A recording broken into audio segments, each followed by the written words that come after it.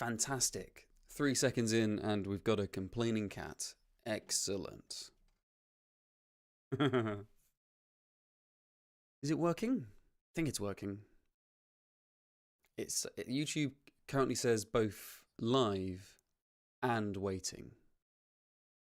Quite, I agree. It's very strange, isn't it, newbie? Could you complain somewhere else? Oh dear.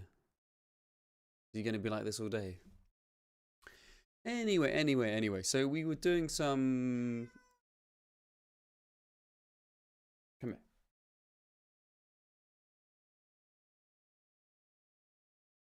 So we were doing some web application writing on the last stream, and I want to continue that. At the end, we got stuck on a weird problem where it seemed that Safari didn't have a secure cookie exception for localhost, which I find very strange. But I mean, it's possible it just doesn't have that. The MDM seemed to imply that it did, so I don't really understand why. I did a little test of removing the secure attribute, and it did work. Which I don't understand, to be honest. And it's also rather irritating, as I don't really want to make the web application have to know whether it's running on localhost or not, and do something differently accordingly. You want to get out again now?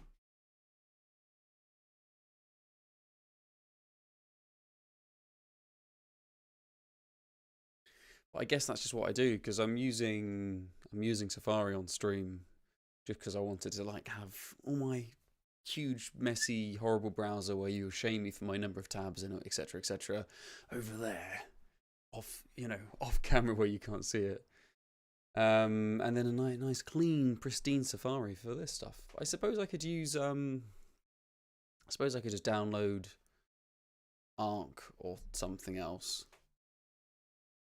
I mean, I've got no particular reasons why not. Or I could use Chrome, although last time I opened Chrome, it made my computer lag out. Not ideal.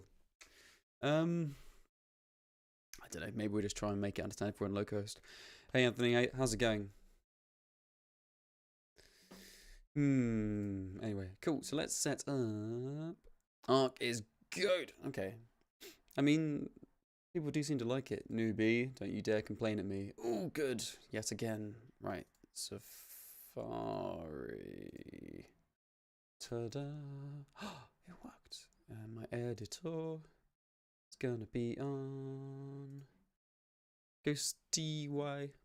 And I noticed I reviewed the video last week, and I noticed that I'd like slightly cut off the text. Like the very first character is missing a bit. So let's try and fix that, shall we?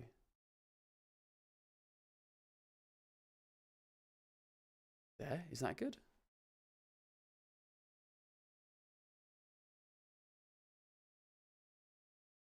Maybe there? That looks a little bit better. And let's try and make this window the right size, eh? I like how before I would like do this all in advance, and I was like, whatever.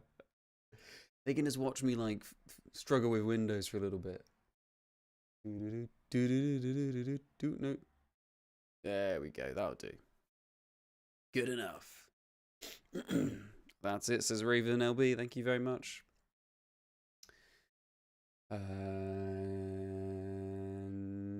Good. Oh hi, you had me at SQLite. Yeah. So this application uses SQLite, and I've got a few little updatey bits I want to do, but I really want to make a sort of a generic CRUD interface generator thing. I don't know how far we get through that, but it would be nice to give it a go. But also, hello, welcome, Epic Ninja Elephant. That's a crap. Oh God, newbie. He stood directly on. I'm like shuffling backwards and forwards, and he stood under my toes. Newbie, back here. Or don't come back. Run away. Whatever. Cats. What are they like, eh? So let's get back to this, eh?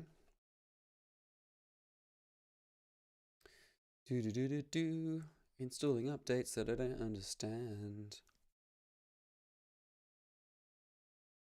and restarting because the update mechanism doesn't seem to work super well sometimes. So I have on my user row, let's look at the database actually, that's probably the way to do it. My user row, I've got some JSON, and I'm using that to, I've got some JSON which I'm using to like accept answers in any, okay. I should probably give some more context. This is a website in which you can sign up to a party, a camping trip. It's lovely. We ask you some things like, what are your dietary requirements? And when this was made, I sort of had this grand idea of it being a generic thing, and every event we could like turn it into a thing where like other people could use to manage their events, and different organizations might have different questions. Obviously, that's never going to happen. So I made it way too complicated for no reason. So I want to get rid of all of that, and I just want to hard code the filter like, what are your dietary requirements? What are your accessibility requirements? Just have columns. That's fine. So, what are those? Hello! Oh, it's Danielle! Hello, hello, hello. You came up in the last stream, I'm not sure why. Oh, it's because I found Kettering on a map. I was like, I know a good person who is often in the vicinity of Kettering. So, hey newbie, hey troublemaker. Complain! Complain! Oh, honey, we've only just started. Are you going to be like this for the next 2 hours? Oh, come on. Disaster. Oh, I've got 2 follows. Thank you so much. Seeker07 and Epic Ninja Elephant. Thank you very much. And over in YouTube, someone says hello, and their name is I don't know what I'm doing and what is to be done. What a great name. What an excellent name. Do you have a cat? I do, and he's very loud. He complains constantly, don't you? No, he's had a look. He's lying down. Somewhere I have all the answers, but I don't remember. I don't remember how this app works. Oh, these costs are wrong. So I need to Wait, what? Why does it think that a hash is a comment? That's a disaster. Okay. Let's make columns.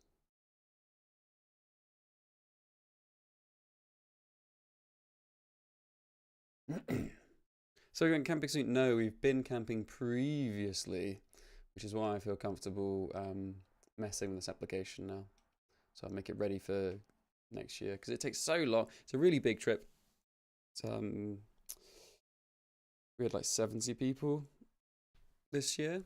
I think we'll go for more next year if people are interested. So there's loads. It's just like far too much stuff to do.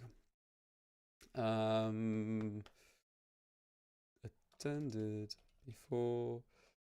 SQLite doesn't have a Boolean type, does it? There we go.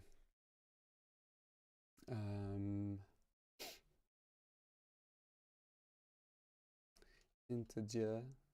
How does SQLite work? Integer, not null.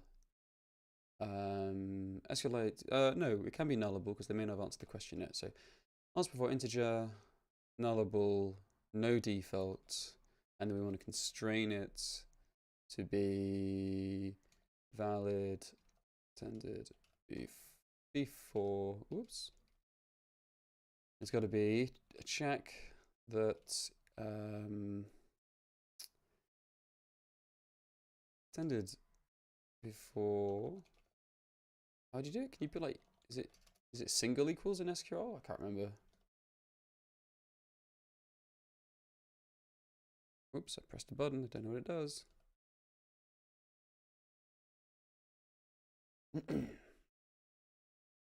Lovely.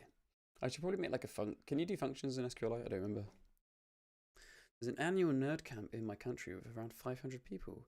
And we rent a 10 gigabit fiber hall for a small forest. That's amazing. Fiber to the tents. Yeah. There's a really big nerd festival here called electromagnetic field. That's really good. Everyone rants and raves about it. Everyone's shocked that I haven't been yet, and I frankly am too. And they have power and fiber to all the tents. It's very cool. Ed, welcome. Good to see you. Anthony says single. Thank you very much. Very helpful. So if you attended, let's put a comma after this. This is a very long line.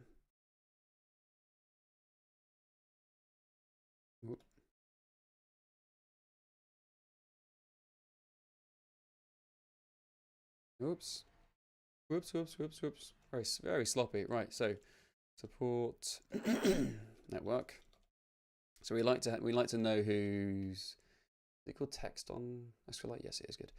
We like to know who people's friends are in case they like, get ill or hurt themselves or fall over and cut their arm or something. So we know who to go after them. Oh, it says regex check.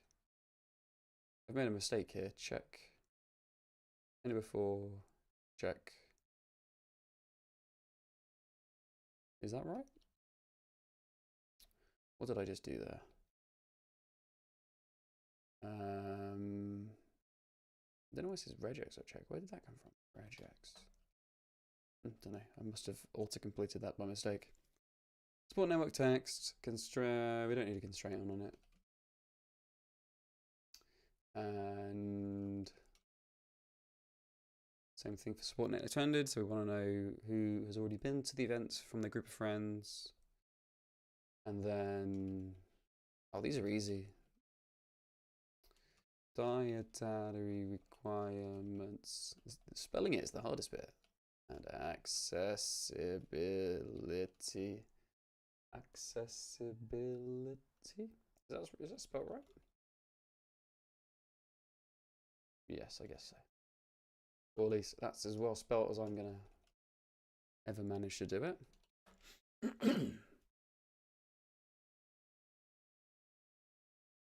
SQLite doesn't have a Boolean type, but it recognizes true and false and maps onto integers. Ah, cool. I wonder if there's a function for that. SQLite functions is bool. Probably not a thing, is it? Oh, no, that's not what I want. I wanted the official docs. Language what? Is it not www? There we go. Function. What is this? Oh, there we go. Excuse me. Right, listicle functions.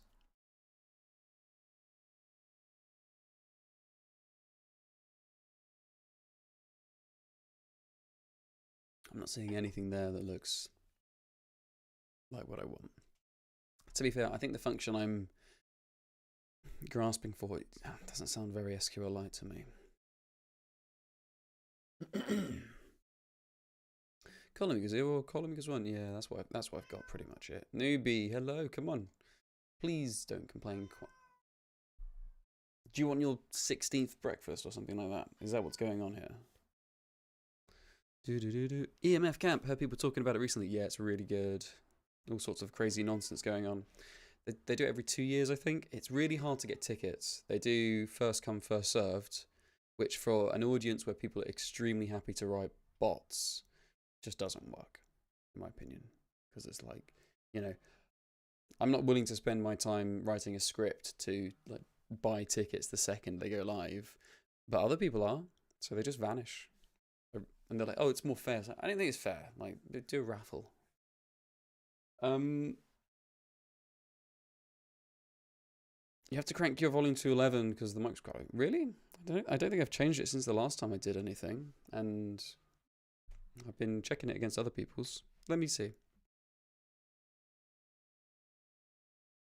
Twitch audio is fine. Okay, and YouTube audio is exactly the same as Twitch, so I don't know.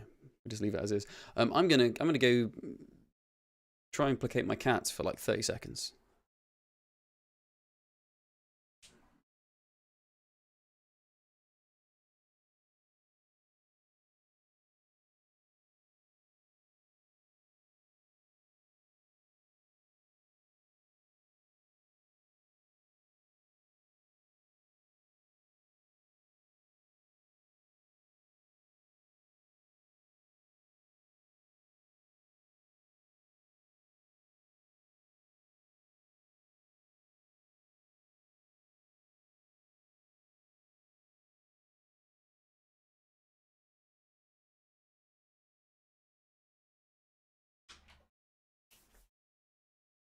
Oh dear. He's gonna get so fat. If only his owners would stop feeding him so much. More of the cat on stream. I would love the cat to cooperate, but he doesn't wanna. He doesn't wanna. He wants to cause problems. Okay, so let's try and do this thing. So how am I gonna do this? I guess I could just like run the tests. Also, let's remove that development database. So if I run the test, a bunch of stuff's gonna break, right? Oh look, I've got a bunch of unused imports. Oh no, data type integer. Integer's not a thing, is it? Okay.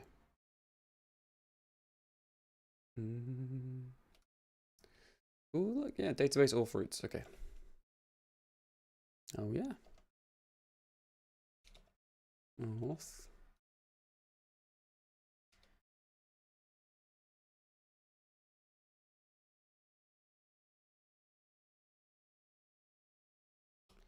Cool. So, and it's saying that integer is not a correct type. So, what is it? SQLite data types. Integer. Did I spell it wrong? Int.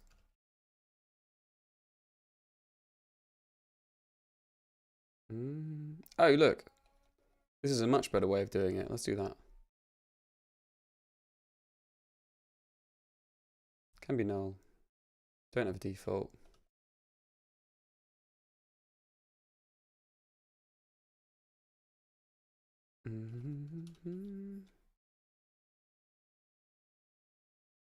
Cool. Let's try that one. Oh no, will the test pass? Oh wait, hold on. No, because I still have the answers one. Answers. Let's get rid of answers. Bang! Now everything should crash. Good. Good. So we've got added the new column for storage, removed the old column for storage. Let's try and make it all fit somehow. How am I going to do that? Answers. Oh, let's actually add columns for these. Boom! Ah, Enis Maciek just followed. Welcome. Welcome. It's a very cool name, Maciek.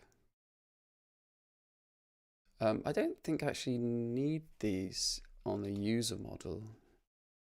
Is that true? Maybe I do, but maybe they should be optional.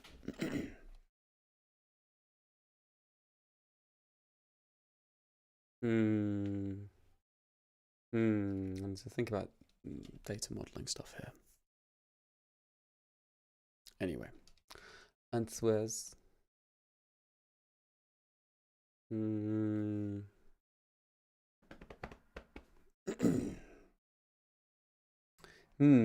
not. Yeah.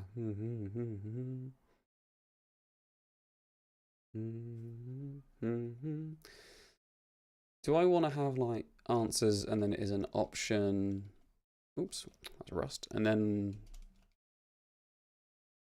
an option of answers like that, because they get filled in later. The user signs up, and then they can log in, and then they can fill in their details. Or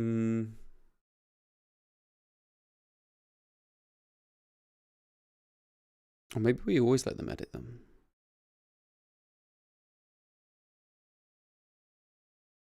Yeah. Okay. So let's make them always editable. So let's make them not nulls and have defaults.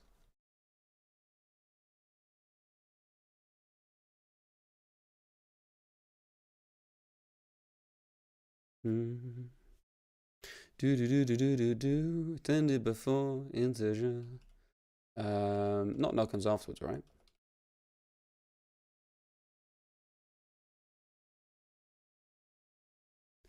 Oh, I could ask that in the first time round. Yeah.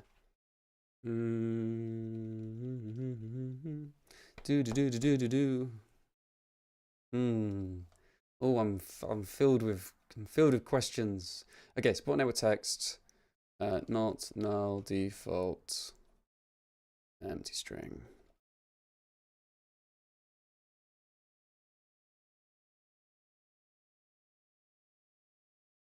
Whoops.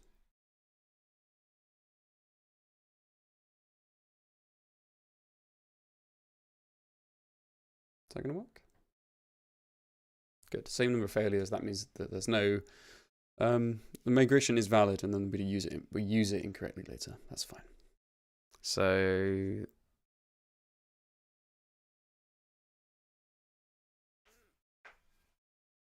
okay, let's add these to the user then.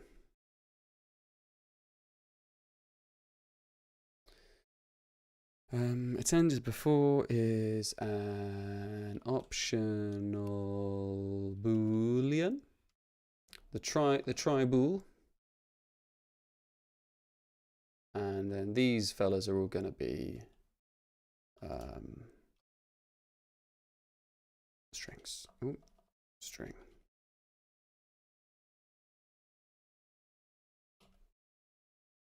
Hello, hello. It's Gaia Como. Welcome. Hey Jack, how you doing? I'm streaming in the morning today. Ooh, very exciting. On a Monday morning as well. Oh, I want to get this web app updated. Oh, the whole Gleam compiler hacking team's in here. We got Danielle, we got Jack. Oh no, am I gonna run out of?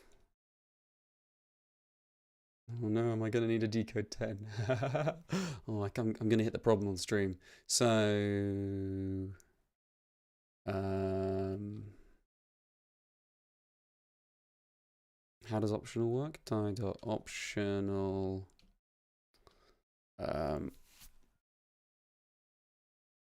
SQLite.bool.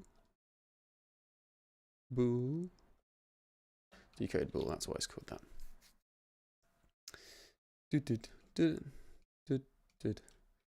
So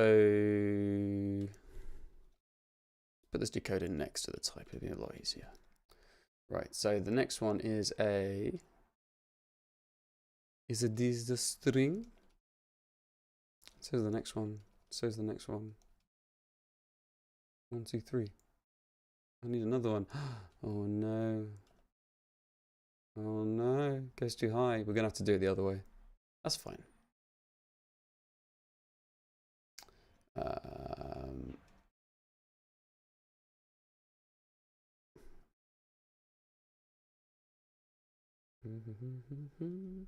It's not unusual.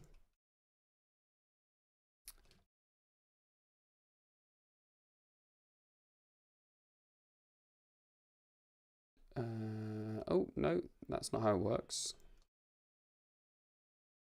Element 0.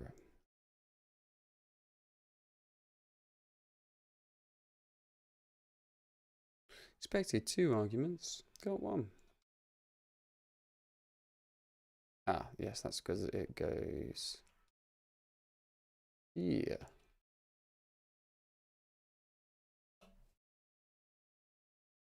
God, this is going to take forever.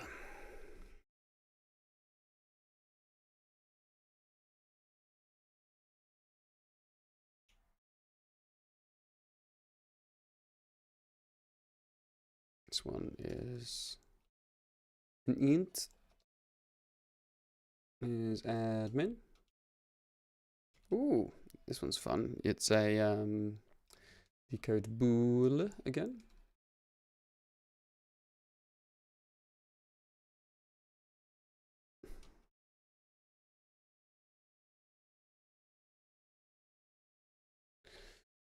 Yeah, we do need a better way to do this, don't we? I mean, this is just a real pain.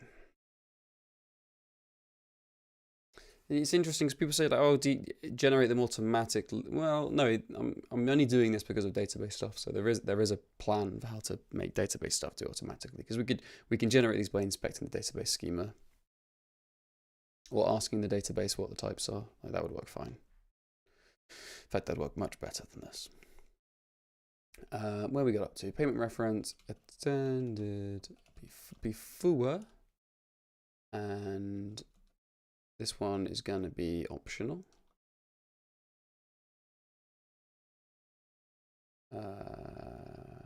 Oh, am I supposed to? Oh no, that is right. Decode pool. Oh, what happened there? I got a big exciting thing happened. Oh, Callum K7, thank you very much. Much appreciated. SQLite is not very good at reporting types though. The Rust folks successfully do it, so I think it does work.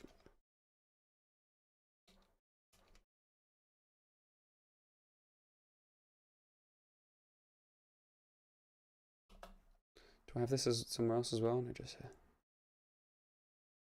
Oh, it's not quite. It's SQLite. So ugly, this code. Got to do a better thing. Yeah, you're the lucky number 700. Bested only by 777, eh? Support network. Boom.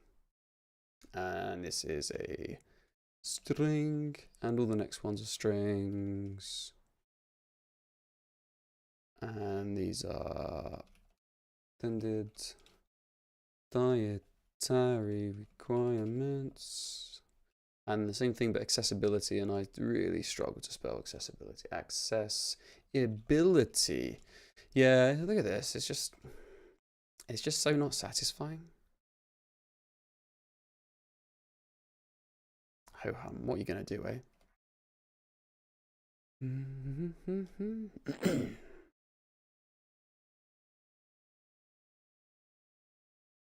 Right, so we want to, how's this going to work? We want to match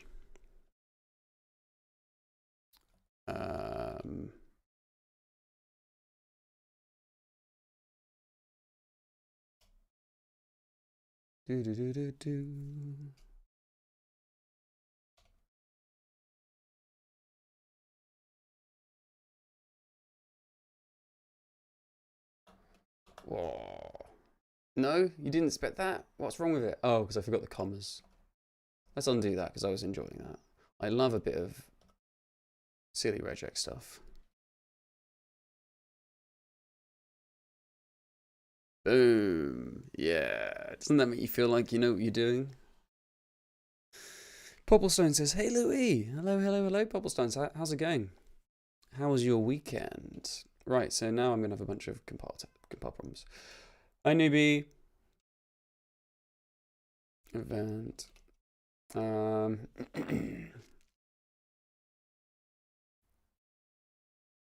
there a pattern match to structure sort of syntax we can introduce on top of views? I'm not sure how that would work because the data that's being matched on is untyped. We could. Yeah, I don't know. I'm not sure. Like maybe there's this question of how we do applicative things, but maybe a syntax to get a pattern match on dynamic data could be useful. But then it only works for decoding stuff. That might be okay. It's hard. It's really tricky. That regex thing, like some kind of dark magic. It was a pretty simple regex actually. I think that's one of those statements that someone who's been doing regex for a decade says, oh, it's a very simple regex, and it's just like horrible convoluted nonsense. So questions. Oh, this is horrible how this works. This is just bad. White gloves, they are for my repetitive strain injury. They help me from not having hands that feel tired or sore or in pain when I've been using a computer a lot, which I have done too much over the last forever. So get a good keyboard, get a good desk, look after your hands, take breaks, do stretches, etc. Do you have a license to use that regex? This is strictly an underground illegal regex here. Where does this get used? Oh, I see, because we map over the list of questions, but that because we're doing that runtime cleverness thing, but we don't need that anymore. So instead we can just make an actual just list of these things, and it's going to be, I can still grab them though, can't I?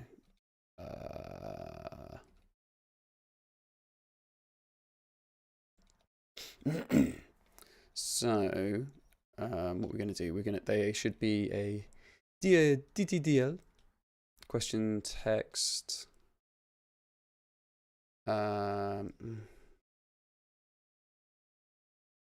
No, look at all this stuff I've done. Oh dear, how's this going to work? Right.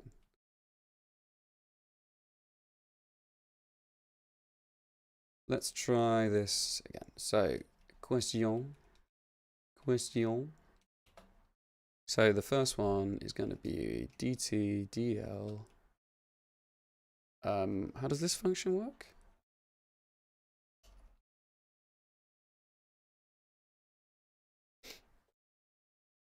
Okay.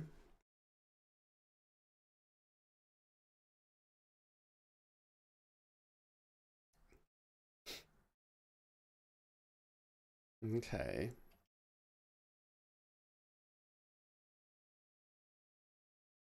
And it's going to be case user. I can't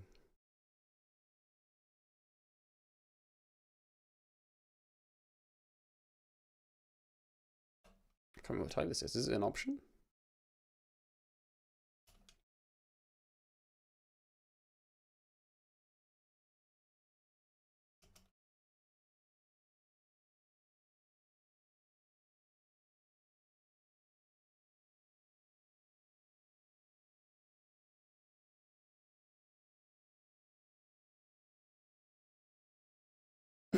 Is that right?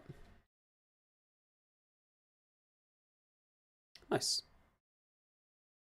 I think that's right.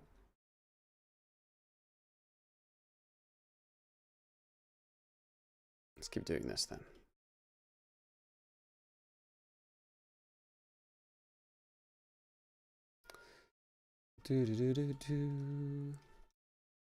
Port network. I'd really like us to have auto completion of what do you call thingy bobs? Record fields. That would be really nice. That'd be really handy. Someone get on that. Let's do some more regex just to like scare Jack a bit. Question. Oops. Let's actually like do that. Question.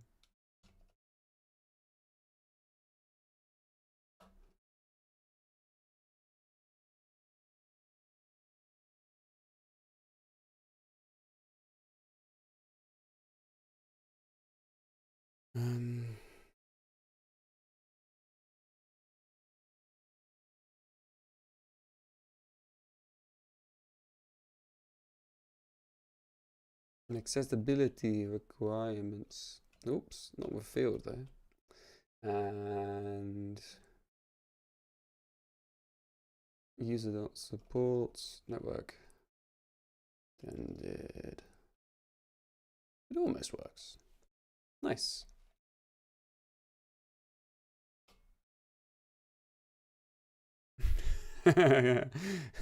Jack is crying, shaking right now. Jack be shook. Cool. Okay, so what happens now? An admin. Oh, we're gonna do like exactly the same thing again, aren't we?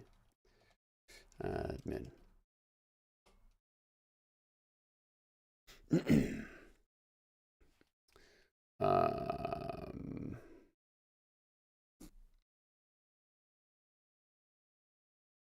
What on earth is this? Oh, I see. Oh, okay. So now it's just way simpler. It's just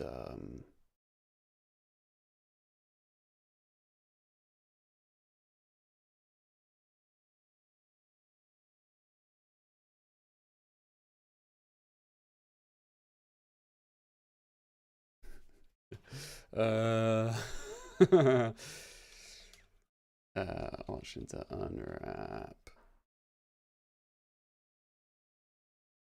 No, this is wrong. Case option attended.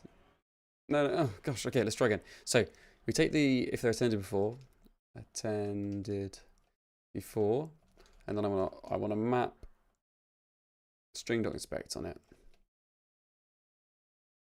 And the default is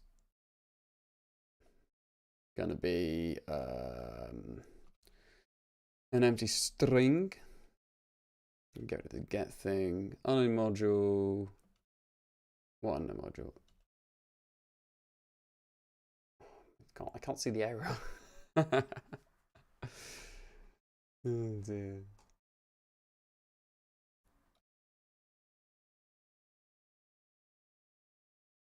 String not inspected, really? Not anymore. Okay, so, and now it's just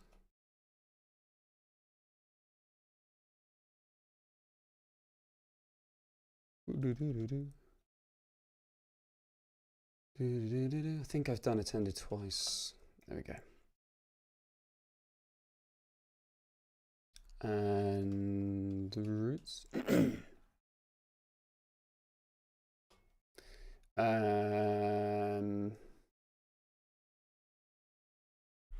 Lewis regex is more magic. Wow. Some are more beautiful. Wow. That looks wild. I really like it. I mean, regex is a really useful tool. Why is my eye twitching?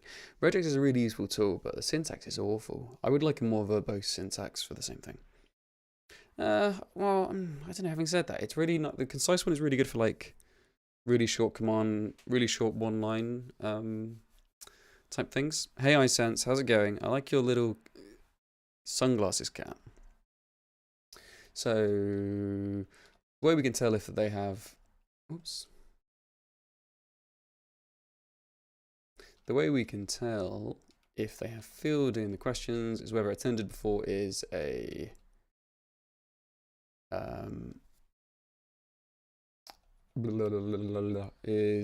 optional. It has been set or not, but we haven't actually imported that. Where's option? Good. And now our user tests are all wrong. Oh no, how annoying. Regex is the root of all evil. I'm not sure about all evil, but like quite a lot of them.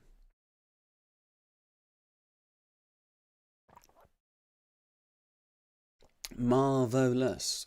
Okay. D'accord. What do we do next? Where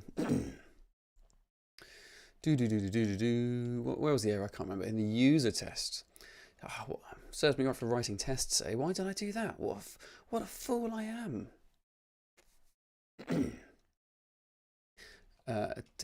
Right, so what am I going to need? I'm going to need, oh, I've got all of them, good. So, answers, and I can replace this with, there's a lot of them, attended before is none. Support network, it's going to be an empty string. Support, oh no, network attended, that's also going to be an empty string. What are the other things? Dietary requirements, it's an empty string. And accessibility, oh man, the hardest thing about programming is spelling the word accessibility. Accessibility requirements. It's also going to be an empty string. I think that's everything.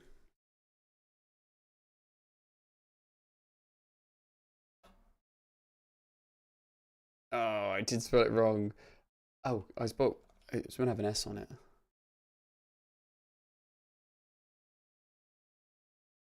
Oh my gosh, I spelled it right. That's exciting. Like in English. And the user test. Where am I now? I am in the user test, aren't I?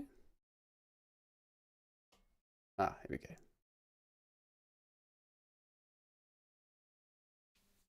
Nice. Nice. Oh! Prophet LTU followed, and I missed that, I think, 11 minutes ago. Sorry, Prophet. Sorry. Good to have you, though, eh? Where is this happening? This is happening in the event test. I really want in NeoVim a key shortcut that goes to the next diagnostic, even if it's in another file. If anyone can tell me how to do that, I would be, like, super into it. Because I've not managed to work it out yet.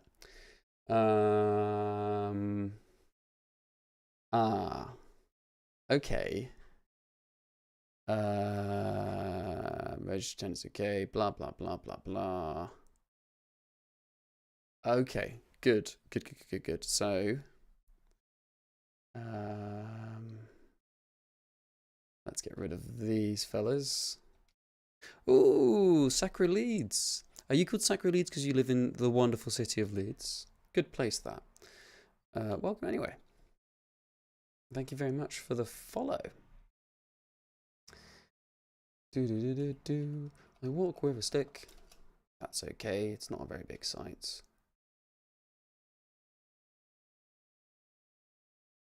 One done. I did live in Leeds. Awesome. It's nice up north. Like, you smile at people and they smile back. We don't have that in London.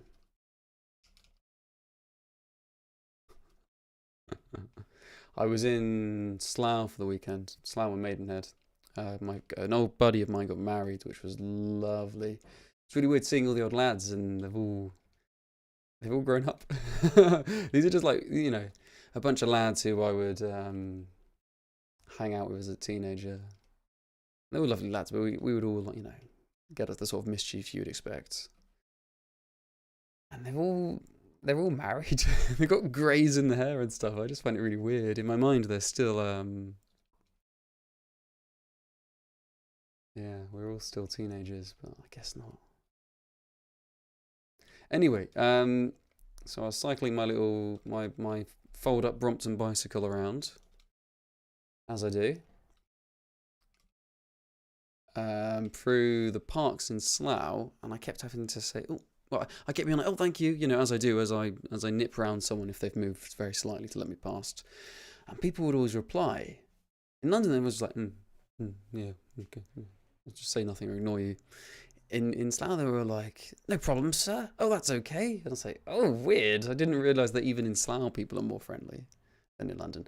Oh, it's meant to be an option. An optional bool. Oh, what am I doing? It's a sum. Oh, and it's a bool. Vegan.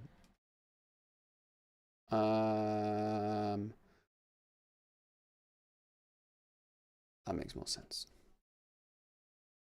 Good. The tests are running again, even if they don't work. Oh, someone's at the door.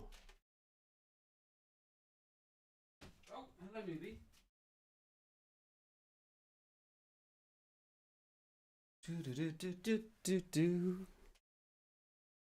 The streamers said they would like to see you, newbie, wherever you've gone. Wherever he's gone, who knows, eh? Oh, I really need to restart this Mac.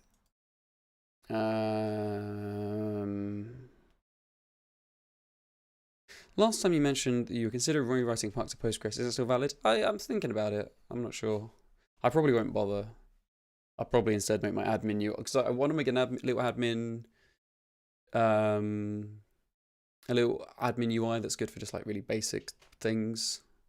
So you just like quickly get something going for a new project, perhaps. Or if it's just the requirements aren't particularly complicated and you just want to be able to do a bit of back office CRUD kind of stuff.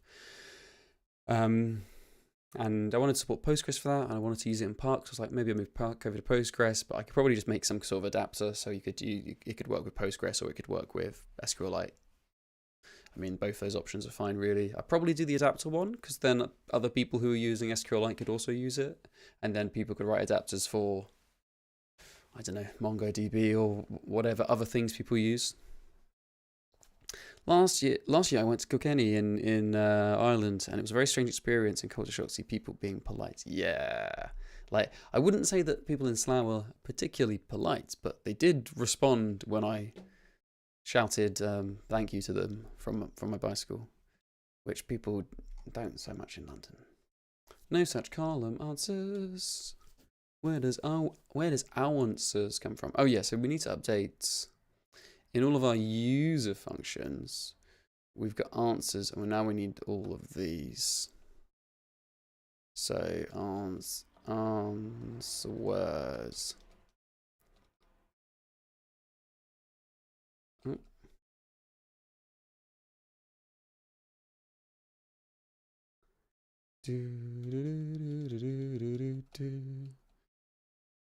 Ooh.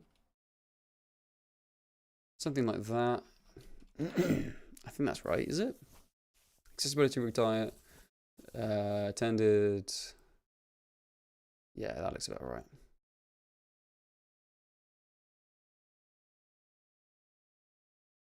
Let's go for the next ones.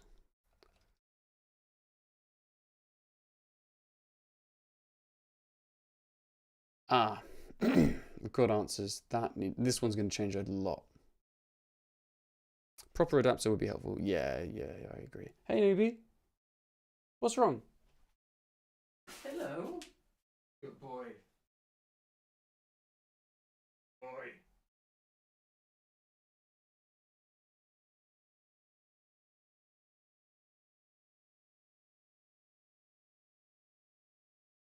Ah!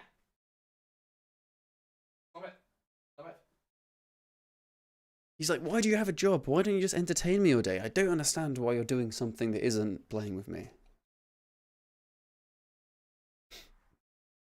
Life is terribly hard being a cat. Aha, there we go.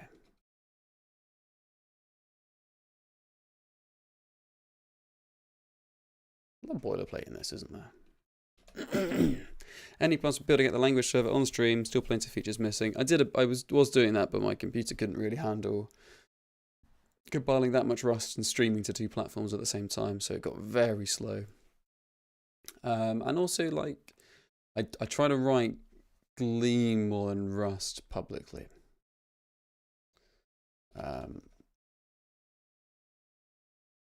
One failure. Wow.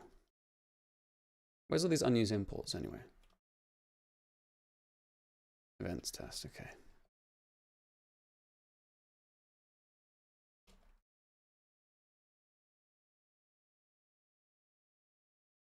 Oh. What's going on here? Oh, wow. That wasn't what I wanted, but... Trouble diagnostics? Yeah, there we go. And use private function. Hey, nice.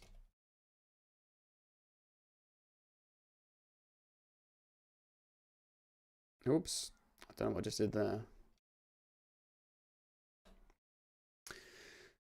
So yeah, if I was going to compile... If I was going to work on the language server, I probably need to push the compilation onto a remote server. I mean, I can do that. It's just something I'm not bothered to set up. Also, like, I don't know. I mean, I almost certainly will end up doing some more of that in the future.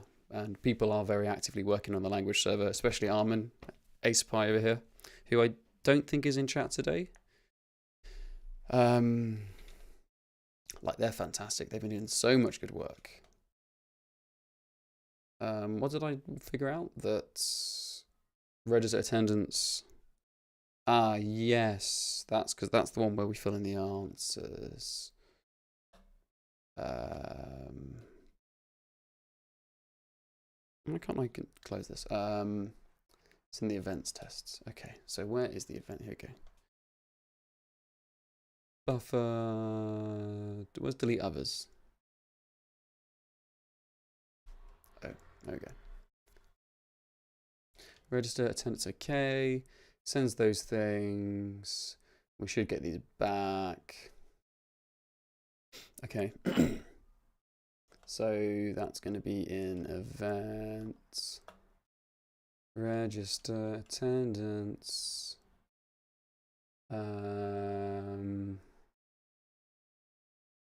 Nope, I don't like that. That looks rubbish to me. So how are we going to do this? Delusional Aaron, or Delusional Aaron, I'm not sure which, says, just stopping in to say, I love the streams and your content. Always fun and interesting. Got a jet. Thank you very much. Have a fab day. Feels like the volume is a touch low. That's weird, because I think it's actually louder than it normally is. Let me see what I can do here. It might be that I was just mumbling at that point in time, but you know, whatever. Filters. Should we add another gain? We'll put that before pre-compressor gain. And we're going to bump it up by a couple decibels. Okay, how's that? I feel like I'm hitting the limiter now. Does that sound better? Does that sound different? Or does it sound the same? The VU meter looks a bit aggressive. I've got no way of telling how that sounds, so you're just going to have to tell me if that's better or worse or anything else. Bite Sauce Noob, hello, welcome. Welcome. Good. How are we going to do this? Louis just soft-spoken. Yeah, but sometimes I do get excited and then I get loud, so it's all a bit, ooh. Maybe I could put the whole, seems a bit better. I might try I'll turn the post compressor gain up a little bit as well. And I'll just keep an eye for if I hit the red. Turn that.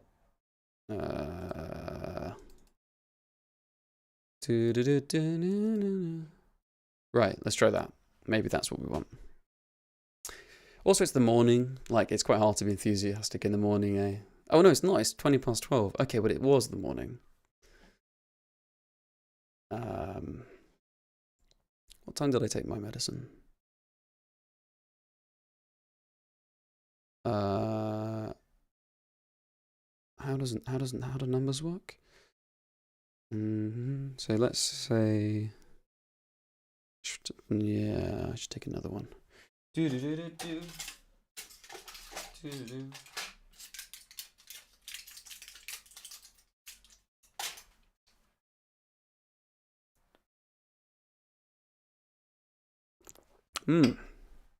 Lovely.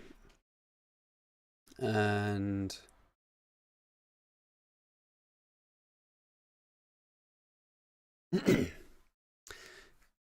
before was okay, now is just louder. What does that mean? Does that mean like it's still good? 20 past 6 a.m. here in Chicago. Oh my gosh, you're watching very early. It's okay. Thank you very much, Tok. Toll. Everyone's like, it's fine. Good. That's what I want. So how am I going to do this? I don't particularly like this pattern I've got here. How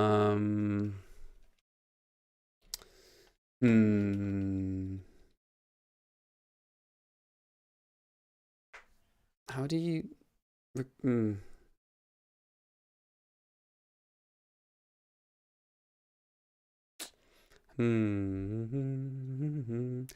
How does that... I can't remember how checkboxes work. Is it a checkbox?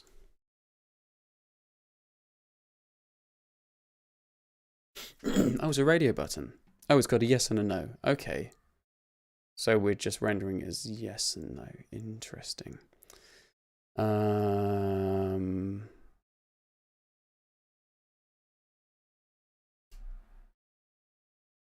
Is that what the default is? Check. Are they checkboxes? I've forgotten. Radio buttons. Oh yeah. Radio button default value yes no. Is that what they are? How does it work? Oh no, it's checkboxes that have a true and a false, don't they? Or like a yes no. Radio buttons or whatever it is you've set the value to be. Almost bedtime. 6 in the morning. Can I use the Xandra? Elixir library in Gleam? If yes, should I declare it like this? Yes, that looks correct to me. Although I suspect there's an underscore between start and link rather than it being one word. Could be wrong though. The Gleam build tool knows how to build Elixir mix projects, so you can add them as dependencies, and then you use externals to use the code that's within them.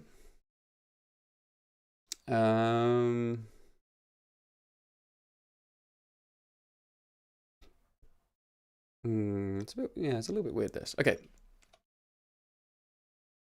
So let's say the answers, or the result is, I can't remember what field. We got a list of the fields we need somewhere. These, good.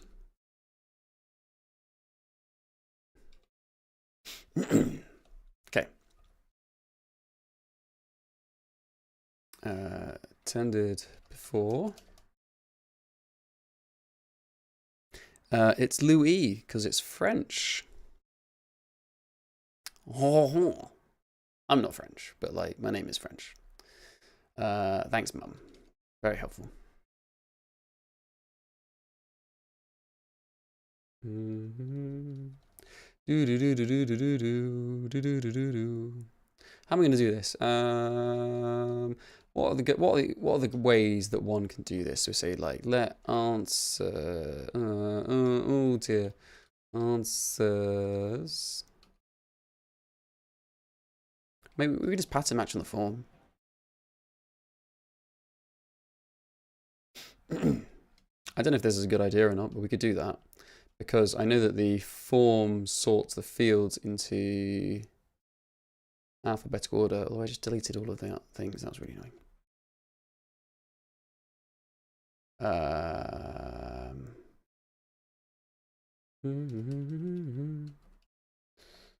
More regex. There we go. More regex. More regex. Regex is like violence. If it doesn't work, it means you've not used enough of it.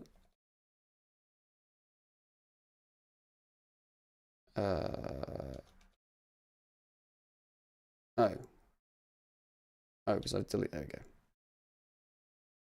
we go.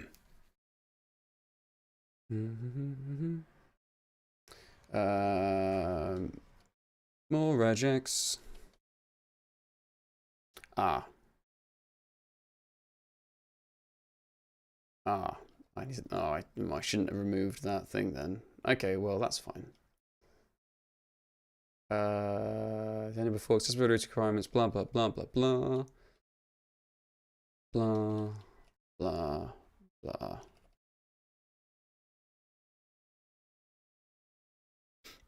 Get rid of that syntax error.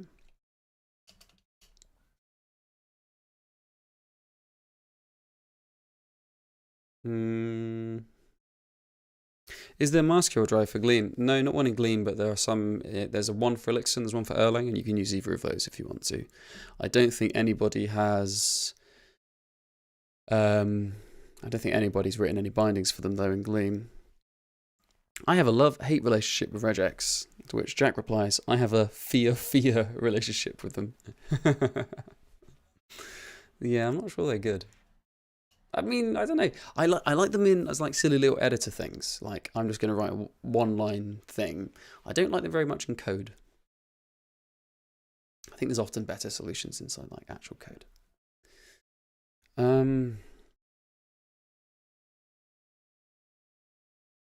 Maybe I don't want to do the answers. Maybe I can just like get them out like that. And then if it's something else, we can just like re-render the page.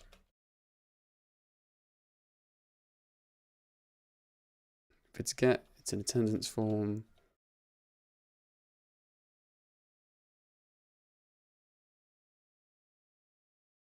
We should probably log here as well.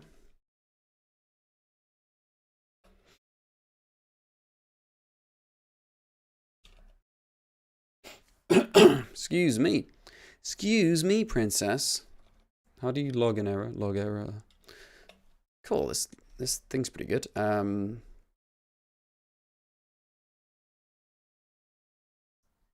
What do we log?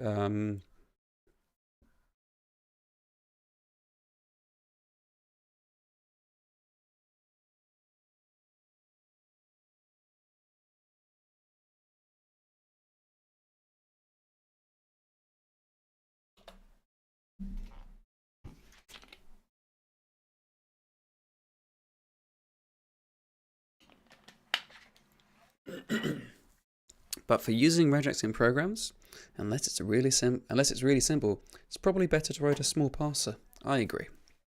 I do agree with you there. FSB gaming, I'd be really interested in a MySQL library, like a simple one. It'd be cool to if that's something you'd be interested in doing. You should definitely take a look at how the Postgres one works, Gleam PGO, and you can copy that. Duffners followed me this minute. Duffners, didn't you follow yesterday as well? Did you unfollow and refollow?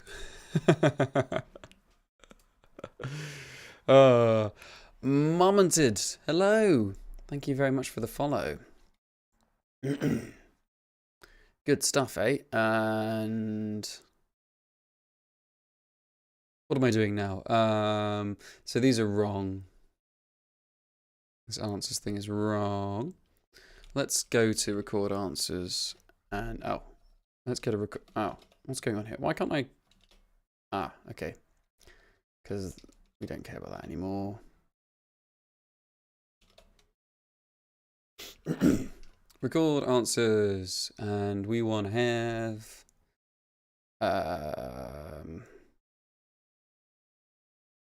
updates user set, all of these things. All of these things. Oh, more regex, fantastic. No, that's not what I want.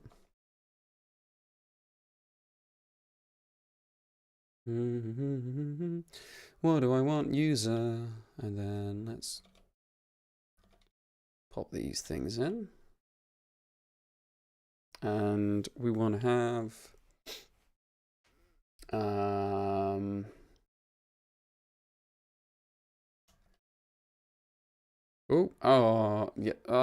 did I just delete? I pressed some shortcut that deletes everything. That was really annoying.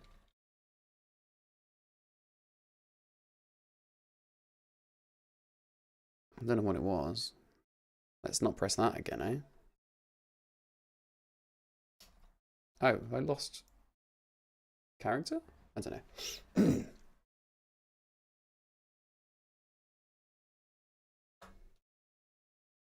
2, 3, 4, 5, 6.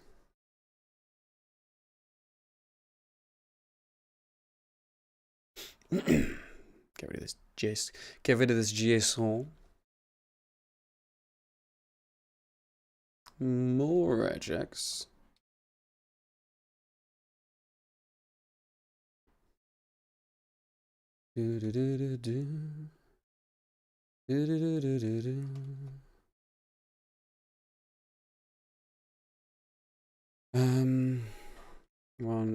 One string. Is that right? No, it's not right. No, it's nearly right. I mean, it's just this. It's just this one that's wrong. No, they're not booing. They're saying bools.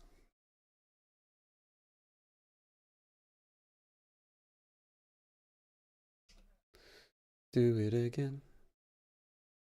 SQLite dot string.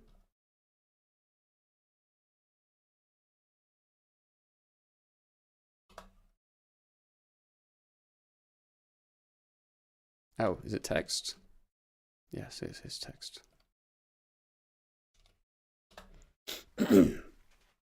Quick question. Any available package to work with SMTP? I see that you use an external API for sending emails. Is it okay without OTP? And how do you deal with payments? There's an Erlang library called Gen SMTP. You could write bindings to that very easily. I think I may have already done that. That sounds like something I would have done. Oh, I feel a bit nauseous.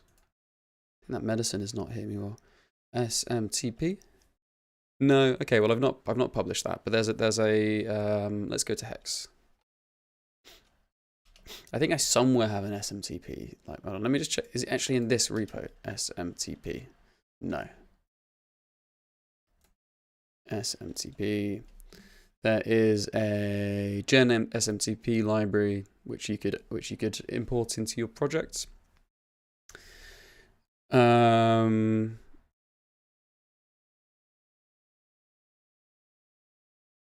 Yeah, that would be fine. Like the simple case would be very easy to work with, I think. The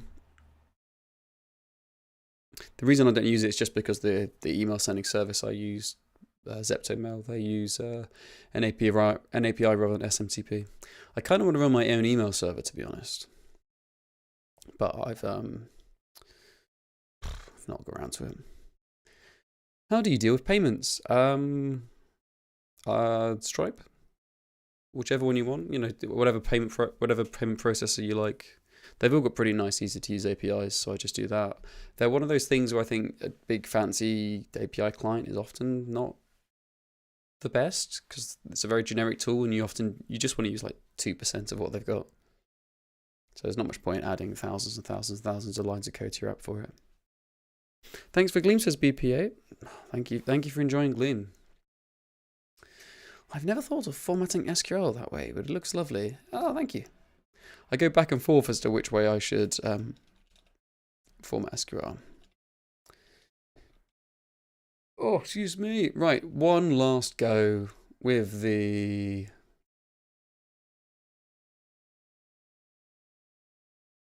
stuff, eh?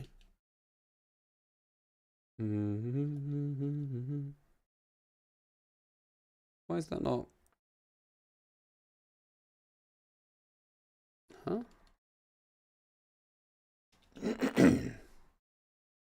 Colon. Do. Boom. Why is it moaning? Oh, because I don't have any colons here.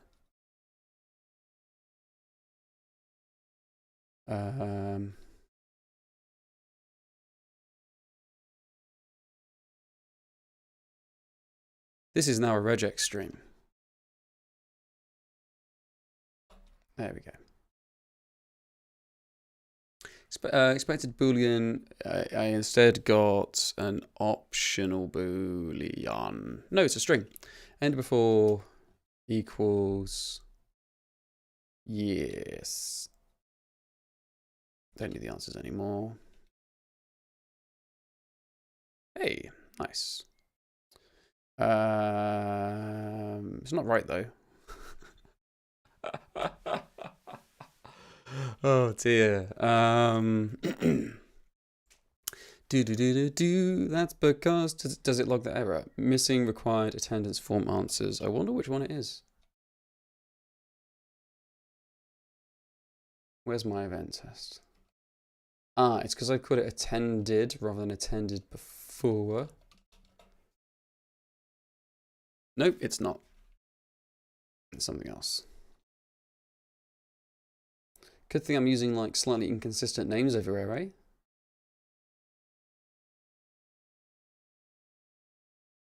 Attended. Yes. No. Accessibility requirements. Yes. Dietary requirements. Yes. Support network attended. Yes. And support network. Maybe we should print these. What do you think?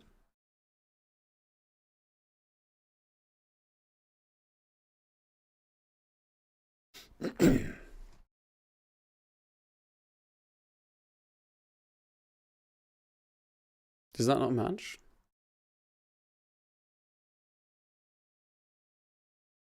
Missing form. Okay, so this is the problem with this this approach, is that when you've missed one, it's really hard to tell which one you've missed. Oh, because there could be other values in it. There we go. Oh, the other one. Oh, wow. Okay, so that other. Oh, so here's the problem with the pattern matching one, is that if there's this other field, then it can cause the fields to be out of order.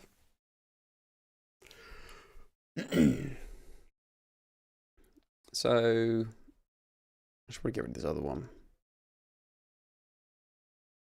Or I should have a test for like making sure you can't set is admin. Let's do that. Let's do it that way. So we get rid of this other. And where's is admin.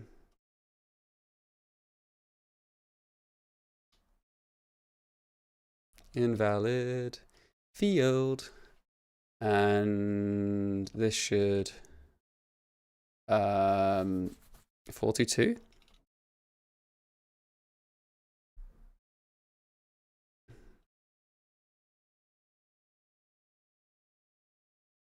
Oops.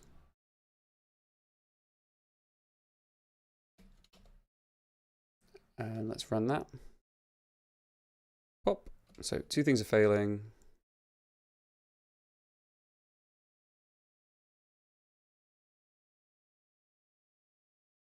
Get rid of that. And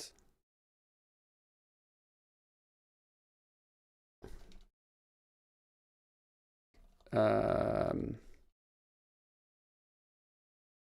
it's a response. Response dot status. Can I set the status code? Is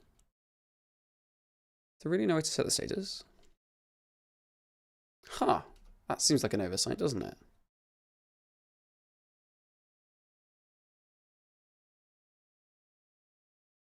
Oh no.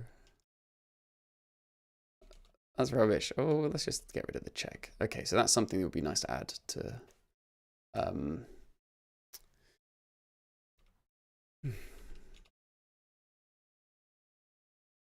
failure.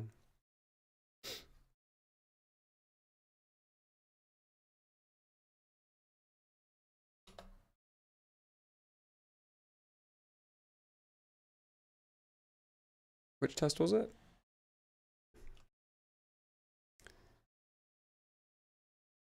This is the wrong place, that's why. Register attendance, okay. So attended years, support network. Oh, what's the problem then? I thought we just figured it out, but I guess we didn't.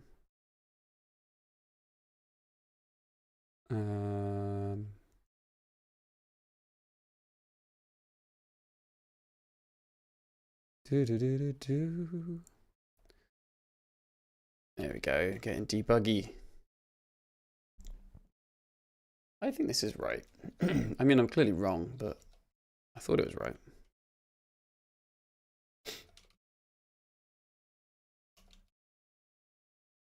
Panic. Vegan.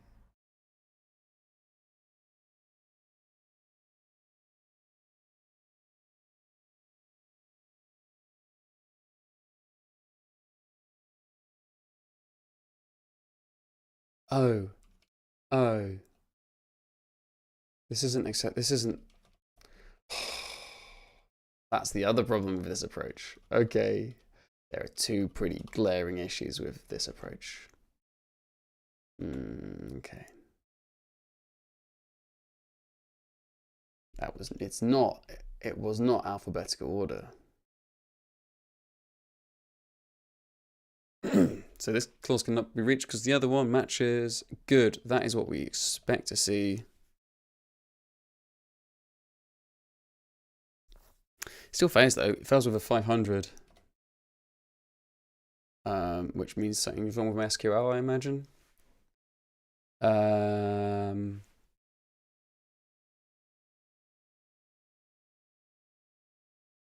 Accessibility requirements is a syntax error. That's just me being bad at SQL again. Programming gloves. Is it cold there? No, the gloves are to prevent me from getting from getting tired hands, repetitive strain injury. These are, I think, normally sold for arthritis, but they just help in general. This looks like a programming language I've not seen before. I wonder if it's any good for building large-scale, reliable systems in a type-safe manner with ergonomic syntax. The answer called which is, very sharp. Gears Datapack says, wow, you're very good at judging books by the covers. Yeah. That's the best way to judge books, I think. Do I have any books with particularly good covers to hand? Not within immediate reach. What can I search to find out more about the gloves? You could just buy them. They're just like a few quid. They're compression gloves. Some people say that they're bad for you because it makes your hands not support themselves. And I think those people are chatting absolute rubbish. Absolute nonsense. But, people are entitled to be wrong. That's fine. Oh, yeah, there's like no commas here at all.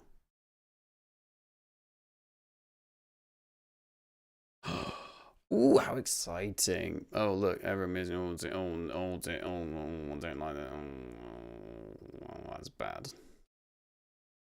Maybe I'm gonna get rid of that logging.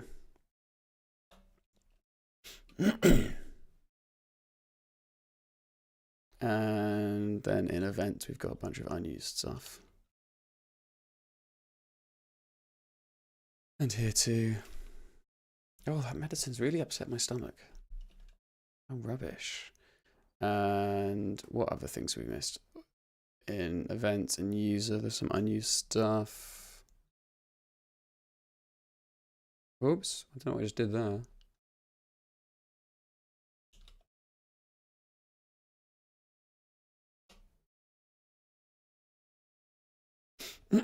Cool.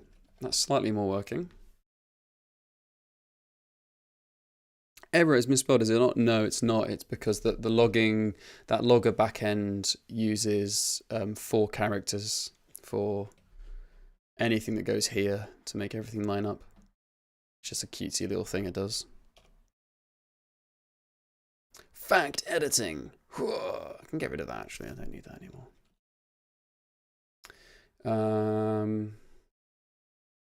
It's it's not meta programming, but it's like it's dynamic stuff I'm not a huge fan of. Can I be bothered to get rid of it? Not yet. Not yet. Good. So I think we've inlined the fields now. Inline fields. Which means I think it might work. Although I need to turn off. I need to turn off. Oh, look, I turned it off anyway. It's insecure now. Oh, that's rubbish. To do re-enable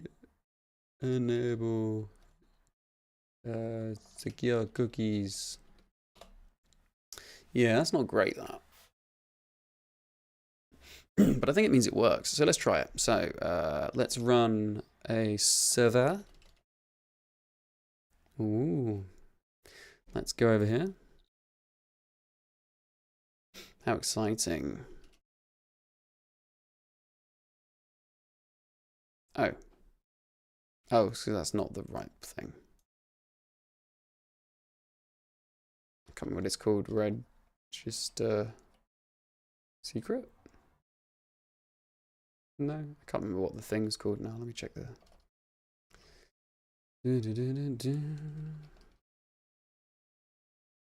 Oh, okay, it's the other way around. It is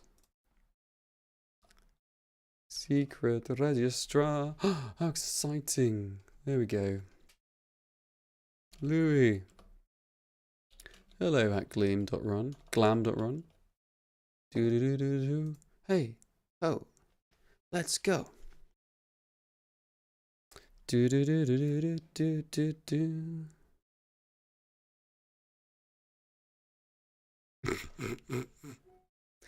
Okay, I've got a spam email asking if I want to invest in bulk quantities of candles. That's very funny. How do I make that junk? Move to junk. There we go. Copy the link. Paste it in. Hey, it worked. How exciting. Good. The form is showing. Have you Tinder before? Yes, I have. Who's my support network? Guy at Como. Who's no one. I can just leave that empty, I suppose. Veggie. No. Sign me up. Gotta fill it in. Okay. Guy Agoma. Hey, it worked. And there's all the stuff working. Excellent. So the application works. How exciting.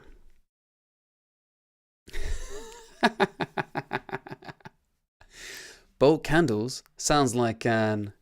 I don't have any glasses. I can't do that. Enlightening business opportunity. Nightshade dude, I approve. I very much approve of that sort of nonsense. Good. Okay, cool. So that works. That works. How exciting. Oh, look, it's logged shit as well. Email sent to Louis. Oh, that's not logging. That's just printing. That's stop that. What's going on here? If I just locked up my editor somehow. Oh, my terminal's like... My terminal frozen?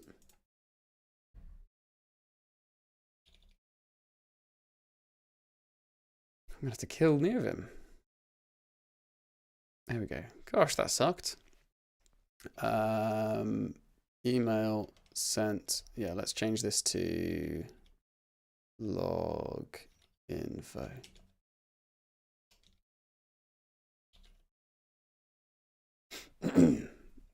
Yes, those are fine.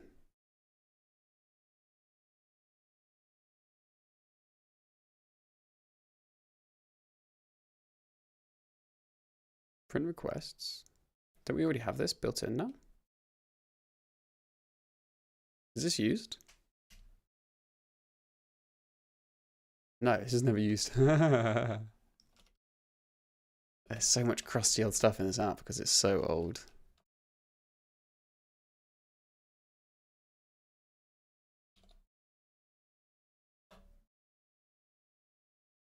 Oh, it's using Hackney as well. Gosh, there's so much stuff in here that is really... Oops, I didn't mean to do that. There's loads of really old stuff in here.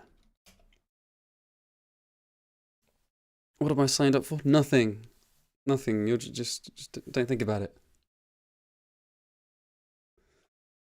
Okay, so now I want to make it so cookies are secure again because I broke it. Remove unused module. Is that all it was? Yeah, pretty much. And it's weird if I change tabs, you can see the tabs at the top, but you can't actually see the content of the other tab. That's weird. Is that a bug in Ghost TT? Ghost T? Ghost to Y? How do you pronounce it? I don't know. I don't know how to pronounce it.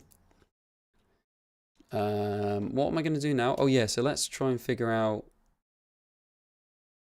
I'm going to look at this my secrets file in another window because I don't want you seeing my secrets file. Oh, someone's at the door. Hold on a second. Who's facing someone? Oh, it's Izzy.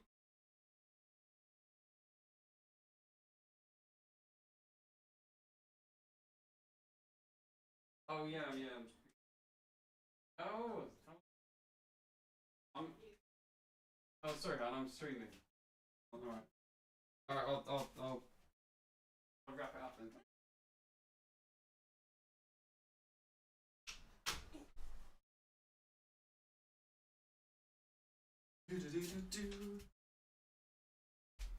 An actual guest that I had no idea was coming because my phone is here, so I can't read my messages. Can I? Let me. Maybe I can look at it on here. Oh yes, I have lots of messages. Oops.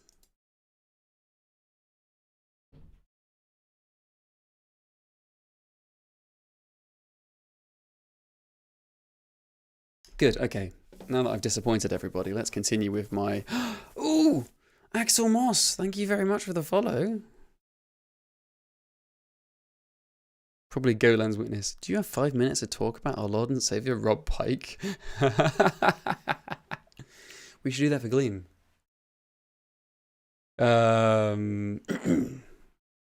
So I think it. How are we going to do this?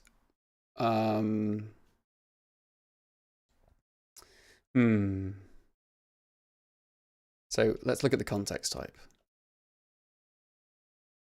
It'd be cool to know, like, do we like have an is dev mode? That's kind of rubbish.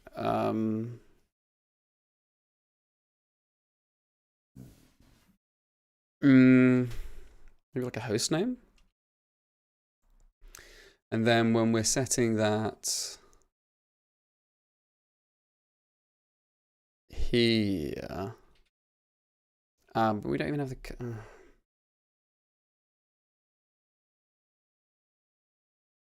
Or maybe we put the scheme in. It's a bit rubbish, this.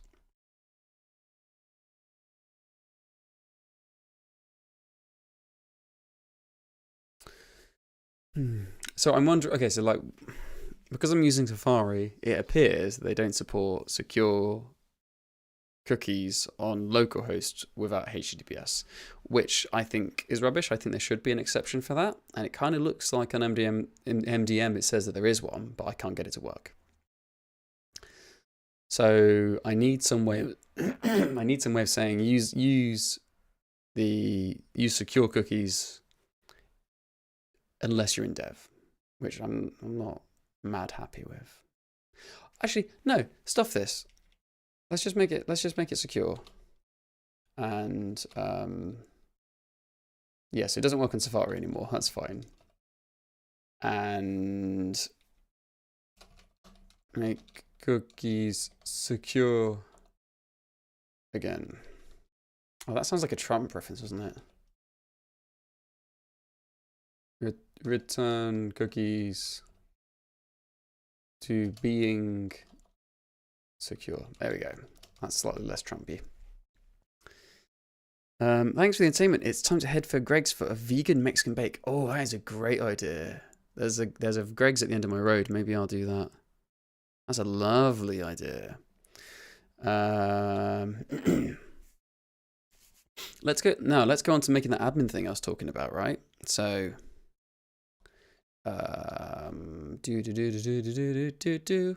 badminton. So here's my silly little, what does this do? Not much. Here's my silly little, oops, admin UI thing that I've been working on. What do I do next? I can't remember where I've got up to with this. Let's try it. Okay, so if I just run it. Cool. And then I go to, no, I'm flapping a bit. Let's start again. Okay, so I want to make a library that you can drop onto your web application, your Wisp web application, and really quickly have like a little admin CRUD UI for it. And that can either be like, I don't know, Postgres, SQLite, whatever you want. And it gives you the ability to see, you define some tables. Let's go over to the test so we can see how tables are defined. So this is sort of the syntax I was thinking at the moment. You say like, here's a resource called users. They have a name, they've got an age, they've got an email. They've got a, whatever. Here's another one called payments. This one references that one. And then you say, make a new admin console and then pass in these resources like this. That's what I was thinking.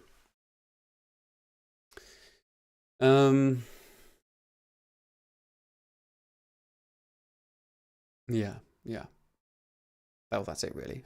It's like, what else is there to say? No, that's it. It's kind of obvious. So I think it'd be useful for like, obviously in lots of situations you want to make your own sort of admin UI, but in lots of like simpler apps, like that's kind of it. That's kind of all you need. So I'm not entirely sure on this API yet. I'm sort of inching towards something. I just want to like get something vaguely usable, and then we could just do loads of breaking changes as we work out what's annoying, what isn't, or like what features we need to add and what features we don't need to add. It's that's hard to say. It's SAP. Yeah. Hey, welcome. So yeah, that's what we got so far, and let's see what that looks like. I can't remember. I wrote this in like one evening while quite tired, and as such, I don't really remember what it does. What do I call it? Like admin? Yeah, there you go. Oh, look at my amazing styling. It's going well. I've been streaming in the morning. I'm getting a little. I got a little tired. I might stop for and make a cup of tea. That'll be nice. Yeah, I'll stop in a few minutes and have a break before we get cracking on this CRUD stuff, and then have a cup of tea. Yeah, very English. Why doesn't my cursor turn into like a pointy arrow when I hover over these links? Okay, so there's no users here, I'm guessing. Okay, so it's showing the columns, but it doesn't show any records yet. And I'm guessing that's because there aren't any records. Let's try that then. So PSQL, Gleam, select star from users. No, there's no records. Cheese versus code. My money's on cheese. I don't know about you folks, but I think cheese is the dramatically superior of the two things. No? Don't you think? Also, let's shuffle me over a little bit. There we go. Maybe. Oh, you're really testing me now. Zucha just followed. Thank you very much. Code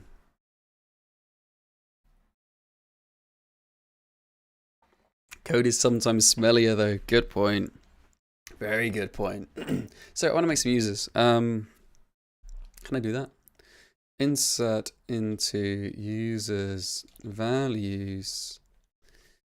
Who we gonna? Cheese is much better. Captain Go-Go. And the age is gonna be like, I don't know. Captain Go-Go, how old am I gonna make you? I'm gonna make you 30. What other columns have I got here? Email, gogo@gogo.go.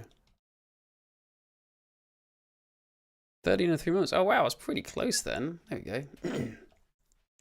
And payment reference is gonna be go. And oh, I put the ID as the last key. That's very strange. Why did I do that? Did that work?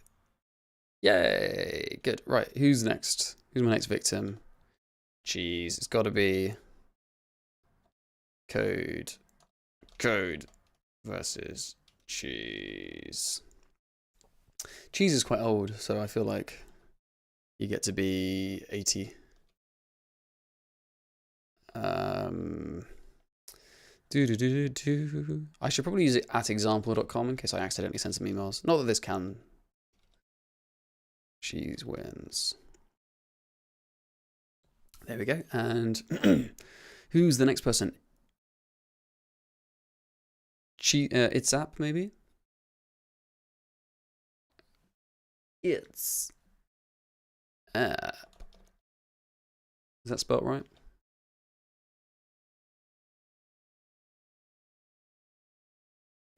Up.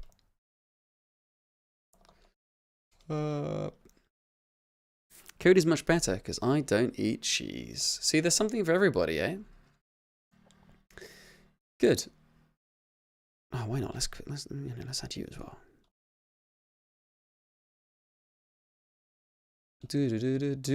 You get to be 53. No, 42. That's a special number, right? Oh, Function Freak just followed. Cracking name. Very good. Code wins. No cheese for me. Banging. The most common random number is 37 and 73. Oh, there we go. So what I've got and I've got a payments table. I'm just going to ignore the payments table for now. And let's run a server. Do you think it shows things now? So I've got some users. There's nothing there. Cool. Okay, so obviously I didn't do any loading stuff. I'm going to go make a cup of tea.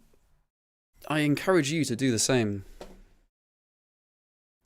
Can't remember where the button is. Where's the tea break button? There's the tea break button. Right.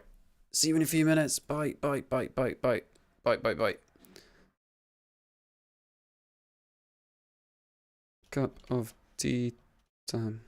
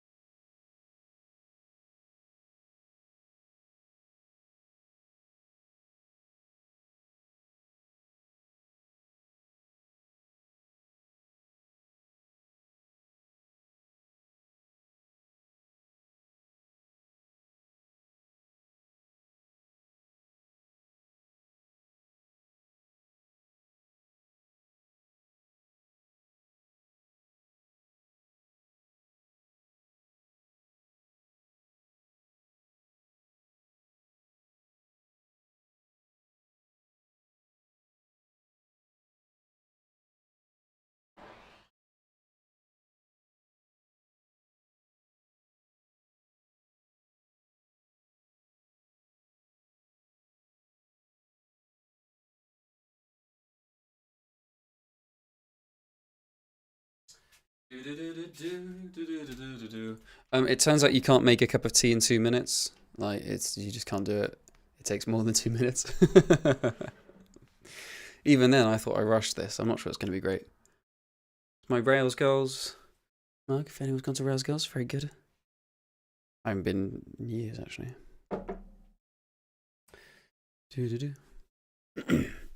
Having a kettle next to the PC is great. That's a solid move. Cookie Monster with the wisdom there. Okay, so let's try and make some requests to this thing. Oh dear, I've made a big. There's like, oh dear, it's a very studenty cup of tea. It's a big mess.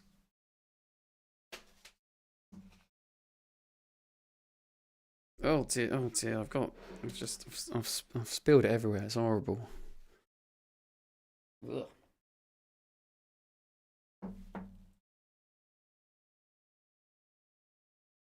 Very studenty looking cup of tea.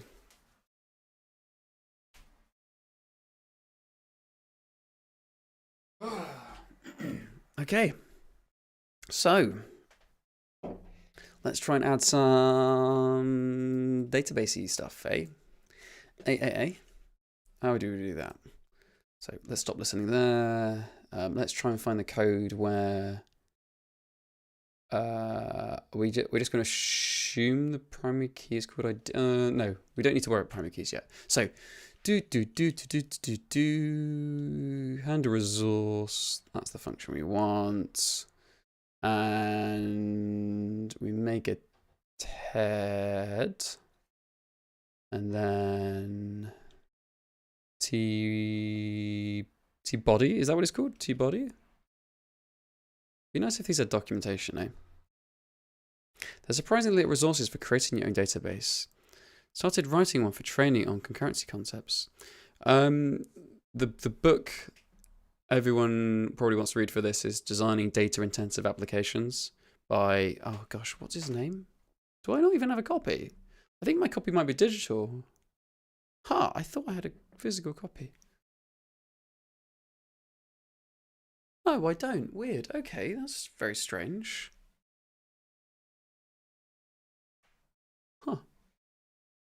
How bizarre. I'm also noticing this artwork is upside down. I'm going to fix that. I don't want it getting all dusty. There we go. Right, T-body. Rows. Let rows equal let's call these table rows.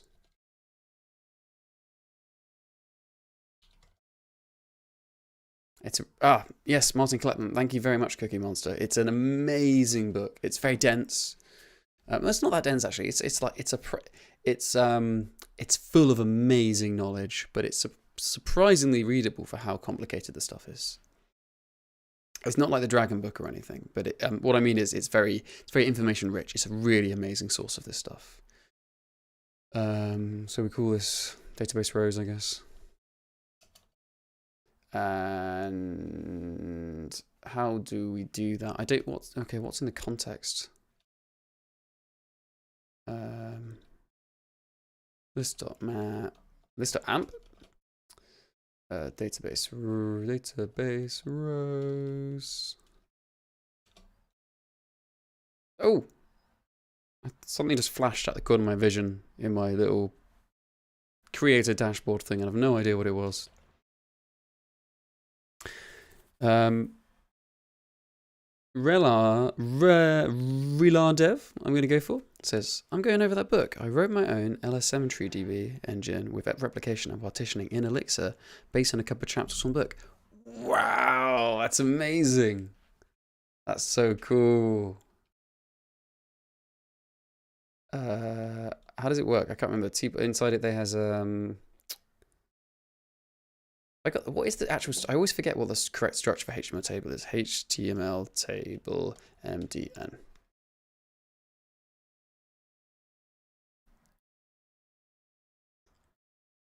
Okay. Oh yeah, TR. That's what it is. TR T-body TT. Okay. TT. So here, I think I've actually made a mistake. Yeah, because it's meant to be TR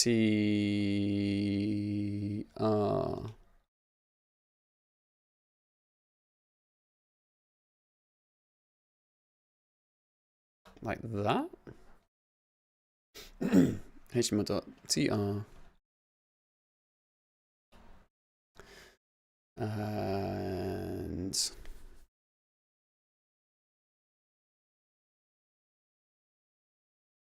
do stuff.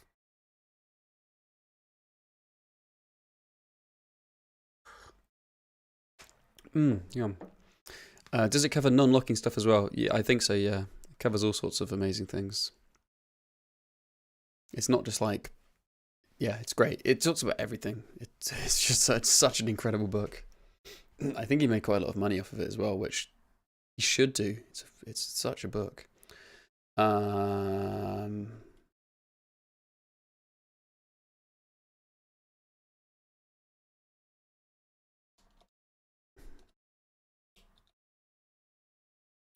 Can't type today for some reason. I mean, I can't really type very well any day, but I feel like I especially can't type today. So what is inside context? Oh, there's oh, I've got a resource in scope here, so I can iterate across that. How's that going to work? Do we expect the... How's that going to work? Do we expect the resource row? What are they going to return? Are they going to return JSON? Or do they return like an ordered list? It's probably easiest for it to be a list. No, but then it needs to be different. I don't know. I don't know. It's all a bit complicated for me.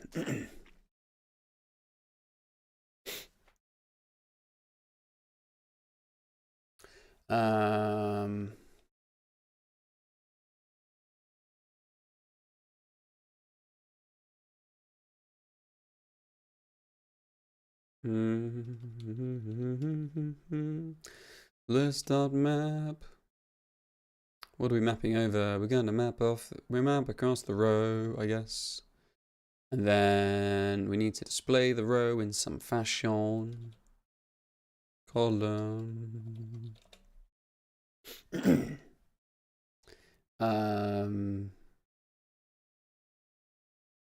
What type is it? Are they going to be...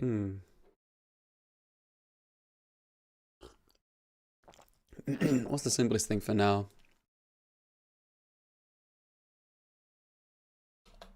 We just inspect the row. Oh, but it's meant to be a element.text.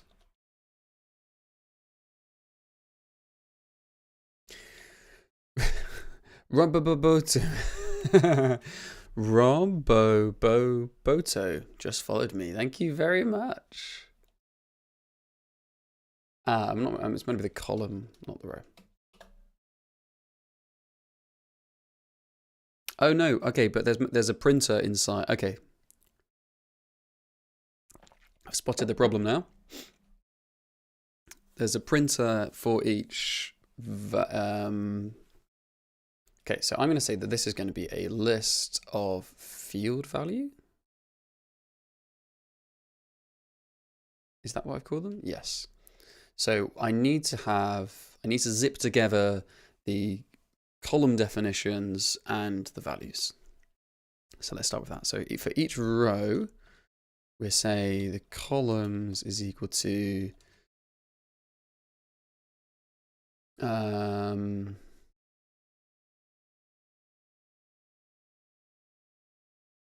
discards the rest of the longer one. Okay.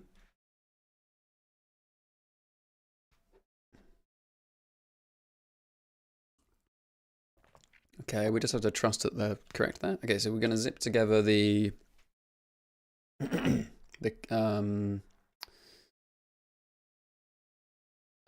resource dot. Oh no, it's quite tricky. This items.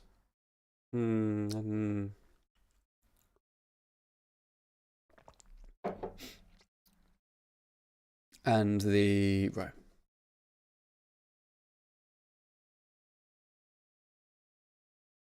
And then we map across the row, and then we've got two items.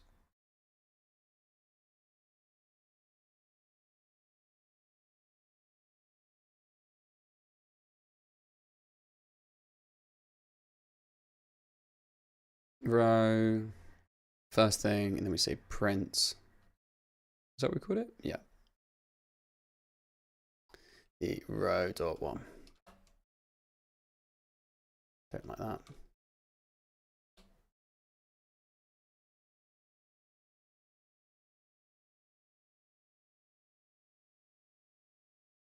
Oh, I don't know why it's formatting like that. That's really weird. Definition, the print data.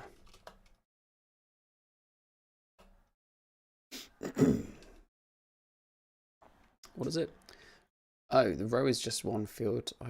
Oh, it's because it's meant to be a list of field values.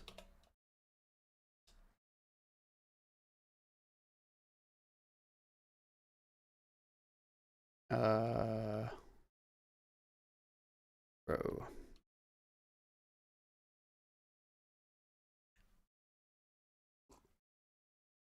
Oh wow, look at that. It is a resource item. Oh no. Oh dear, it's all gone terribly wrong now.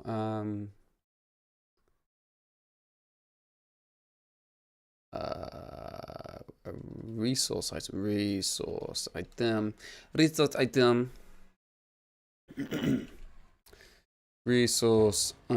field. Resource item.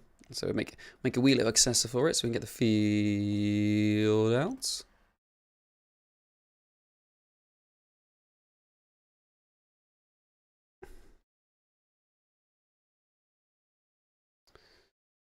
Resource field, that's just the field.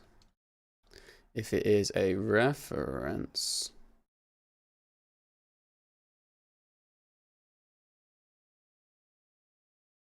return that. And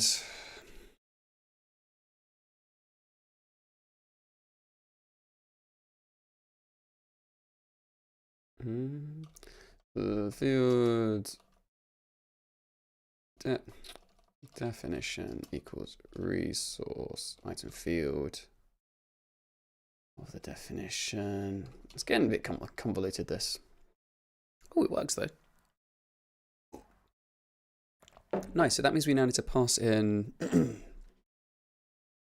Now we need to actually like execute the SQL. I think I have a helper for this. Yeah, SQL select query.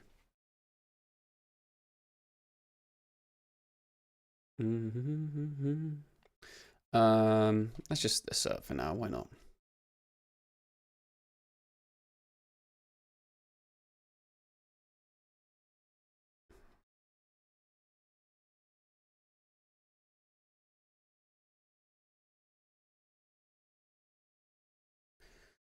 For resource. Oh, we need to pass in the context.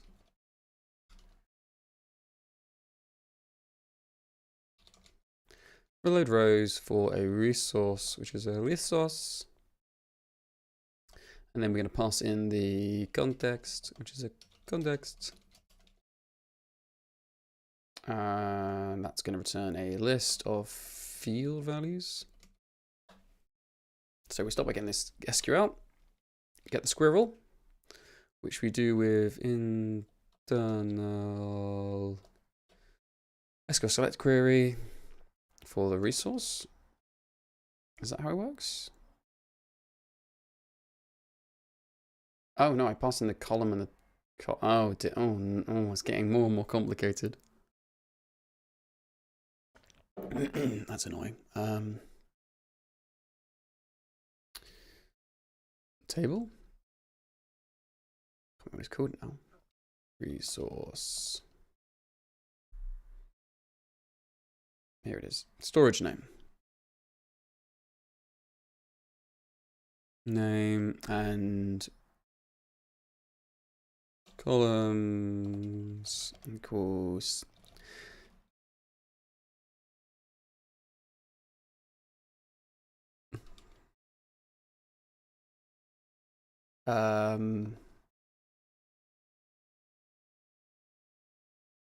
Is that also called storage name, do you think? Cool, yeah, it hasn't errored on me, so that seems plausible.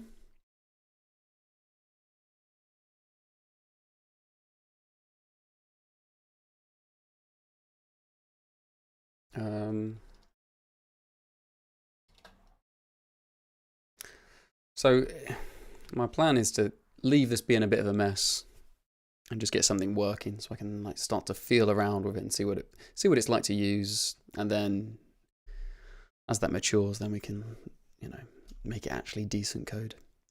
Do the old follow Joe's advice. You know, make it work, make it beautiful. It's a good way to go, especially if it's something where you're not really sure what exactly the end result should be like. Kind of exploratory, this one, I think. So we've got some SQL. Now, I think, do we have PGO imported? I think we could do like pgo.query. Is it query or is it execute? And that returns a okay.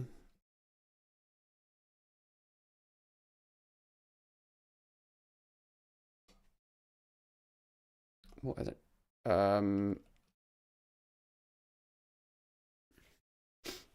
So SQL, then connection, then the arguments, then the decoder. Okay.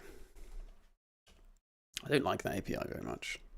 So SQL, then the database, then the arguments, then the decoder. So I need to write a generic decoder for arguments. Okay. Okay.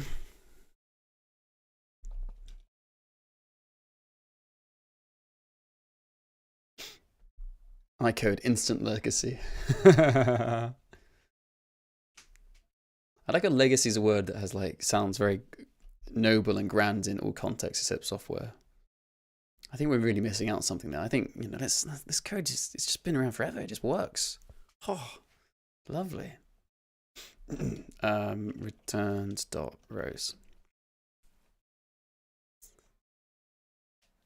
Row decoder. So a row decoder is going to be something that takes some data, which is going to be dynamic in nature, and it's going to return a field value, no, list of field values, or it's going to return dynamic.decode errors. How's that going to work? It's going to work by it's going to have a decoder, which is going to be a dynamic list of any of these. And then we're going to call the decoder on the data. So what might there be?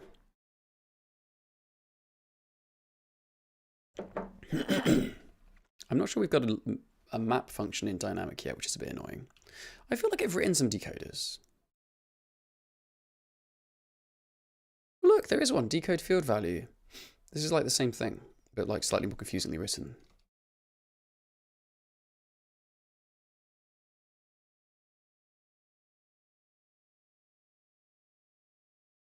Does this get used somewhere? No, but I've written it. Oh dear.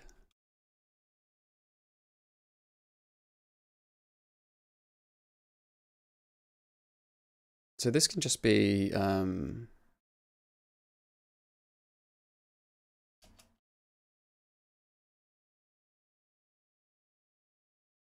rid of that.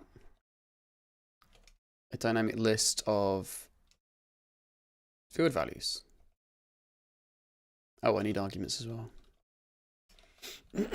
And what arguments does it take? It just takes an ID.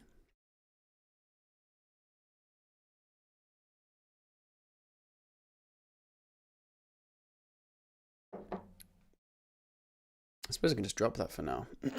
I'll just put in 0.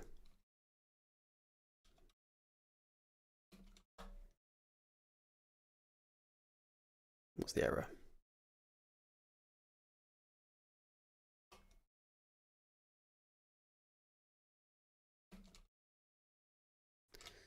Expected list a found type field value. Oh. Oh, because it's meant to.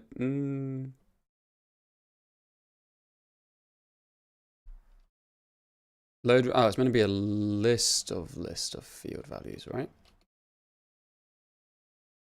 Nice. Naughty Ostrich. What a great name! Thanks for the follow. Welcome. We're building some CRUD stuff. Oh, rubbish. So close. So this is going to be... Oh, look, there's an error. Can you see the error? Oh, let me... Now you can. That list decoder doesn't work on tuples. Oh, rubbish. Rubbish. Am I going to have to write a tuple decoder? It would work on JavaScript. It doesn't work on Erlang. I'm not sure I like that behavior.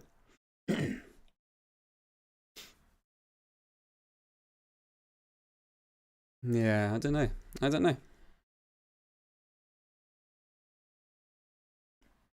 What am I going to do here then? Maybe I'm going to make a tuple list.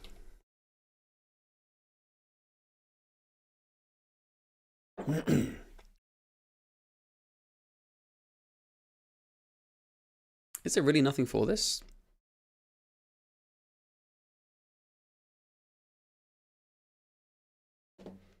Standard library. No, let's go to hex docs. That's probably the place to go, right? Just dug through some Gleam docs. Looks neat. Hey, thank you. Yeah, I think it's pretty neat. I think it's a really nice language. My opinion is correct. Yeah, there's just what does shadow list do? Oh, I see. Okay.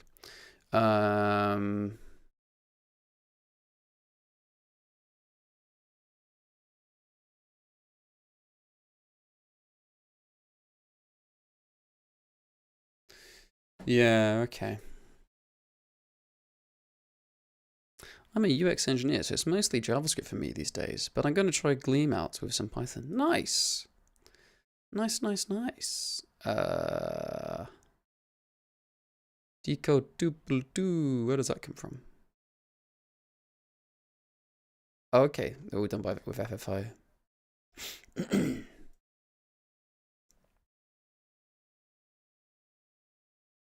Decode tuple.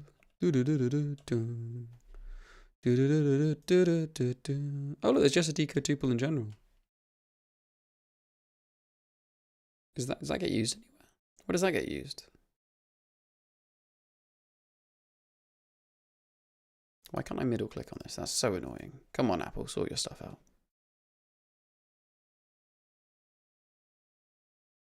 Decode tuple.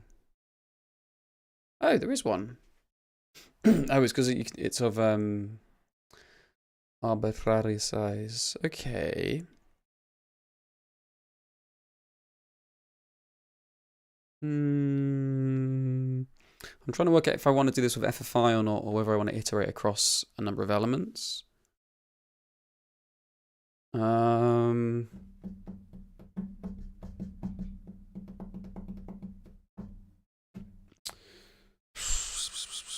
I don't know, really.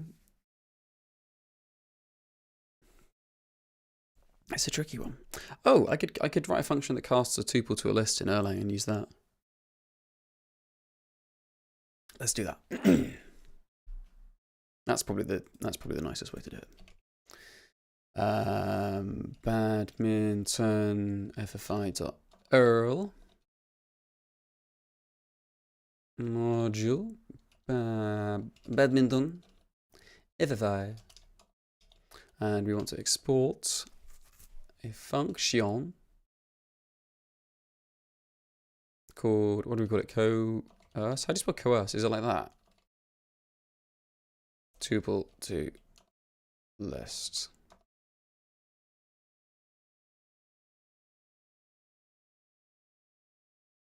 And if it's something else, just return it.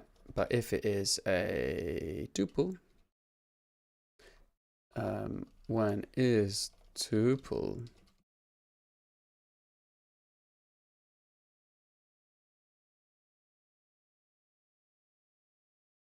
boom. So let's import that.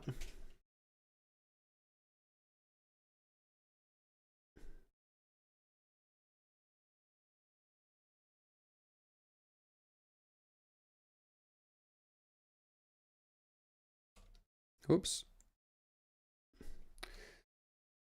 Da, da, da, da, da, da.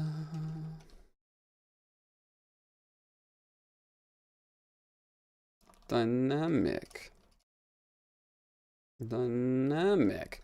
Who says Gleam's not good at dynamically typed programming, eh?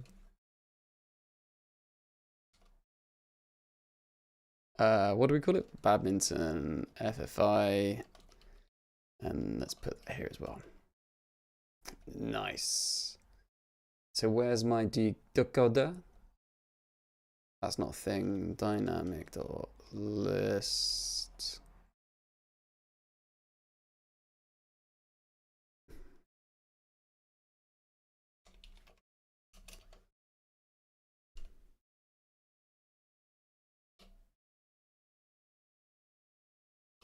Cool.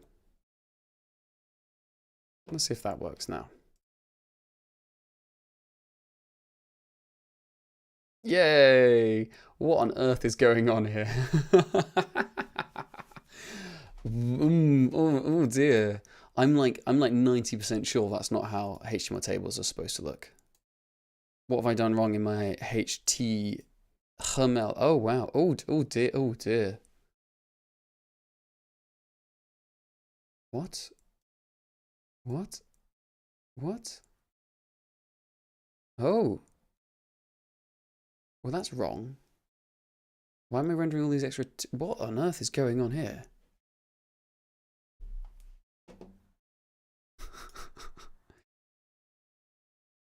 Oh. Oh, yeah, that is wrong. That's not meant to look like that. Welcome to Louis Learns Basic HTML. Hello, Mario. How's it going? Welcome. Let's turn that off and let's find my elements.txt. Nope, not that one.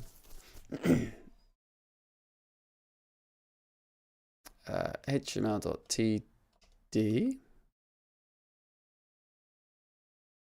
Like that.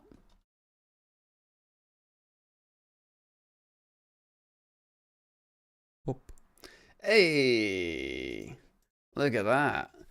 Perfect admin dashboard. Super compact. Works on mobile. Loads really quickly. I mean, like, it's not a bad start.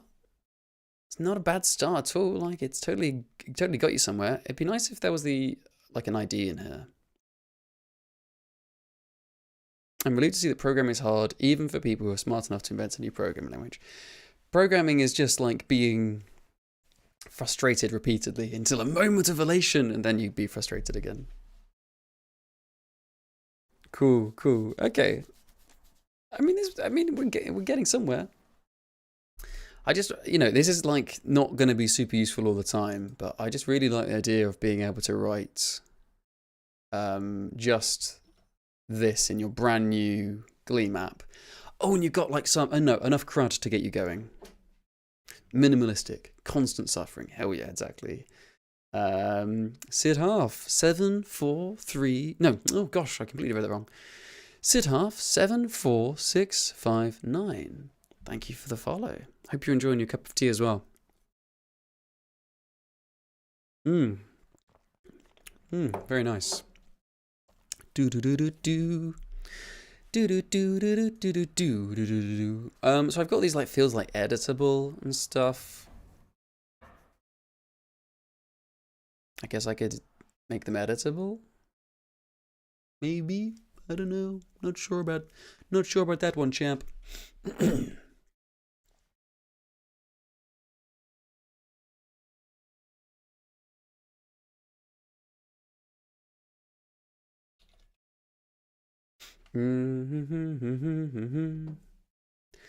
And now what do I want to do? I want to... What's the next thing we should tackle? I guess we should commit. Oops.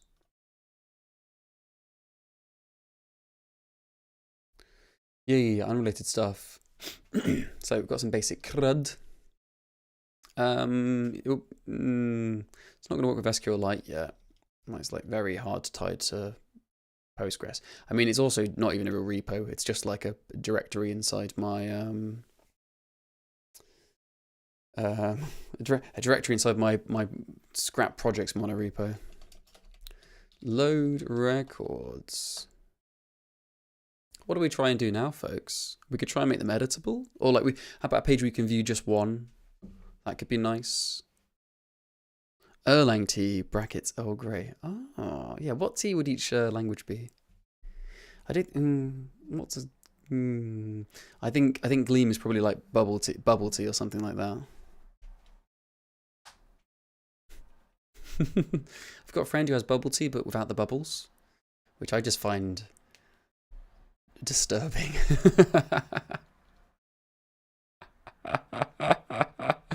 Bubbleless tea. You mean tea, right?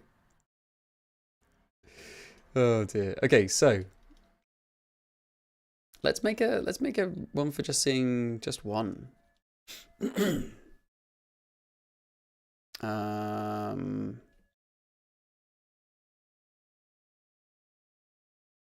Select many.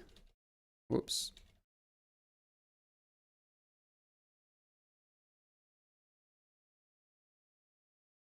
Select. Why does it not give me an error? Oh, I somehow undid that. That was silly.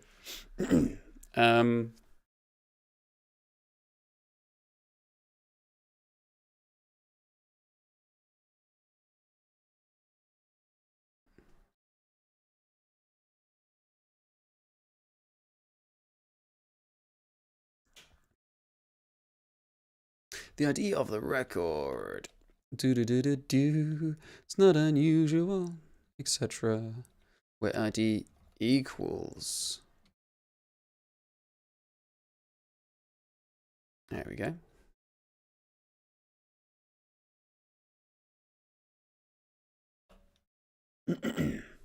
So, handle resource, name, ID. How do we do this? Okay, so let's assume that all IDs are gonna be called ID. All primary keys rather are going to be called ID, and they're always going to be integers. These two things are not true at all, but like for now that would be good enough. Let's get something working. Handle resource. Handle resource, handle index. I don't like these names. Let's change them. So like home and home, and this one is list resource list,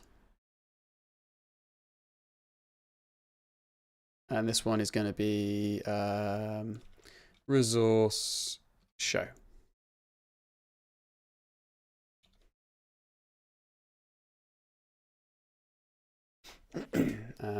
What's the name? That's the name of the resource, context, and we can pass in the ID. And ID is going to be a string.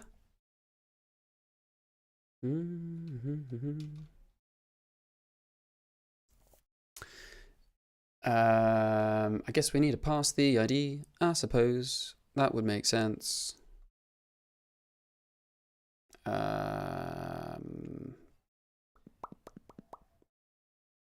How are we going to do this, eh?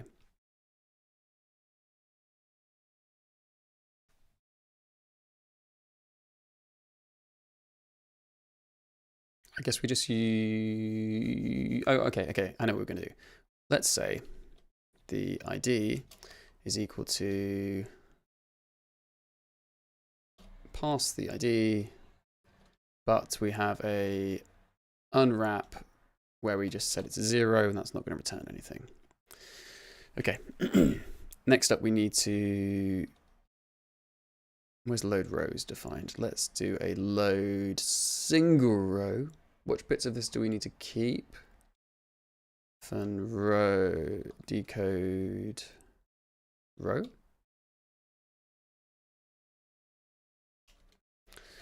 Dynamic. No.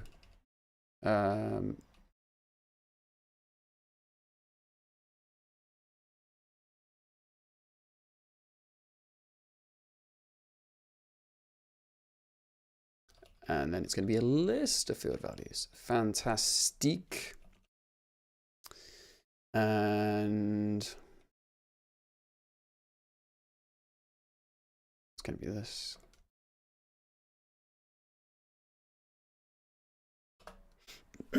Lovely. And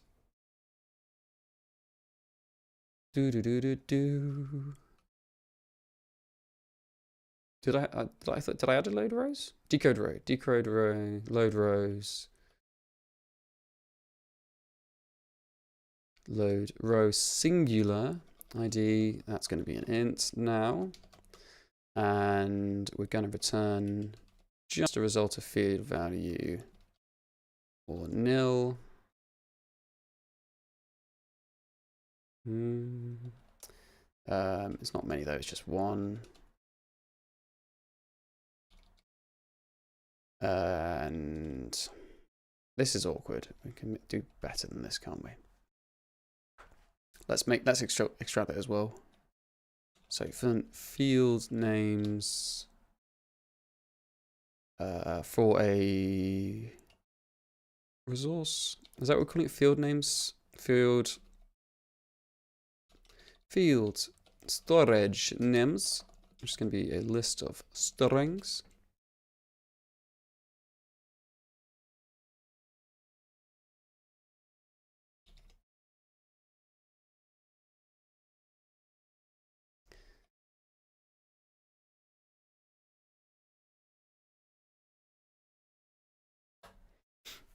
Fabulous.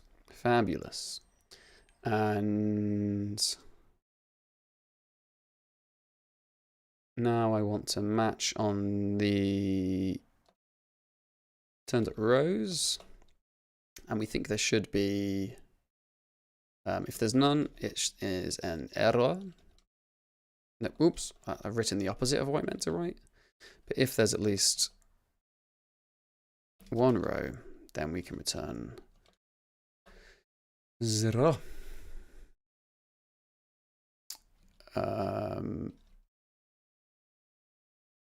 It's because it's not a singular field value, it's a list. Yes, because a row is many fields. And the variable ID never gets used. Oh yes, because we never pass in the ID. And now we want to go to show.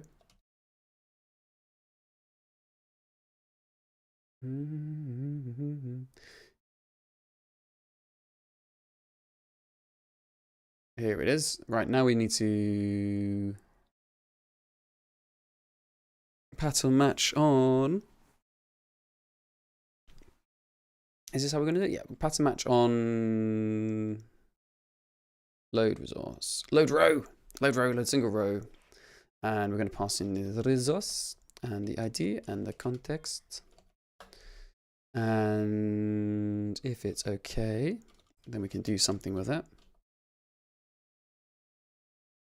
But if it's not okay, then we can just return like wisp. Not found. Fabulous.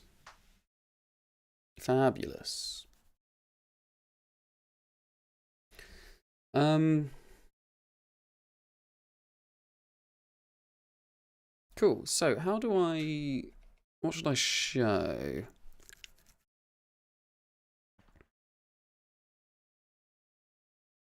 Let's just do this. So what we're going to need in this context, we're going to need the resource and the row. I guess the ID might be useful, and the context.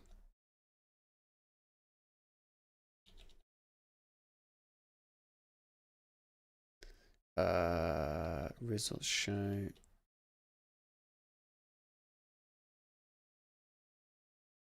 Resource is the resource. ID is an ID. A row is the list of field values. And then we go to context. Do we need the context anymore? I'm not sure we do. Let's get rid of it for now. And let's just render some like very basic HTML to start with. Let's find an example of that.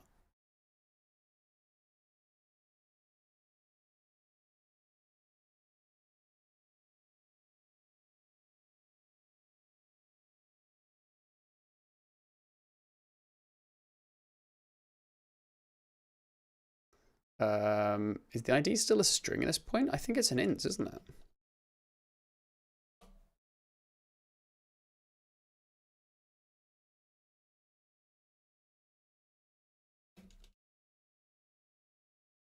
And then we can just get rid of that stuff for now. Let's just render something. Okay, so we need a way to navigate to it, I suppose.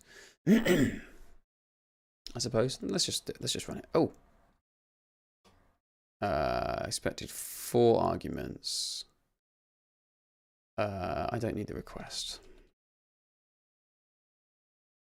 Let's go select query in the internal test. SQL select many query. I should do the same thing for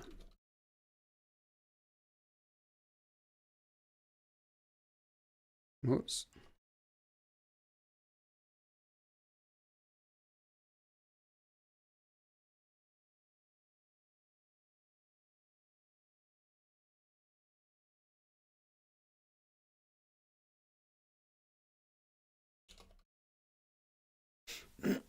We're good. A colleague is offering me a cup of tea at work, and it breaks my trail of thought entirely when I'm debugging code. I'll never understand how you do this while streaming and interacting with viewers. I don't know, pal. I feel like I'm moving around now. I guess like my work has become really, I used to be a person who'd like turn up at work and sit down and write a load of like focusy, complicated code.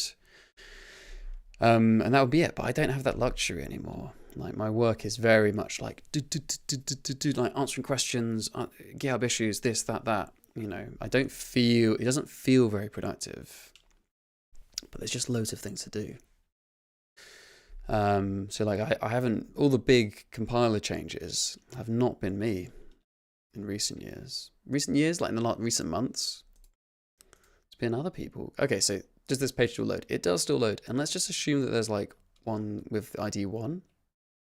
Yay! And if there's one with the ID 0, yay! I think this is a not found. How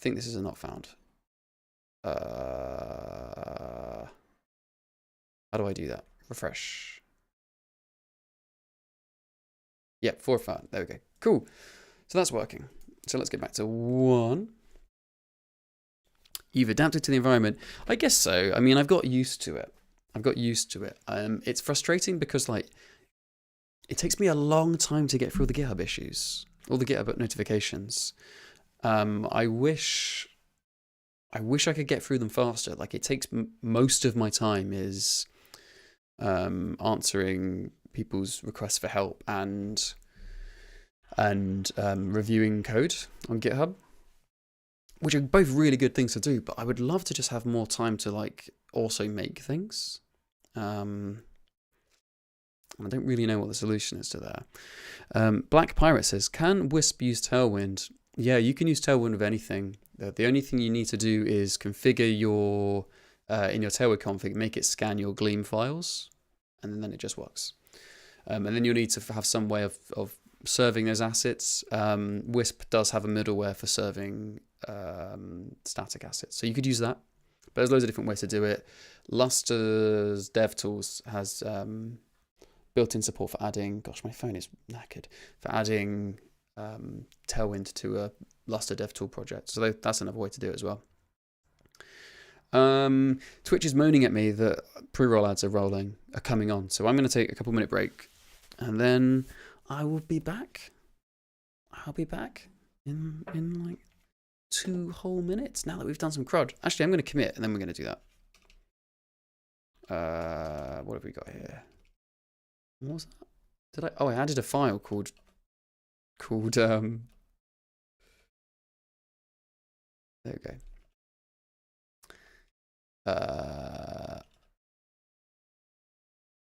Did I do both of them? Load row.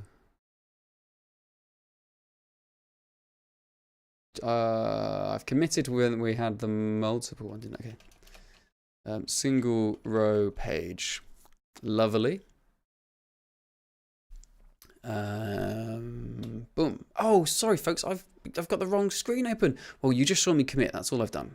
Well, you didn't see me commit. Clearly, I need a short break. Pop. Done. I've worked out what the T button is now. See you in a few minutes, folks.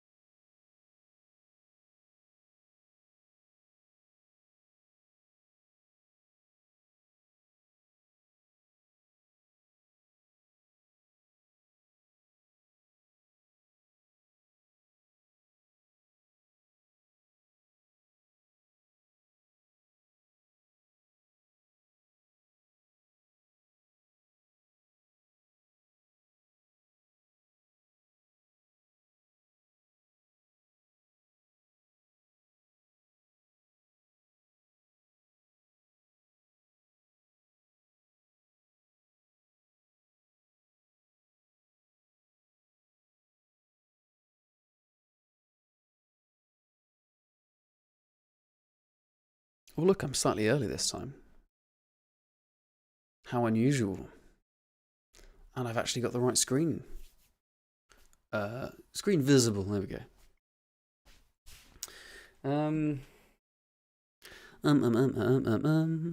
What shall we do next? That's a cute start. Yeah, it's Lucy. She's our logo / mascot / true north. If you go to the Gleam website, oh look, it's Gleam, and it's all rainbowy because it's You know, it's gay RAF month. We've got a branding page somewhere. There we go. You can see like all the different Lucy's we've got. We need to add more and more. Hey, look, we've got an Elixir one. Yeah, that's the latest one. Ain't she cute? I like the Wasm one rather a lot. You win a mascot. Yeah, it's good in it. It's good in it. We've got an Erlang flavor one. We've got a JavaScript flavor one. Got a couple Nix ones and a Godot one. Yeah, we could do more. More Lucy fan art is always good in my book. So what should we do here, eh? We could try and display the fields. There was I found a really nice Elixir library. Oh, what's there? This is never used. Okay, well it will be used later. I found this thing, backpex.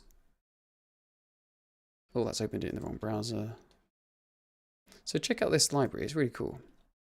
It's for Phoenix, it's like kind of similar to what I'm trying to make here. And they got a live demo, and I thought like maybe we could just steal things from them. So how do you view one? I like how you can like, there's like functions you can call from it. I don't know about this metrics thing, we'll get rid of that. I can see different. I don't know what this like drop down bit is about, to be honest. Maybe there's something I'm missing there, but so let's go to users, show. Oops, wasn't. Come on, show. There we go.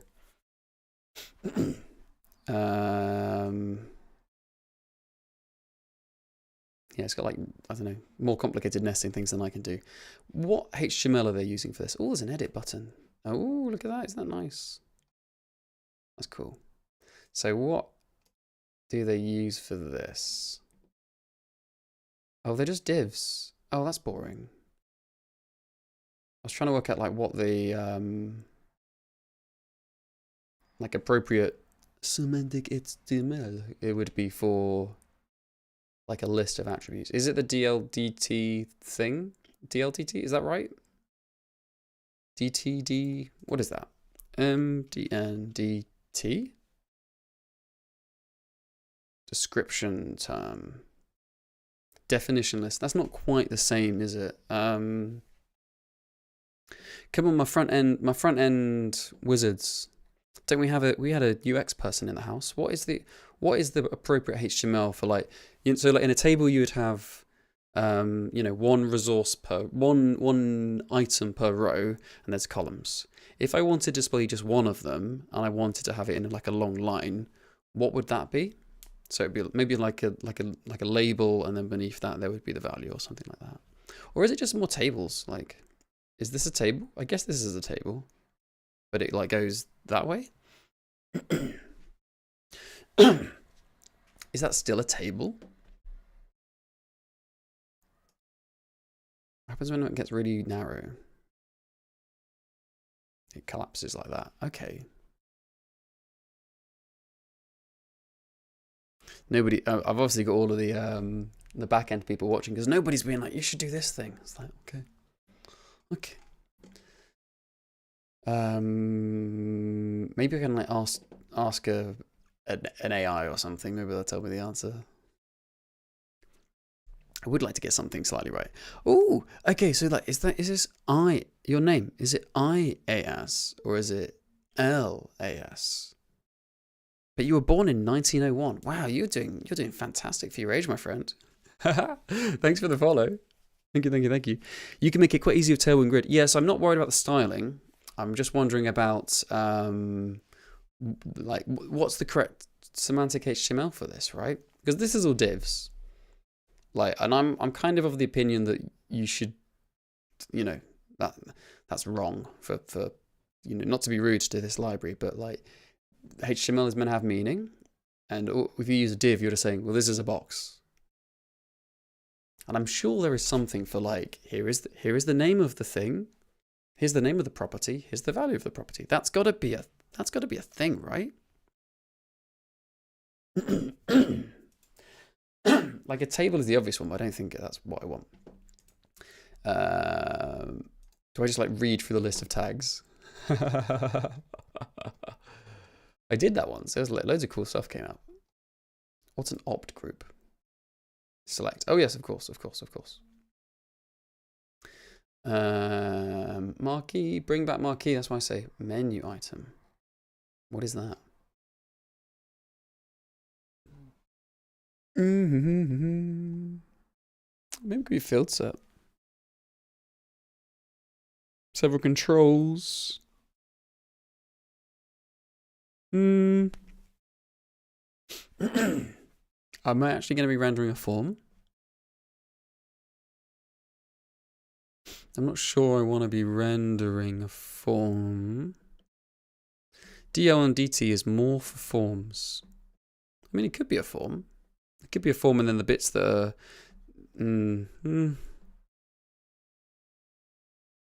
The only AI we need to ask is AI Lee. That's true. Where is she? You know that she would just be like, oh, it's this. Like, she would 100% know the answer to this, wouldn't she? Yeah, I just feel like I'm just woefully out of, you know. I feel like I used to vaguely know this stuff, but it's been so long of doing language stuff that I just don't know. Which is a shame. Like I really like. I think UX programming is really cool. Like it's really hard. There's loads of nuances. If you get it slightly wrong, it feels bad. You know, building a good user experience is hard. I don't think we give it enough credit. So yeah, massive respect to the people who do that stuff, but I just don't know what it is. What's a var? A variable element and a mathematical expression. Wow, really? Huh. That's interesting. So, what did we say before for the DT? It doesn't feel right to me. The Fat Plum. Thank you for the follow. Thank you very much. I wouldn't mind a plum. Could do some fruit.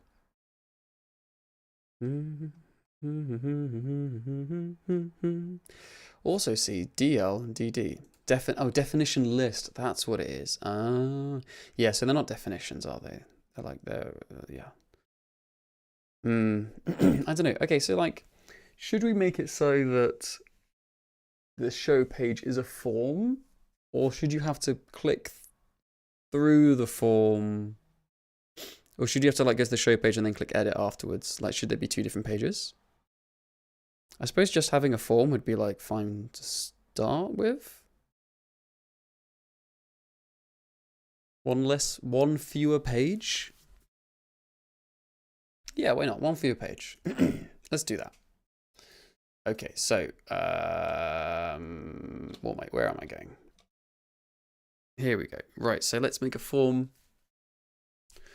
HTML.form. And method is gonna be post. I presume that's what that takes.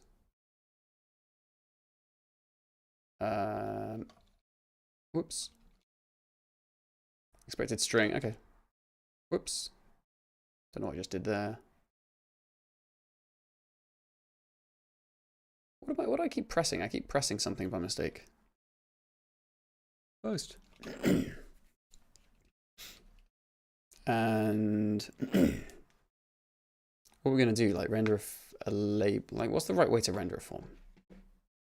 Gosh, you can tell I really don't ever do front end, can't you? So they've put a div. So I see some people, they put their labels. They put their inputs inside their labels, but here they've not done that. Should inputs go inside labels HTML? Yeah. A label may be positioned before, around, or after. But yeah, anywhere. You just put it anywhere. And table is being used for layouts. I don't think oh, this is from 2009.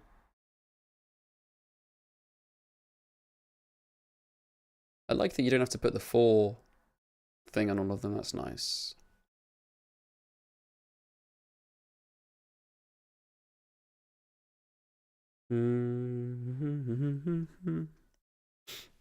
Okay.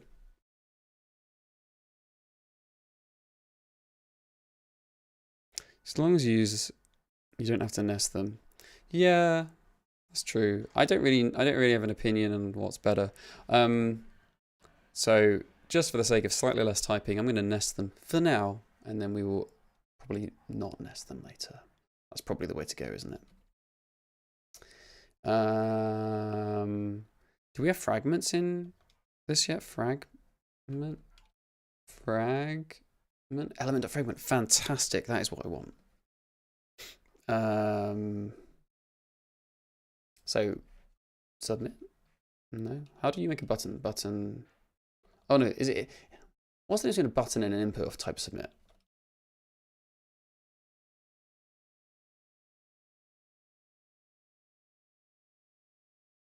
Submit. Is that a thing? Type. Okay. Type. Submit. And value.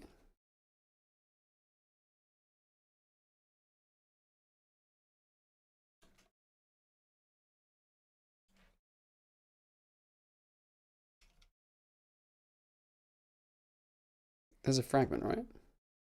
Yeah, there we go. And what does this take?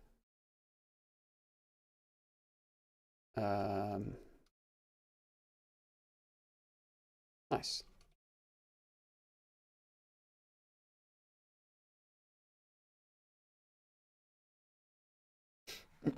So we want to do something similar to the index, right? How do we get that? Something like that? Just copy this whole thing, eh?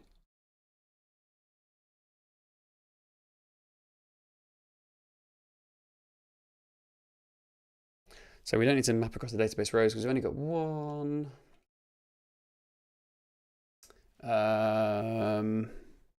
We've got the row, we've got the resource, got the items. Now the field's going to be a label.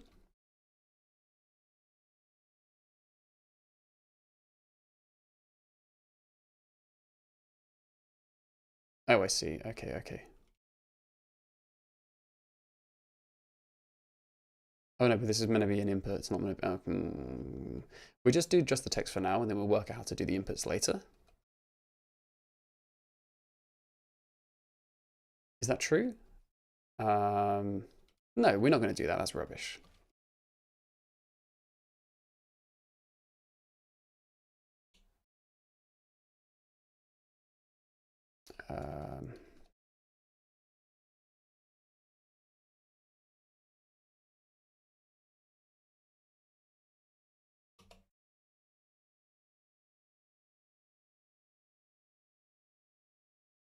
Like that.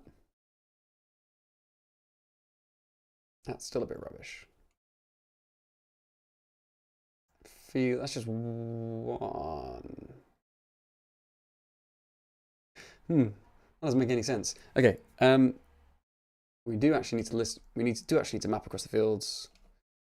Do that. Oops.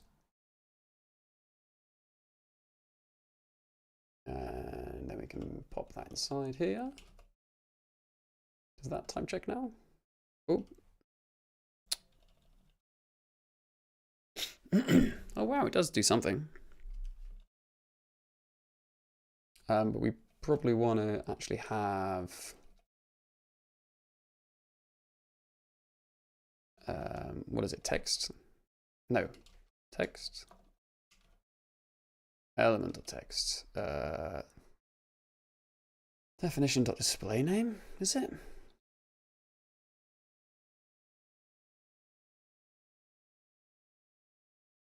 Oh, Oh, I've done it again. How do I keep locking up my editor? I have no idea what I've pressed. It didn't used to do this. It must be new with whatever nonsense I've just added to in my latest update. Right, so run that. Go back to Safari. I was like, wow, it looks really nice. No, that's not my one. Yay! Look at that. Perfect. I just noticed the LSP is also adding imports automatically. It is! Jack, you have not been paying attention to the latest, Armin's latest additions to the language server. You're going to like it. It's going to be really good. It's got well good. Auto-completion is like a thing now. I'm supposed to only let them be editable if they are marked as editable.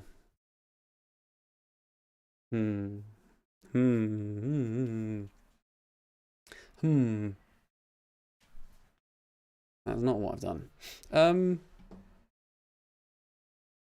I think the CSS could be slightly improved. What do you think, folks? No. I don't wanna.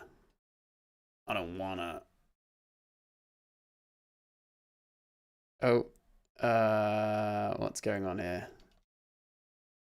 That's annoying. Now I have to revoke that API token. I have to do that right now. I don't know how I did that. That was really annoying.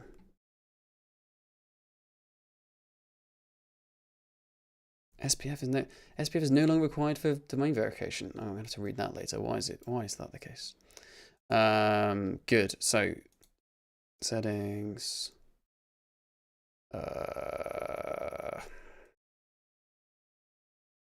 Sorry, folks. How do you? Where's the API tokens, for God's sake?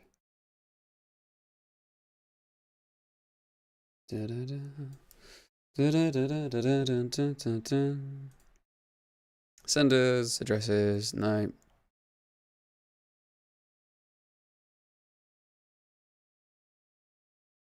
Where's the token? Oh wow! You can send by SMTP with Zepto Mail. I didn't know that. Why am I using the API then? Settings. It's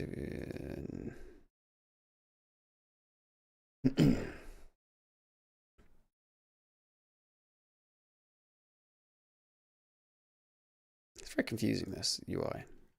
You'd think like API tokens would be one of the first things you'd find, eh? Can't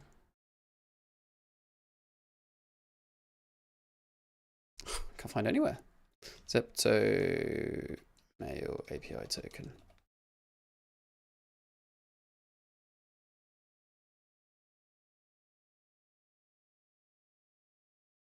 Go to setup info. Okay. Mail setup info. Of course, it's called setup info. And then delete the token. This will stop any mails from being sent this token. Yes. There we go. Gosh, that was very annoying. Thank you, Vim, for leaking my token. Right. What have we got now? So the form. Excuse me. Let's put them inside a field set just for the sake of rendering it differently.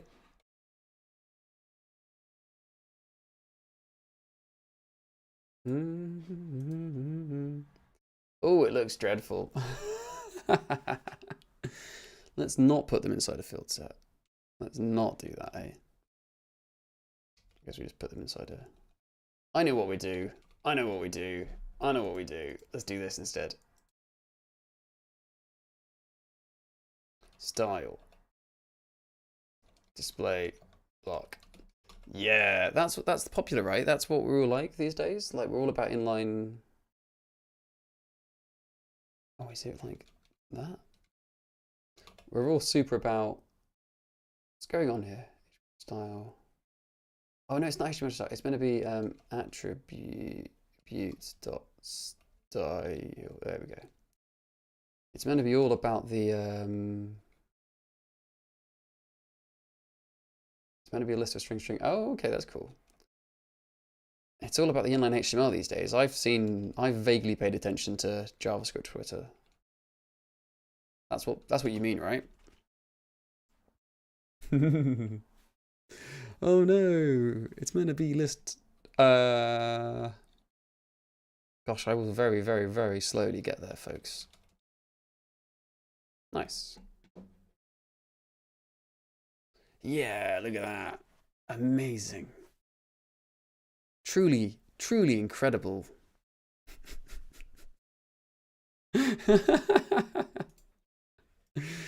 Oh dear. Oh dear, oh dear.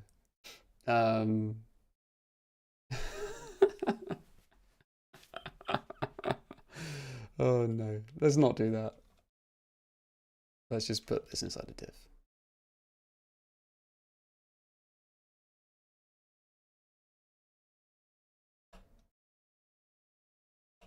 Or something like that. I don't know. I don't know what I'm doing. Cool. So this form, let's pull out the input into a thing. So we say like input field input, and this is going to take in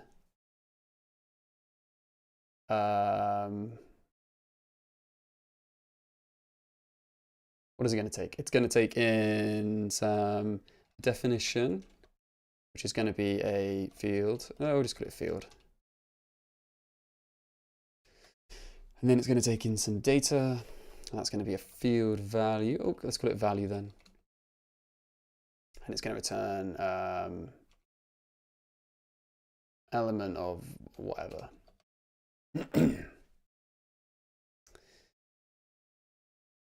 It's not unusual. Field input of definition and value.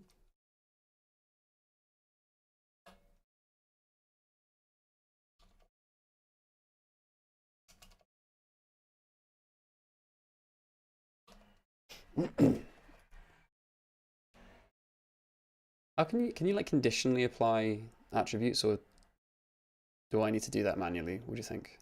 I probably need to do that manually, right? Read only? It takes a boolean. Ah, nice. Nice. So that would be like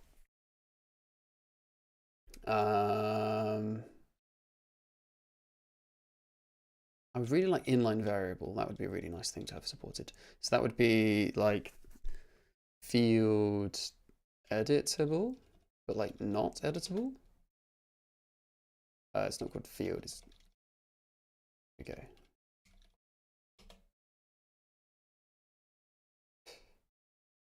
Let's call this value, and let's call this field.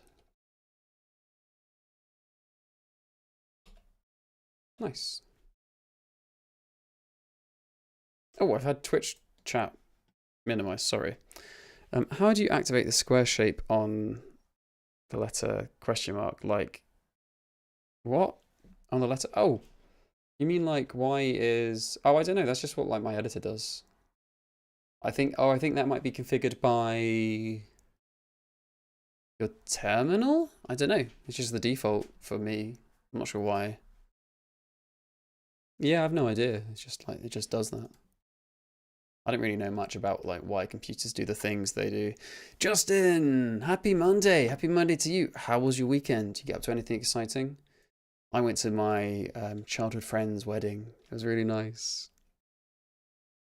It was really good. Really enjoyed myself. Style, yeah.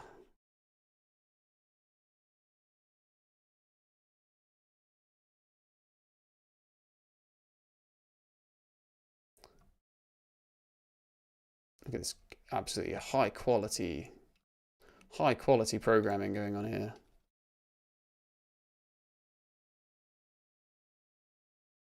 Didn't I add a margin or something? What did I add that to then? Margin top. How does it work? Padding bottom? I don't know what I'm doing.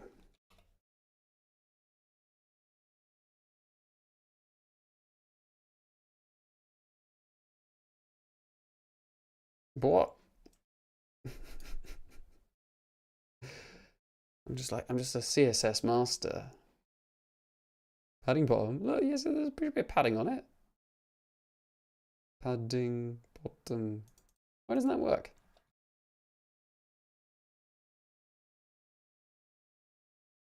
Is it because they're not blocks or something?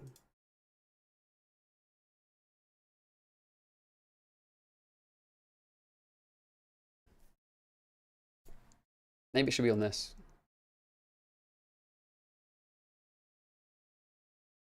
What do we think? I don't know. Who knows how computers work? Not me.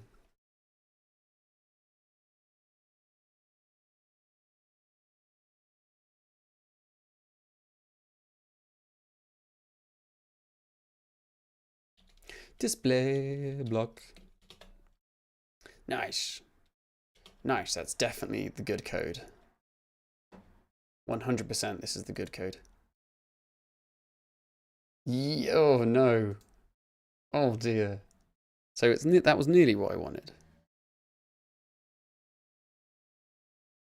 So we put back the div and then pop that back in there.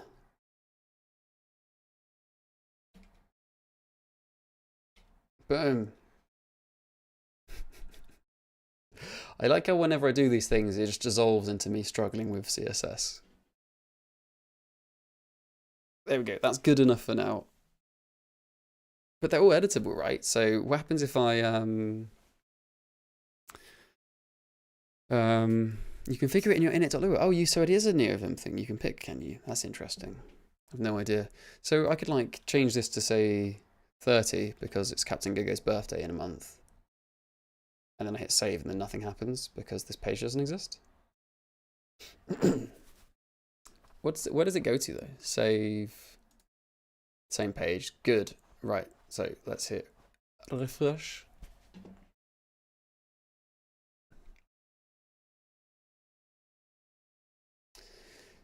I guess we make a page for saving stuff. Oh, we didn't put like names on any of the inputs. That needs to happen, doesn't it? It needs to be like name. And that should be the storage name, I guess.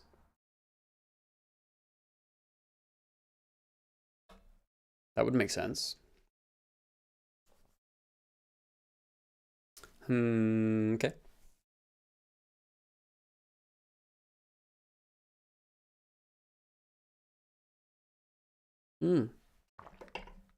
Lovely.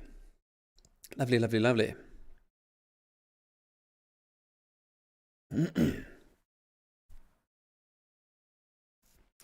And then I guess we need to make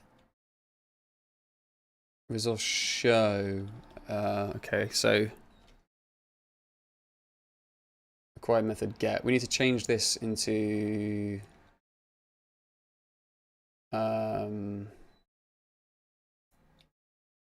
resource single. We need to make it root depending on whether you are posting or whether you are getting. So this will be called resource single.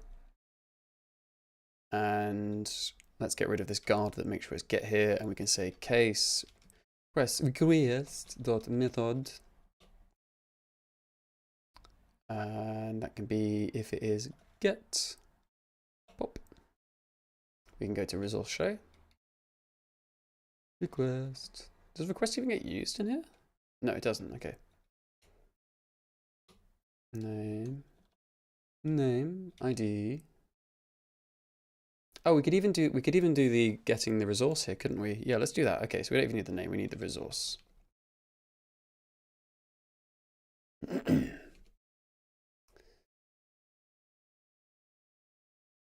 Resource.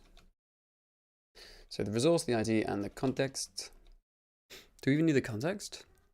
Oh gosh, excuse me. Oh yes, we do, because we need to like access the database to show the thingies. And if it is a post, we want a resource update. But we do want the request in that case.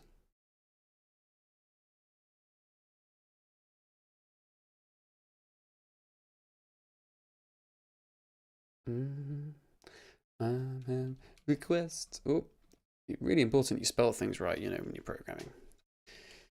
It makes all the difference in the world. And if it's something else, then it's method not allowed of get and post. Nice. So let's render like something in this case.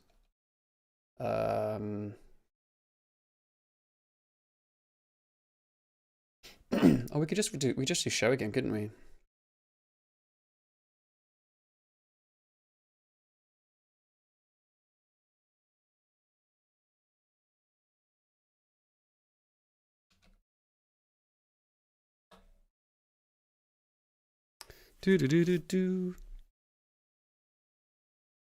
If you're using GNOME terminal, you can change it in your GNOME terminal. Oh, it's GNOME, isn't it? If you're using GNOME, you can change it in your GNOME terminal preferences.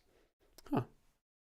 There you go. Yeah, I think I saw something to do it in the Ghost 2y massive config file. Or do we just redirect to... Oh, I don't know.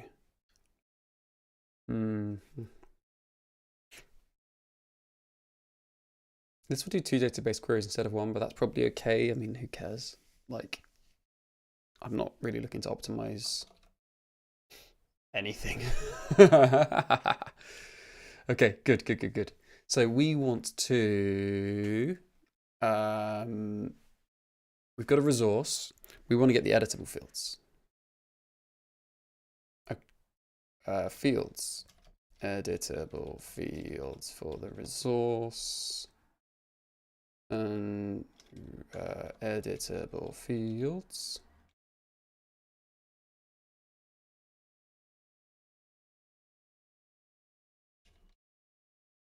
Oops. Oh, sorry about that. Didn't mean to bash my microphone. So what are this going to be? This is going to be just a bunch of fields.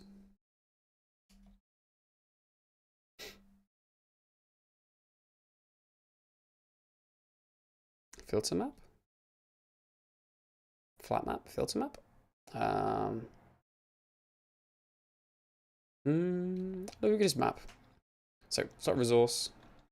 That is us. Resource.items. And then we can map over it with what is it called? Resource item field. That one. And then we can map over with no, we can filter for fields that are editable. Yes. Good. So then we can pull out the data. Oh, we need to require form, don't we? Need to actually read the form data. Form data. Require form. Well, lovely. Should we set that to be a multi-part request on the form? Would that make sense? Probably does make sense, doesn't it? How do you do that? I can't remember.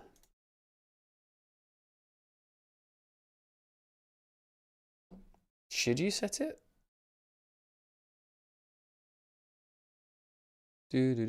Action encode.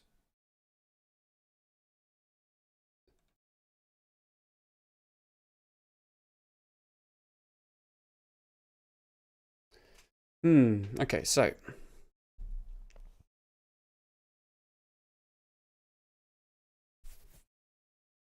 is there a reason, if you're not sending a file, is there a reason to set one or the other?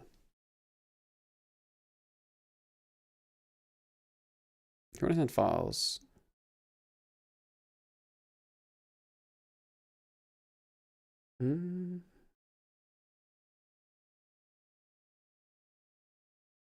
Interesting.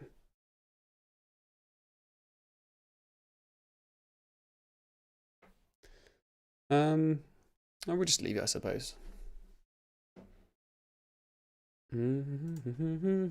Right, so we've got editors with fields, we've got a form. Now we want to get each of the bits of data.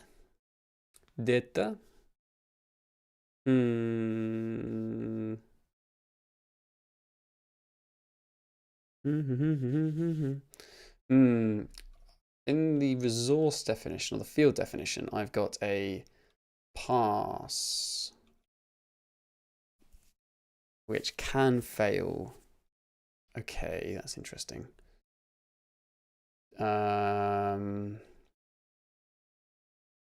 To do, handle the case where parsing fails due to bad inputs. But for now, we just pull them out, and we can do that by fields. Stop map.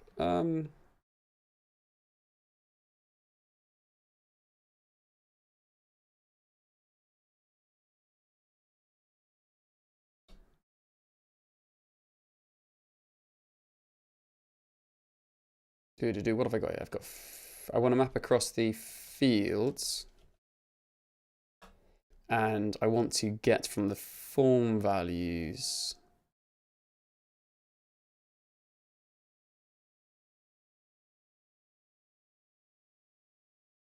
The value is equal to the form.values, and then we're going to pull that out with a key find.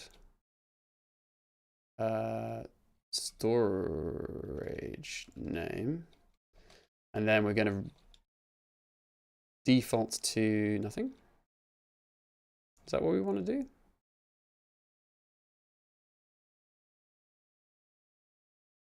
Gotta go. See you, Jack.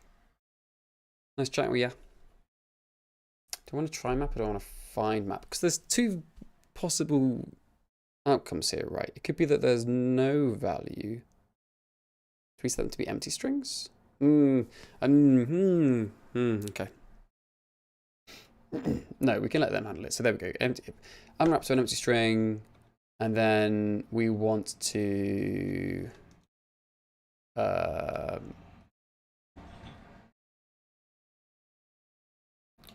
we want to pass the value, and if it is okay, then we return the field and the value.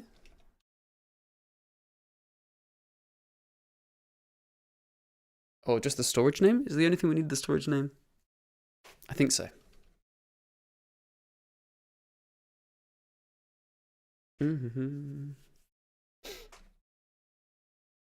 And but if it's an error, you can just return the error. Nice, nice. And then we can take the fields and the values from unzip. There's an unzip, right? Fantastic. Data. Oh, that's a bit funky looking now, isn't it?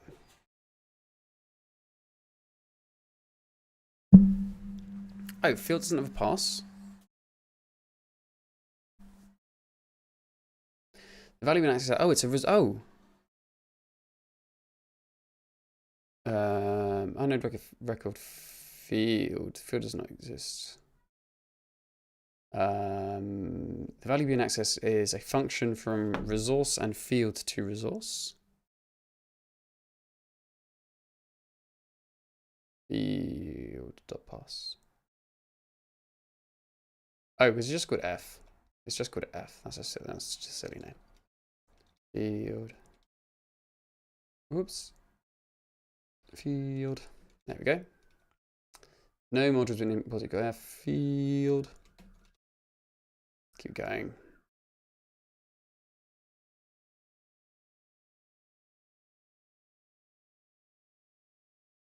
So we've unzipped the values. Now we need to make some kind of inserty thingy. Let's go over here to my SQL file. My squirrel file. Build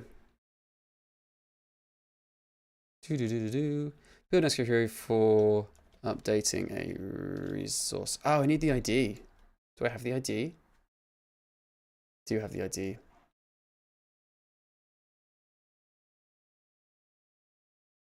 The ID of the record.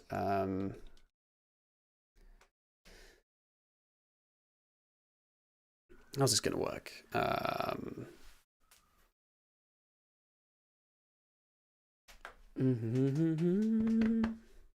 You had a go at making Lucy Rust. Oh, amazing. Hold on, let's have a look at this.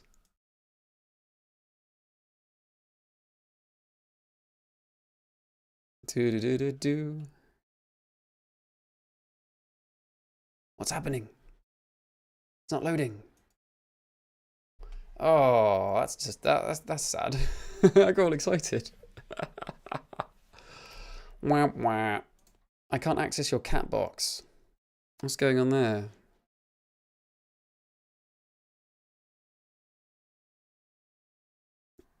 I'll try on Imgur. Cool. Thanks, Axel.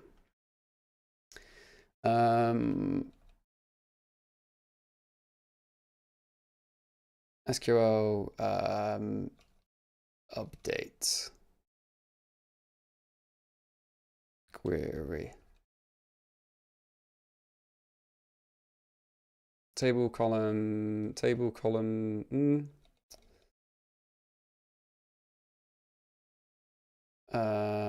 Updates. Oh, but then I can't have a field. Oh.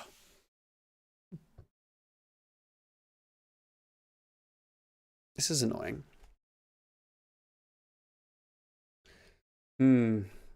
Columns. I don't really like how I've structured this now. But we have a go. Right, so update.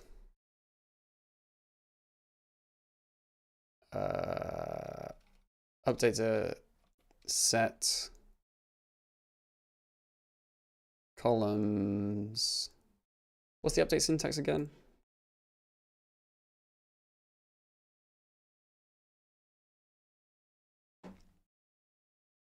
Does MDM have it? No. I don't like W3 schools. Oh, I've pressed on the wrong one. Why is there no like an MDN for SQL? All these things look rubbish. Oh, you can do that, can you? I thought I was going to do the update set values thing. Oh yeah, look.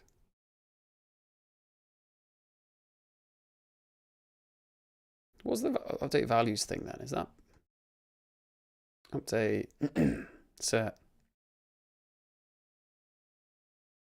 Don't know. Spooky. Hopefully this one will work. Oh, here we go. Pop.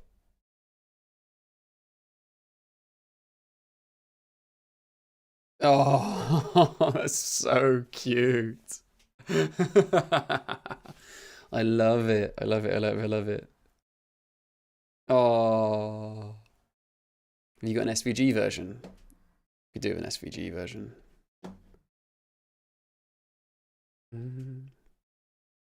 Rusty Lucy. Rusey. This is Rusey. Ferris Lucy. Leris. Frucy. Right, so columns.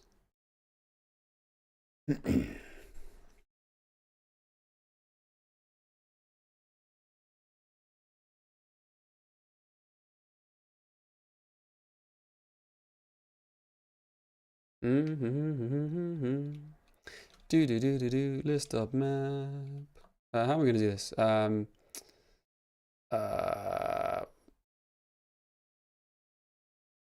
I do like that? Oh, that's annoying.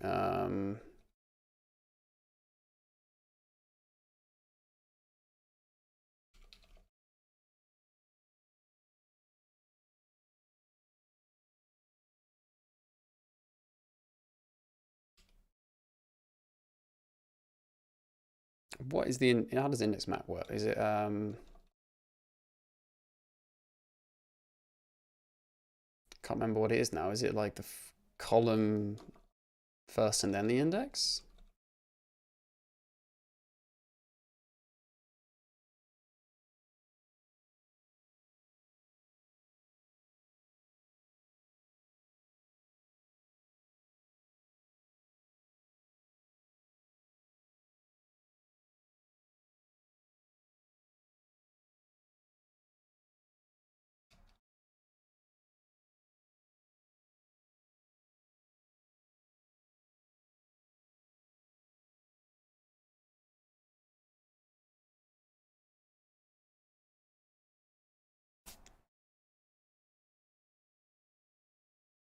+2? Is it? I can't remember. I've not written any tests. Who knows what this is going to be like? Maybe I should probably write test A. Update. Ah, that's where query is meant to go. It's meant to go here.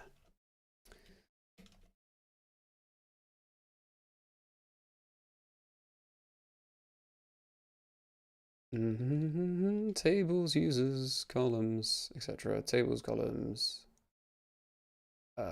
So this should be something like update. Whoops. Update. That's the wrong way around. That way around. Update users. Set equals $2, $3,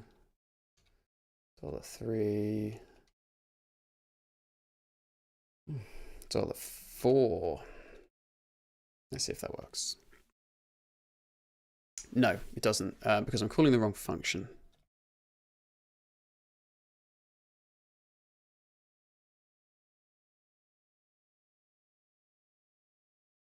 No. From, okay, well, I'm missing the from. Well, there's not going to be a from. There's not going to be a limit either. What am I doing? I've got the test expectation is wrong now. You don't update like that. Lovely.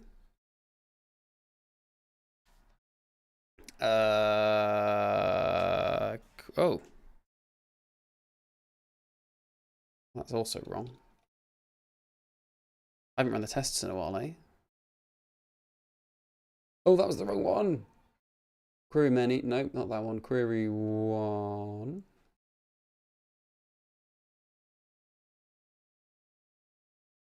One.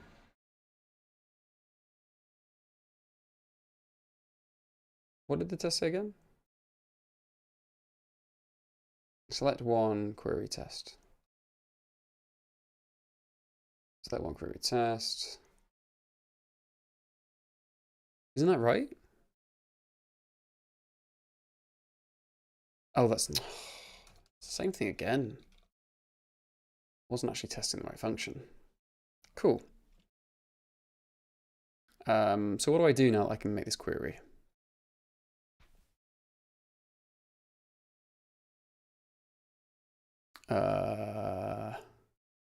Gosh, this is ugly, eh?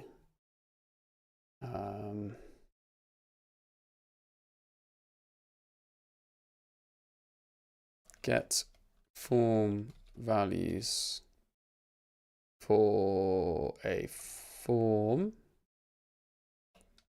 and a resource. Nope, it shouldn't return a response. It should return a list of. No, it shouldn't. We should return two lists. No, let's go for one. So a list of a name to a field value. Oh, my stomach's rumbling. I'm gonna have to have some lunch in a minute. Oh wow, it's like nearly 3. Is there an advantage to using should equal instead of just assert? Does it give nicer failure output? No, it gives a worse failure output. The problem with assert is that it's not implemented yet. We've got an assert syntax implemented for pattern matching, but we don't have one for Boolean expressions. It's something I want to implement, and I was planning to have done it by now, but the focus has been on the language server and just dealing with the huge amounts of just like support requesty type things that I have. It takes a lot of time, unfortunately.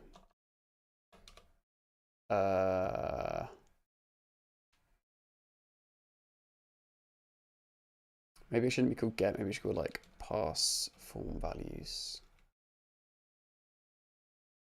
And pass the form and the resource. There we go.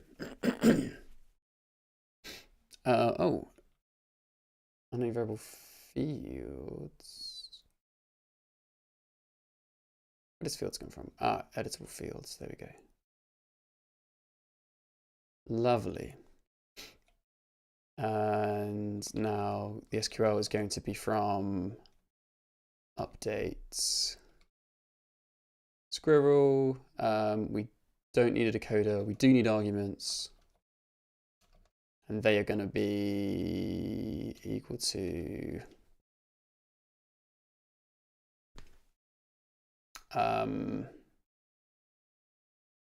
first one's the ID, right?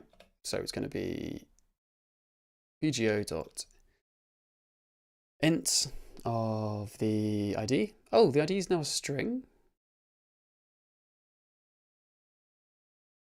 That doesn't sound right. Oh, XVDW, thank you very much for the follow. But yeah, about assertions, you're right. It'd be much nicer to have an assert keyword, I think. Let's go over here and grab the ID.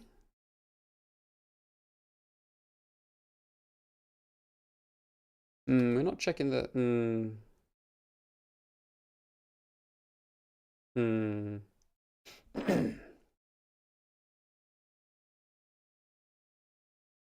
We probably. I wonder if we need to think of some way of doing permissions, but I don't know.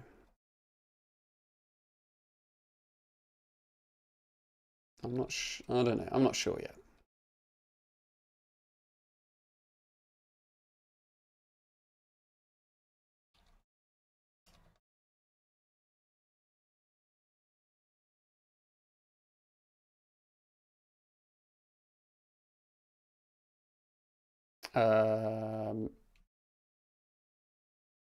What am I meant to be passing in it? I'm meant to be passing in. Can't remember. An update query takes a table and columns. So that would be resource.storage name and the fields. Fantastic. Why have I not got syntax highlighting here? There we go. Oh, now it's complaining for this reason, so let's make this int.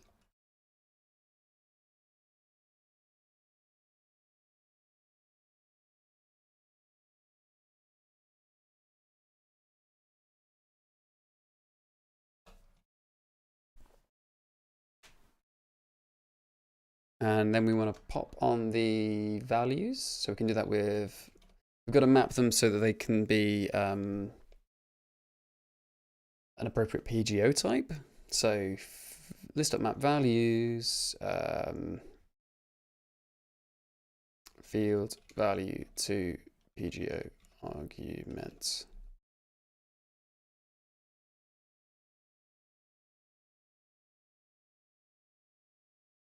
Value is a field value I'm going to return a PGO dot SQLite argument. Oh, SQLite value.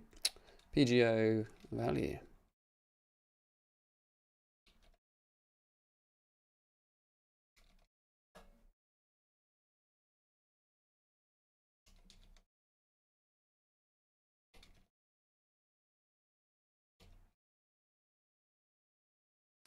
And if it's an int, it's a PGO.int. Whoa! Lovely. Now we can just execute this, right? And pray.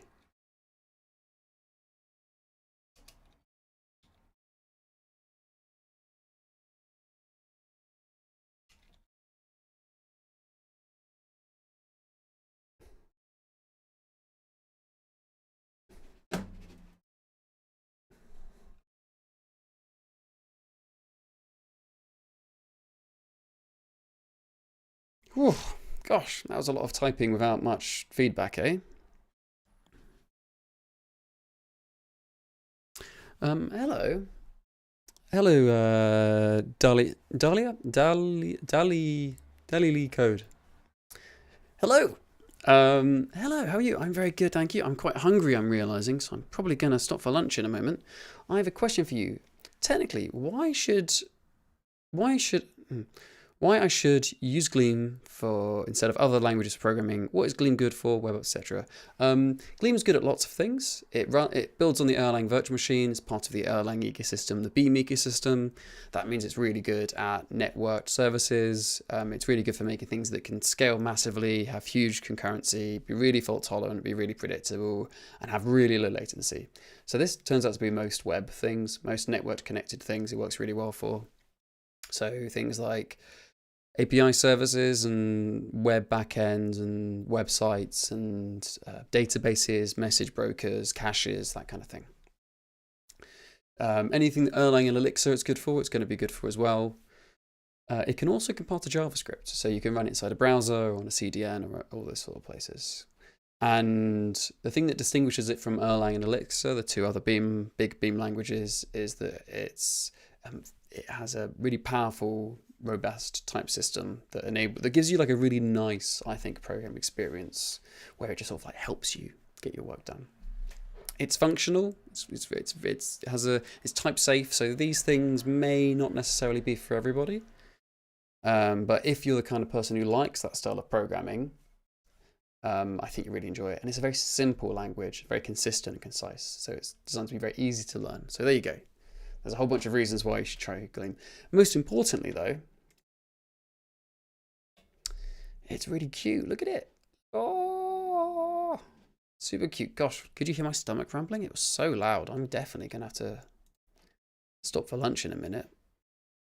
But let's try and do something. So what happens if I do this? I'm going to change GoGo's email to go. It works. Although I want it to redirect, actually. I don't think I want it to... I think I want to redirect.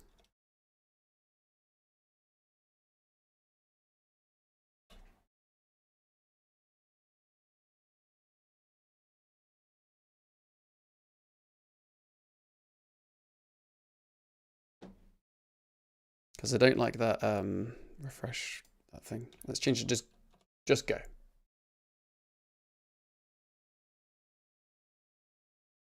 Is it just hanging? Where's it going to? I mean, it worked, but then it just like seemed to get confused. Oh dear. I'm not sure you're meant to read. I'm not sure you're meant to. How do I? What's going on here? Why can't I? There we go. Network. Refresh the page. Kill all the things. Kill? Clear all the things. Go. Save. Oh, and it just hangs. That sucks. In GitHub, I see that Gleam is writing more than 80% on Rust-Lang. Gleam's compiler is written in Rust, yes. It's not missing for a page or a redirect directed to uploaded data. I'm not sure what you mean, Giovanni. It's not missing the refresh page or a redirected upload state. No, I'm not sure I understand, I'm afraid. Pop. It does work though. That's pretty cool. It's not missing the... I don't know. I guess I could just like know where to redirect to. Let's just redirect to the place it's already going to. So redirect to context.prefix.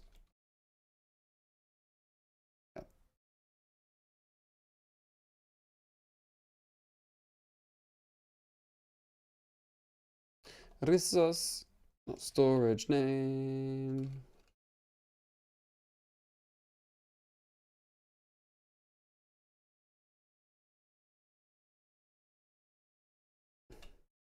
Gosh, that's clunky, that is. Oh, I didn't restart the server, did I?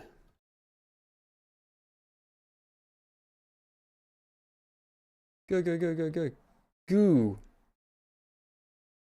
Oh, where's it gone to? Oh dear. Okay, let's not do that. That's not what I want. So let's go back.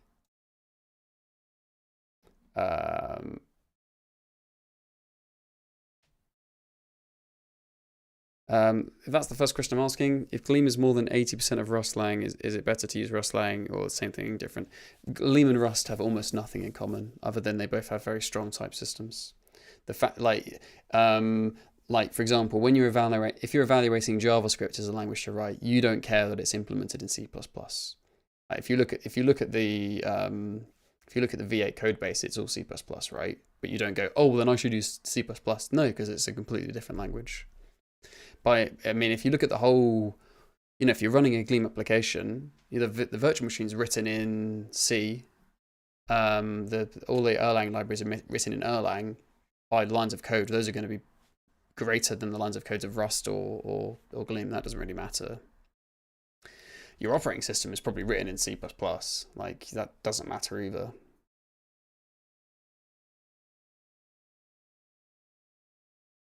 So now I'm confused. Let's assert 1, 2, 3 equals x isn't actually asserting equality. It's assigning.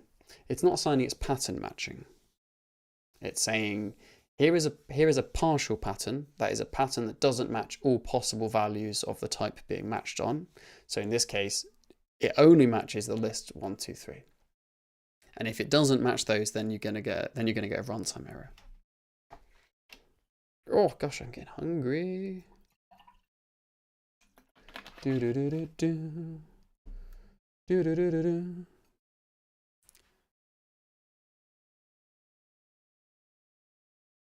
And we want to just be able to say assert x equals, so like an expression 1, 2, 3. That would do the trick. I've slightly forgotten what I was doing here now. Let's try goo. Oh yeah, it goes to the wrong place. Okay, so let's fix that by popping a can we just do that? That should work, right?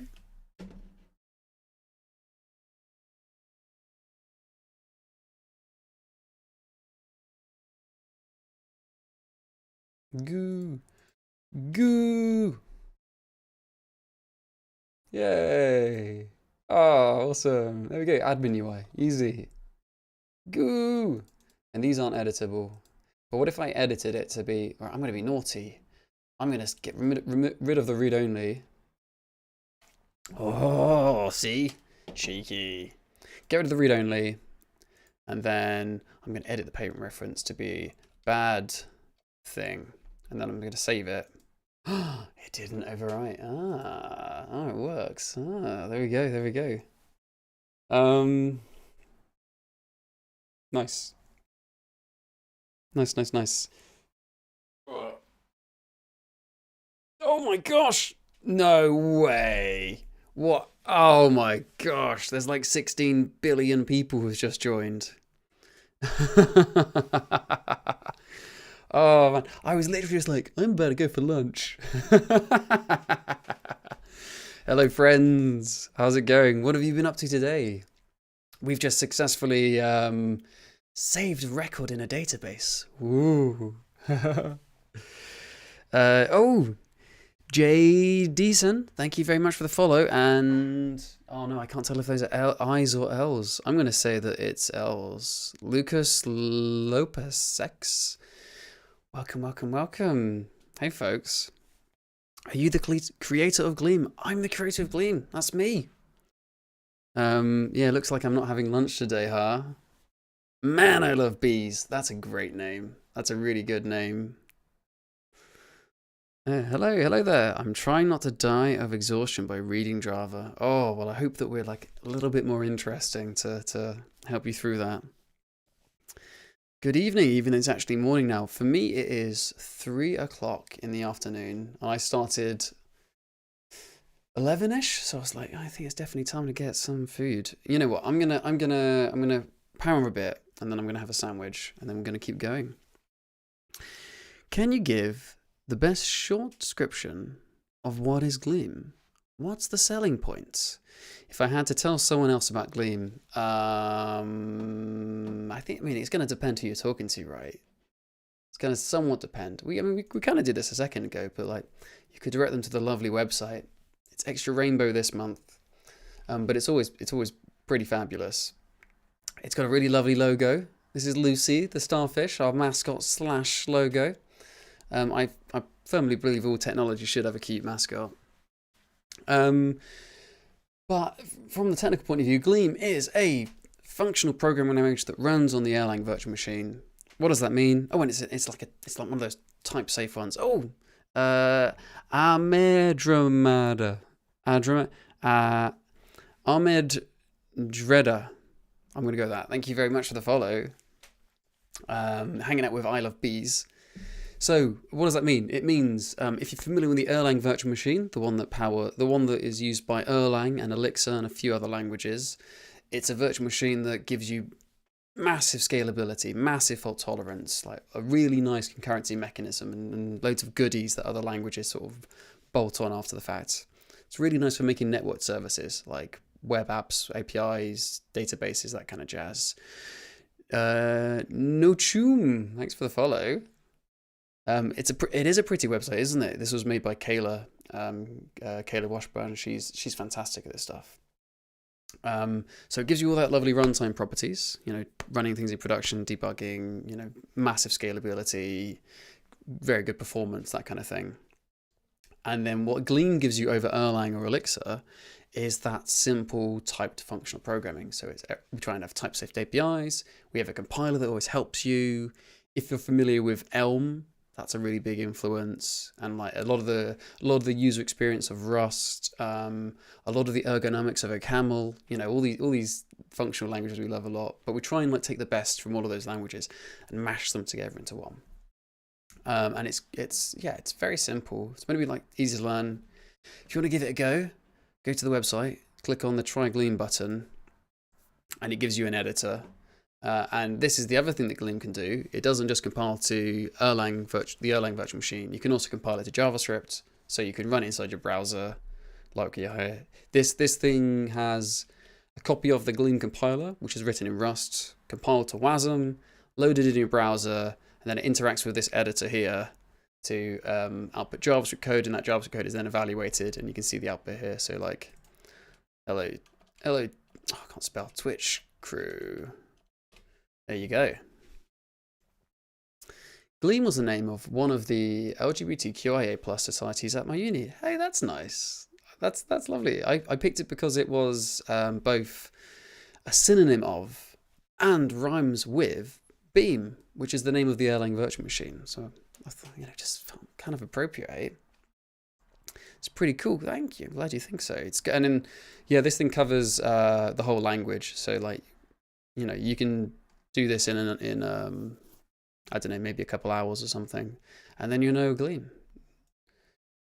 We can read it in one big long page if you prefer, and then just start making stuff. Got loads of packages you can use as well. Ooh. Gleam launched. Gleam was V1 3 months ago, something like that, and we now have 25% of all the packages, 25% as many packages as Elm has on its package manager, which I find mind-blowing. But also, because we really care about interop, you can also use all the packages that are published to Hex, that are unified package manager for Elixir or for Erlang or for any other language. That's because the Gleam build tool knows how to compile Elixir and knows how to compile Erlang. You can use it all. So if you can't find anything in the Gleam world, you can use something from the Elixir world. Are there any production use projects, not pet projects, of course? Yeah, there's a few. There's a few people using in production. This app that I've just finished working on the app for this part of the stream, so you don't get to see that. But that was used in production for an event that me and some friends run. There's a few businesses who've got it in production. It's quite an exciting time, actually. There's more and more things bubbling up. The thing we don't have is companies who have used it in production and then published information about that. That's something I really want to get. So we could, you could go to the website and then, we'd have a section that says, used by such and such, and then you can click through to case studies and they say, oh, look, we did this and we wrote this project in here, we've got this many thousand lines of code. Here's some, here's some, what do you call it?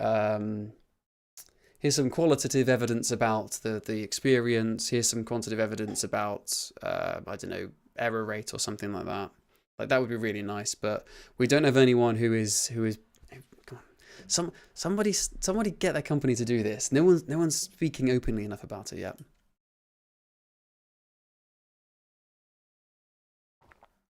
You got to get Discord to replace Elixir with it. Oh, well, speaking of Discord, we've got a Discord server. So you should totally head over to the community section and join our Discord server. It's really good.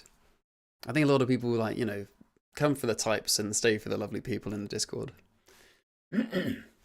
It's a super friendly, chill place. Lots of people just chatting about coffee and keyboards and all that kind of jazz, or I don't know, whatever nonsense they fancy. But yeah, today I've been working on a little silly pet project of mine. So there's a few. I don't know if you've ever used. Haven't seen that before. I don't know if you've ever. Where are you based? I'm based in London. I'm based in lovely London, West London, Camden. And next time we do a Gleam London meetup, which will be soon, I think. We'll probably do it just after Elm Camp, which is next week. Elm Camp. Where is Elm Camp? There we go. So I was thinking about going to this, but I'm not sure I can fit it in now.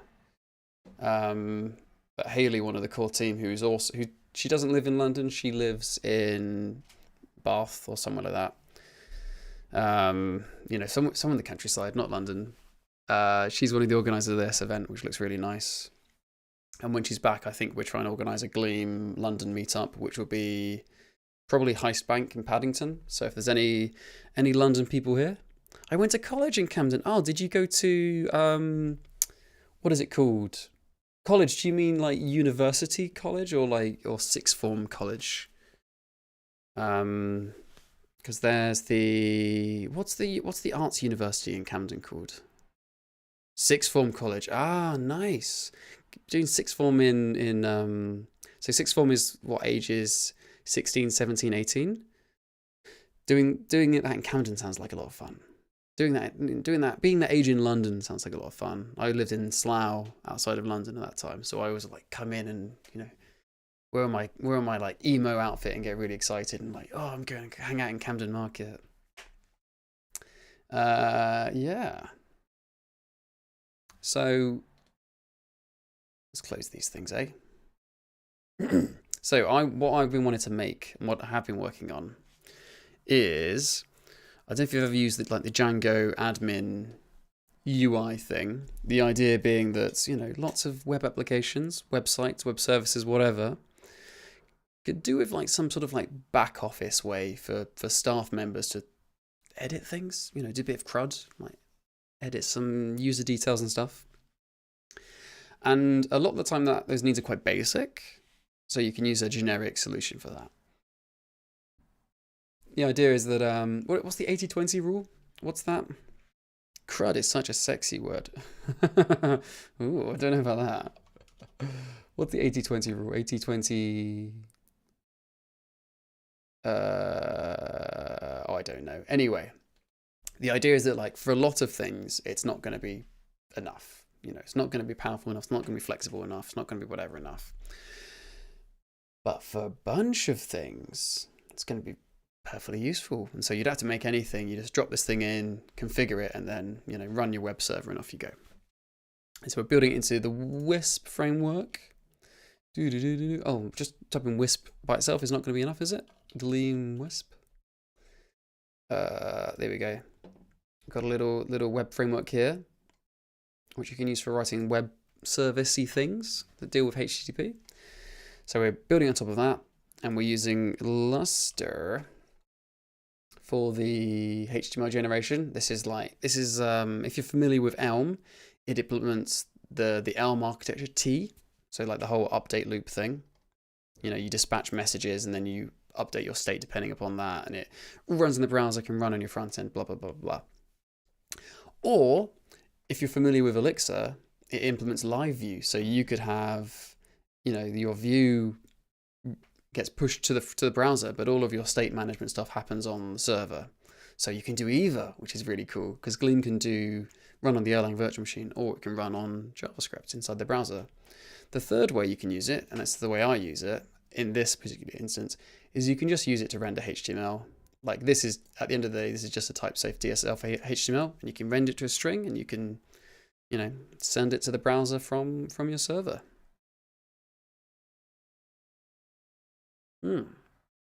Is there already OAuth implemented with 2FA? I don't know if there's an OAuth library. I know some people have been doing OAuth, but I don't know if they just like, I don't know if they published it. Oh, what's WP tables? Brand new package. What is it? I want to know. Oh my gosh. Okay, you can't see this because it's OBS isn't picking up the drop down, but there's a lot of code here. Go on, load. Oh, it's not loading. Is it crashed? Oh, here we go. Oh my gosh, this is look at the size of this. What on earth is this? This is a 19,500 line module, and this is one of, like, it doesn't fit on my 5K monitor. There's so many things. There's got to be like, oh, we can look at the source. This is how many modules there are. That's ridiculous. Oh my gosh. So what is this? WP tables? WordPress? Yeah, I thought WordPress, but it's all talking about like follower experience points, Aquirune, NPC, quest mission. On Nightly, thanks for the follow. What do you think it is, eh? Death penalty, recover cost date. Yeah, exactly. It's all a bit out there. Is he Belgium? Who's Belgium? Oh, I've just looked at YouTube chat and I've missed some things. Is Badminton going to be an SQL library for Gleam? No, it's going to be an admin console. That's what I was trying to work my way up to explain. It's going to be like an admin console for Wisp apps, and it will have an adapter for Postgres, an adapter for SQLite at the very least, I think, and then other ones will come later. I don't really know the scope of it yet. I'm just going to keep adding to it as I find things that I personally want, I think. Is the code available somewhere? It is already available on my personal mono repo. So if you go to lpil/lpil, and it's somewhere in here. Scratchpad. Gleam. Here you go, sir. So I will extract this into a real repo at some point once it's not a rough sketch, really. So, Cell Shell Seashore. Hello, welcome. Good name, good name. Is there any spyware check for packages? No, but I don't think that's true of any. Well, some people do scan package repositories and try and find spyware, but Gleam doesn't do anything particular like that. No language does that in particular. You can always just run things inside a secure environment like Dano. That would work. Hello, hello, hello. Thanks for the follow. Is he Belgian? I don't know who's Belgian. I mean, I'm not. I'm English and Irish with a French name, just for extra confusion. Still time to come to Elm Camp tomorrow. Is it actually tomorrow that it starts? Elm Camp. Is it actually tomorrow? Oh my gosh, it is tomorrow. Wow. Not sure I have. I don't know. I need to look at my calendar. It would be nice to come and see people. I'm not sure who's going other than Haley. Anyway, I've forgotten why we were here. Why was I looking at this? Irish. That's why in Camden, North London has the vibe. I feel. Yeah, I am in the traditional Irish area. You know, I didn't grow up here. I just moved here recently. Just felt kind of appropriate. Why was I looking at the packages list? Does anyone remember what I'm going to be doing? Because I don't. Oh, I can show you what I've made. Very fancy web app. So let's start by looking at some code, eh? OAuth. I was looking at OAuth. Thank you very much. Much appreciated. OAuth. Oh, here we go. Glow OAuth. 4 months old. OAuth helpers. What does the documentation say? I mean, this looks very thorough. I kind of expected it to be a bit rough and ready, but that's a good first page of documentation. Oh, that looks really good. Fantastic. That's nice. Yeah, I'm impressed. Well done. Who made this? Adam Davis. 2 thumbs up to you, my friend. Great work. In fact, where is it? Did I give it a little star? Give it a little star. Oh, I'm not logged in. Why am I not logged in? What? It's logged me out. That's annoying. Okay, well, everyone go star glow or glow off because it's glow off. Oh, I get it. Oh, I get it. I get it. It's Aussie nighttime. Gonna put myself to bed. Oh, thanks for coming by, Jez. Good to see you.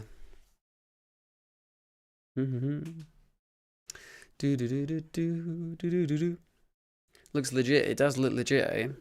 Good stuff. Anyway, let's look at some code. You know, every now and again, we do some programming on the programming stream.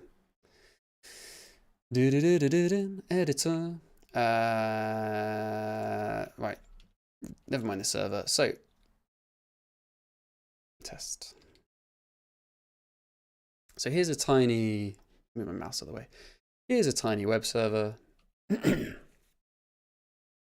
Configures the logger, makes a database pool, whoops, and then it boots the web server, cool.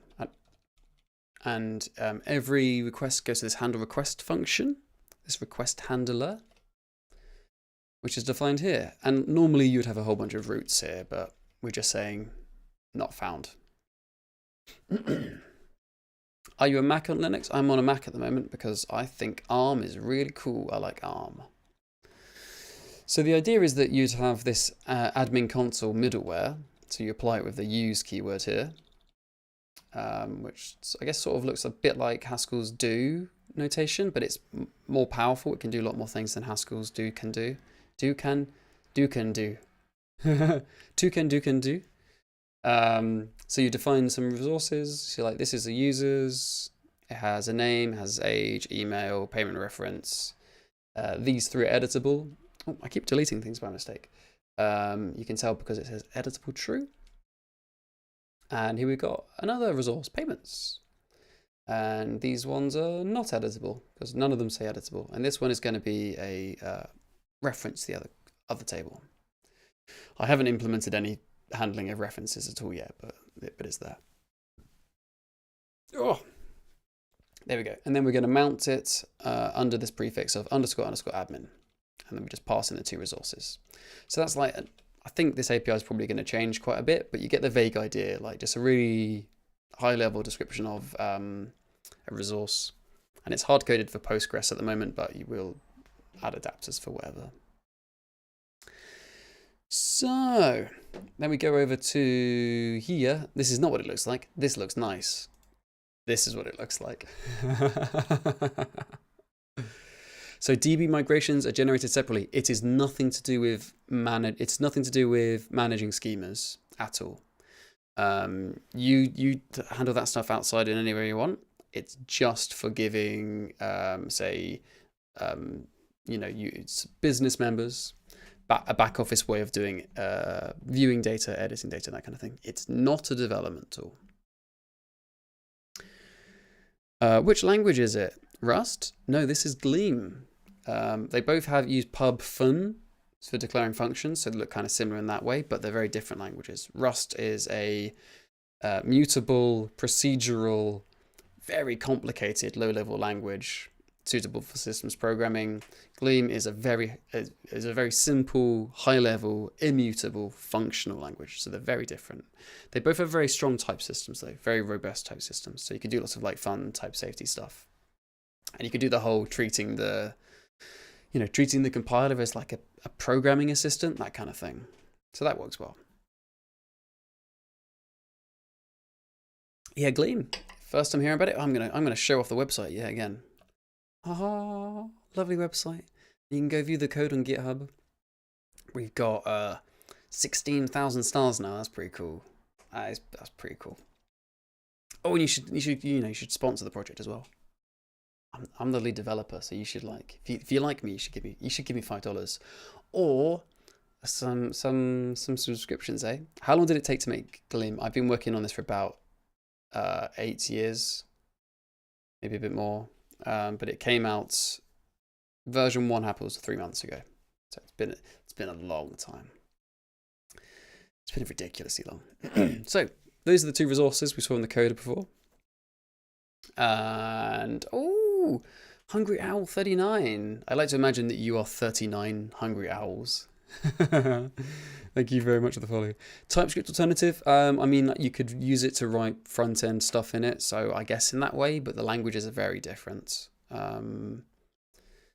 So yeah, you wouldn't get a similar experience. What's the reason for making this? It's because it's the language that I wanted to be using. I've written lots of languages. Not made. I've written code in loads of languages. I did a conference talk on this actually at FOSDEM last year, which is a really lovely conference. Oh, it's me, and I'm live.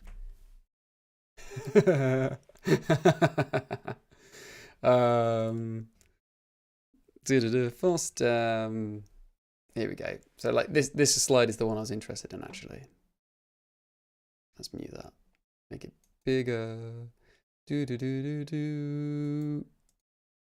Yeah, here we go. So I was writing all these different languages, and every time I was writing one of them, I was missing something from the other one. Oh, link please. Yeah, good point. Good point. Let me paste the link in the chat for you. Why isn't it pasting? It's not letting me paste without formatting. That's so weird. I can't paste in the Twitch chat. Let me refresh the page. Come on, you can do it. Load. Come on.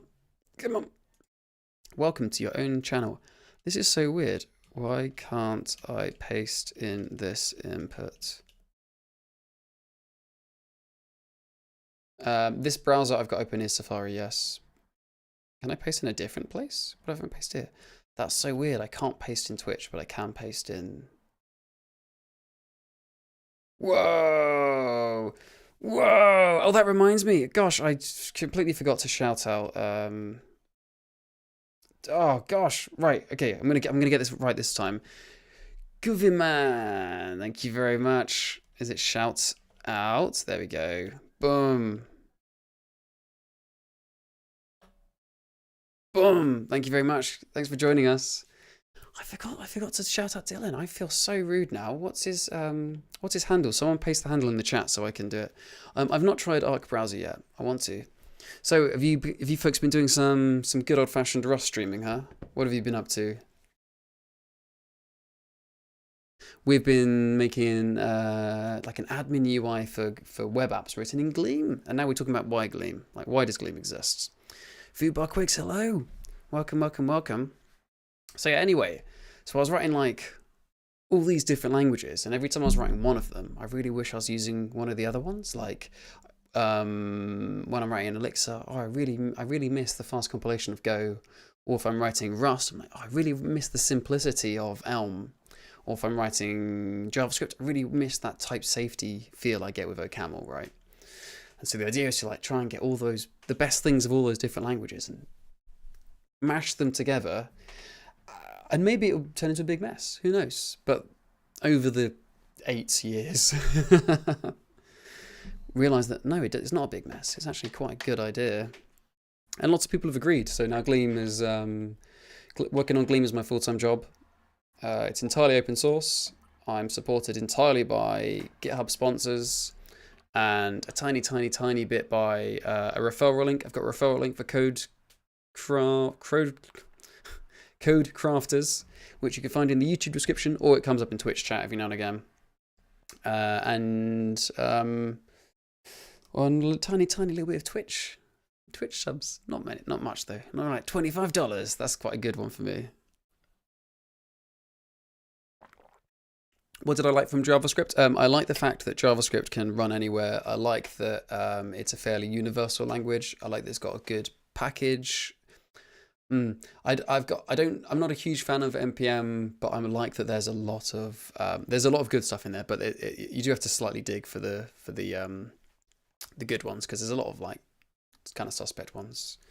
I think the syntax is quite nice. That's cool. I like that it's got a really vibrant community. That's really awesome. Oh, that's another point. Like, community building is really important. You know, I spend probably more time building community than I do writing code these days. Can I make games with Gleam? You can make games with anything. Like, don't let anyone trick you into thinking that you need some special AAA style tech stack to make games. They made games in the 90s. Games were made in the 80s with BASIC and a computer with the idea that a megabyte was a large amount of memory. You can make games of anything. Go for it. You can make games in Excel. Exactly. Just if you want to make a game, make a game. Is the Gleam language tool the best way to learn it? Yeah, that's the place I recommend starting. Just go to the website, say hello to Lucy, and then click try Gleam, and then you can start trying out Gleam and programming without installing anything. So you do that, and it covers the whole language. And then at the end it says like, here's a guide on actually using the build tool and stuff, and then you might want to install it afterwards.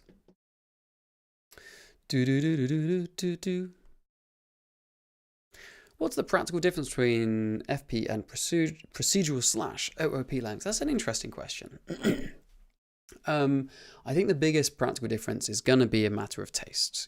You may find one or the other more productive or enjoyable or low stress. I know I certainly do. And I think if you're gonna try them out, it's important to give whichever one you're not familiar with time, because anything you try that is different is gonna feel uncomfortable first. It's gonna feel awkward. It's gonna feel difficult, because all those patterns that you've got. If you're a very competent functional programmer and you've never really written much like classical OO, it's gonna take you a while to like learn the patterns, learn how to do things. The tools that you would normally reach for aren't there anymore. So it's all going to feel a bit weird. It's all going to feel a bit strange. But then after a while, then you can, once you've got comfortable with both of them, then you can figure out what really works for you. I like functional programming because I think on the whole it's simpler. Like, functional programming is in parts a subset of object-oriented programming in a way, but then with a few things that you're more likely to do. So if you've got higher order functions, which I think every language pretty much has higher order functions now, then you can do functional programming. There's things that make it easier, like you would like to have immutable data structures built into your language. If not, you can implement them relatively easily. Some languages, such as Go, don't lend themselves very well to immutable data structures, just because the garbage collector in Go is very slow when it comes to doing lots of allocations. Not having an if statement or a for loop feels weird in Gleam, says Ed. Yeah, totally. So that's it. You know, like when you come to a language like Gleam, you're like, I don't have a for loop? Oh, that's so weird. You know, that feels odd, doesn't it? But there's not really there's not a place in Gleam for a for loop. And after you've been writing Gleam for a while, you realize that, you know, you don't miss it. And yeah, so Dan's pointing out pattern matching makes up for not having a for loop. Yeah, and then when I've been writing lots of functional stuff, and then I go and write some Go, I enjoy the fact I've got for loops, but I feel sad that I don't have any pattern matching. So that's the you know, there's always a thing. But to try and be less to talk less about, you know, vibes. There are some practical differences with functional programming and object-oriented programming. In functional programming, state is much more explicit. And I think the way that functional programming languages work is that they very strongly encourage you to move your side effects in your to the perimeter of your system, and then you have like a pure core. And I think this results in quite a nice like application architecture pressure, a pressure to make you, to nudge you, to sort of like make it so that going towards a nice architecture involves going downhill. Well, I find it's much easier to end up in a more convoluted state if you've got a language that encourages more, you know, implicit states, or having pools of states spread around your program. Well, the trade-off there is that having state be implicit might mean that it is more concise in some ways. Also, you know, some things are easier to...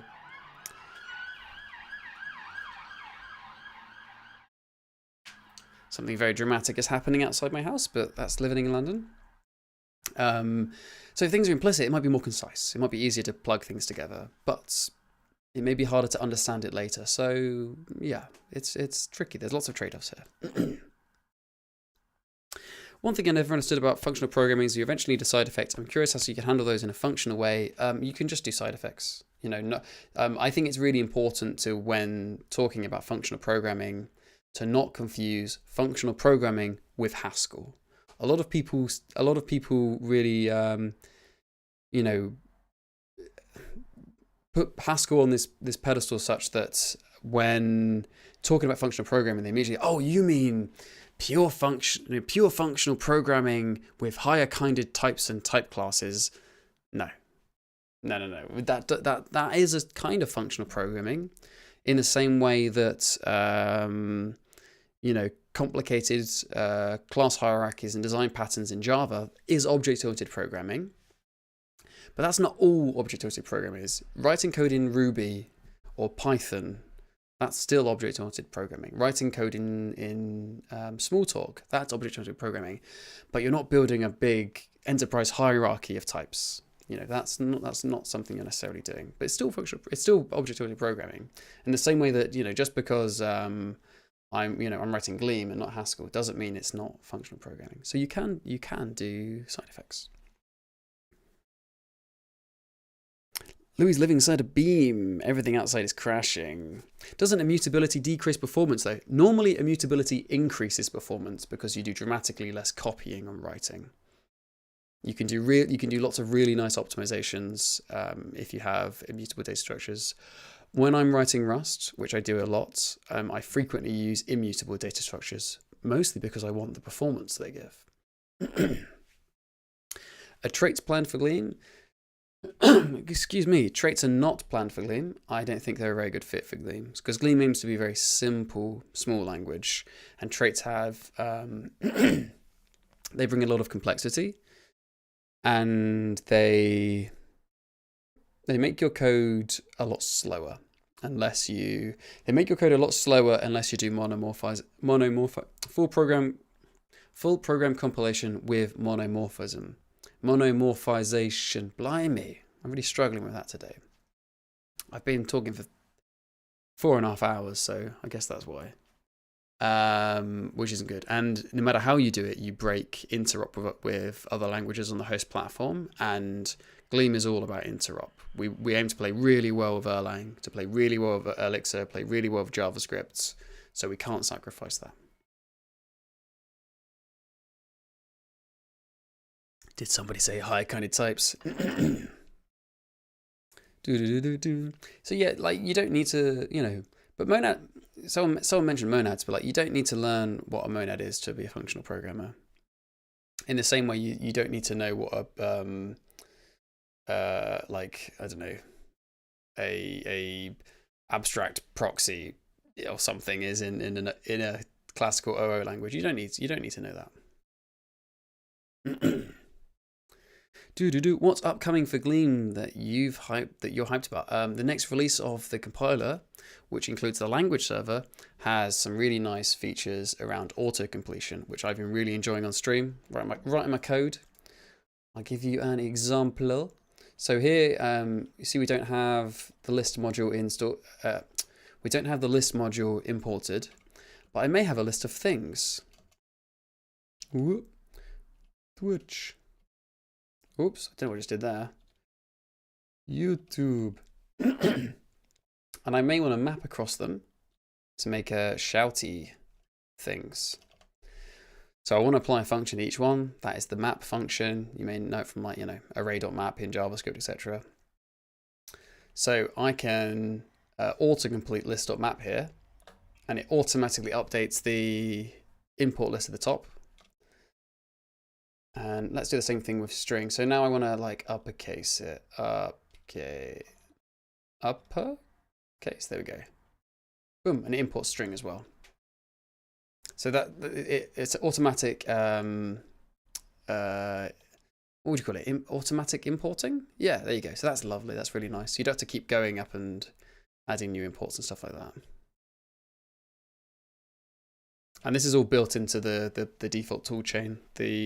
Unlike most languages, the language server is a first-party thing. It's not a community project.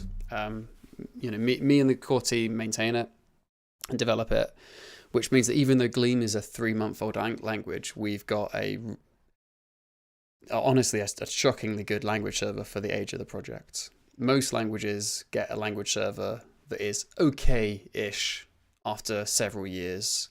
I mean, Elixir is like coming up to 10 years now, I think. And they have 4 language server projects, and everyone's sort of like, which one is the one to go with? Elm's got a language server, but it's very unstable. Are there interfaces in Gleam? No, there are no interfaces in Gleam.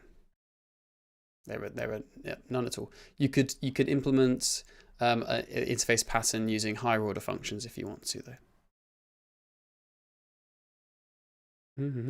So yeah, it's all built in. You don't need to install anything. You just install Gleam, and then you have Gleam comes with a compiler, a build tool, a package manager, a language server, a code formatter, documentation generator. Oh, thanks.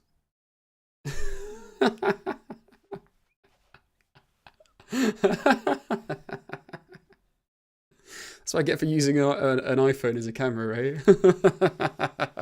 How did I do that? Yeah. Whoa. How much CPU has been wasted just like running an ML model on the video stream to see if that's going to happen? The heart gesture. How do I do the heart gesture? Do I do that? Is that it? How do you do it? Do I do that? How do you do the heart gesture? Come on, pick 9117. Don't be holding out on me. How do I do it? I thought you did it. Did I? Is that it? Is anything happening? No? How do you... Oh, I don't know. Come on, computer, do something. Do it. No idea. Oh, it's the gloves, isn't it? It's the gloves.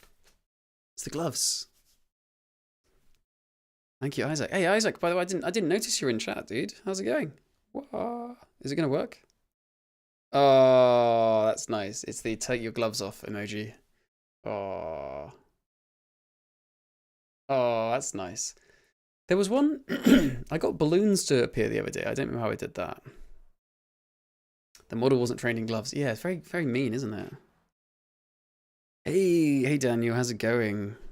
I was going for lunch like forever ago, and I'm still here. Doing good, lurking most of the time. You gotta shout out. Gotta shout out, my friend. What other cool stuff is coming in Gleam? I can't remember now. All the language server stuff is what feels the best, you know. Reactions can be disabled in the control center. I'm not even sure where the control center is. Is it the laptop or is it my iPhone? They're both Apple devices, so. Oh well, I like forgetting about it and then just being surprised by doing this, and then like a thing pops up. I've been learning. Hey Ed, hey. Edgar Vev, 86. I've been learning Gleam coming from F sharp, and I cannot stress how important it is to have language with a small set of features that play nicely with each other. Yeah, exactly. So that's the whole thing about Gleam. There aren't many things to it. Everything there is slots together really well and is really well considered. Like we've got a feature called use that we really like, and it's a way of making callback code a bit easier to work with. And it only works because we don't have some other features. So it's an amazing feature, but if we had early returns with a return keyword, the whole thing would fall apart. Or if we had like throw and try catch sort of thing, it would fall apart. Or if we had for loops, it would fall apart. You know, it's interesting how having this really small, concise area results in things that wouldn't be otherwise possible. Oh, and oh my gosh, what's going on? Nigel with Rose followed me. Seafoam Diamond 67 has followed me. And oh gosh, how am I going to do this one? I'm going to go for Pam UK Loudon, which I'm pretty sure is not what it is, but like it looks a little bit like London, you know. Thank you very much for the follow. Welcome. Thank Lord for no on-call exceptions in Gleam. Oh yeah, and that's the other thing. We don't use exceptions for flow control. Like you can panic, but that's meant to be a fatal, unrecoverable error is the idea. You seem to be really focused on web right now, assuming that's the priority. Yeah, because that's where most of the business is. You know, that's what businesses want generally. Will command line tooling be a focus in the future? That was really a thing, and I just can't find the library. Depends what you want. Depends what you want from a command line. I would love to have a world-class command line experience, but it's just not the priority right now. There is an API we're waiting for. There's an API we're waiting for the Erlang maintainers to add to the virtual machine that will give us more control of a standard input. Once we've got more standard input, we can start doing some really cool stuff like I can't remember if there is a demo for it or not. Language. I'm not actually sure it actually got uploaded anywhere. Okay, let's just look at the Go one. Go, what's it called? Oh, I can't remember it. Bubble tea. So Bubble tea is a really lovely library for making command line interfaces. So here we go. Ooh, look at that. Isn't that nice? Ooh. It is based off of the Elm architecture. And that's a very and the Elm architecture is based off of Erlang's OTP, which is an actor framework. Well, Gleam is based off of Elm and Erlang, so those patterns really, are very core to Gleam, and you can port this pretty much directly into Gleam, which we've had one person. I think 2 people have done it actually already, but there's just one API we're missing from Erlang to give us the full level of control that we want. Once we've got that, we can, I think the hype will start again on command line Gleam. So I really want to be able to do this kind of stuff in Gleam.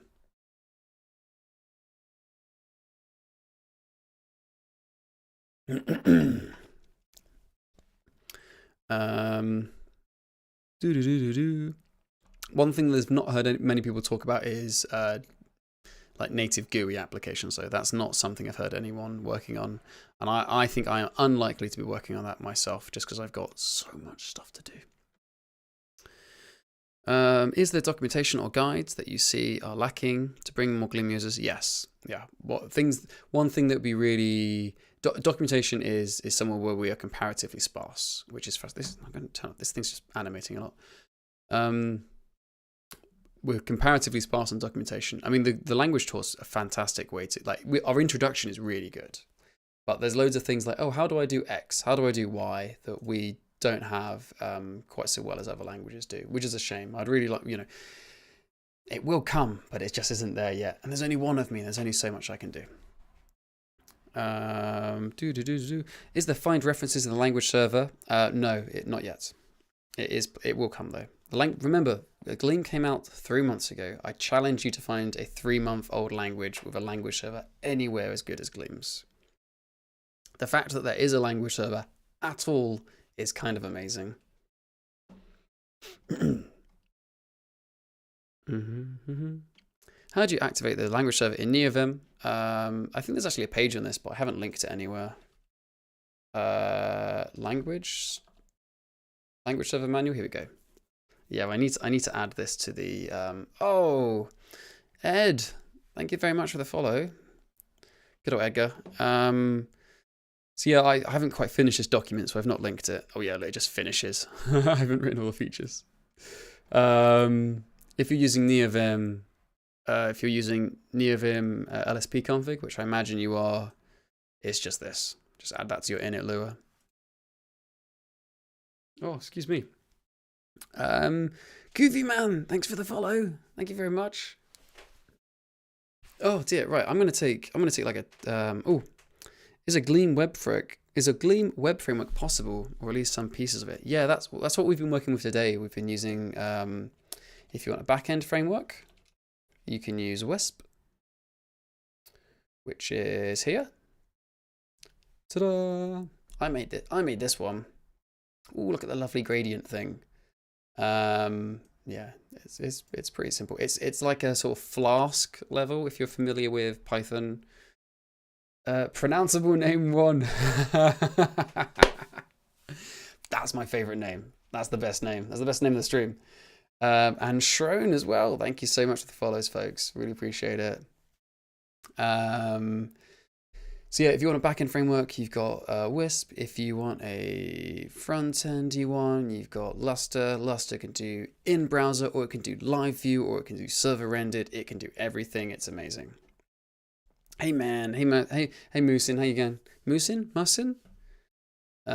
Good to have you. So we've got a bunch of frameworks. I'm gonna take a 2-minute break, maybe a 3-minute break. Possibly if I lose track of time, a 4-minute break, because I said I was going to go to lunch, and then you lot showed up. Oh, Grillo! Welcome. I'm gonna have the world's fastest sandwich, and then we're gonna keep doing a bit more. Am I being rendered by Lustre? Oh, I'm not. I don't think. I like to think I'm real, but it's possible I'm fake. I could be a deep fake. Who knows, eh? Oh, thank you for the follow, dude. Much appreciated. Yeah, so sandwich break, and then gosh, I'm gonna keep going. I think this is my longest stream so far. Oh, okay. all right. Where's the break button? Do. I'm gonna be ambitious. I'm gonna say 4-minute break. Press the button. And you subscribed. Oh no. Okay, never mind the break. You subscribe Prime, thank you so much. Much appreciated, dude. I love you. I'm gonna be back in a minute. I'm gonna be back. Back. Press the button.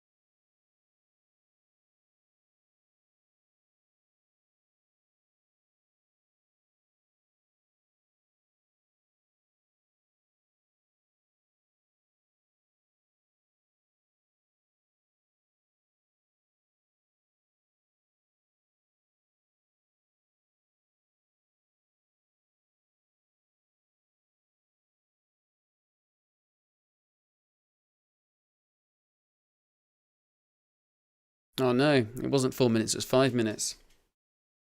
How dreadful. And I didn't even manage to eat it. I've got like a sandwich. It's not even a sandwich. It's just bread with peanut butter on it. It's gonna like make it really hard to talk. I've made a series of mistakes. Oh no, oh no. Oh well. My cat hasn't been annoying us yet. That's quite surprising. I've also got a bean salad. I'm a big fan of bean salads.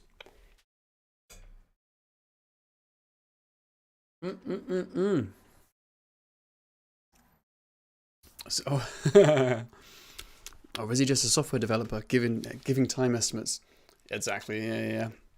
This is a large T-shirt size lunch, I think.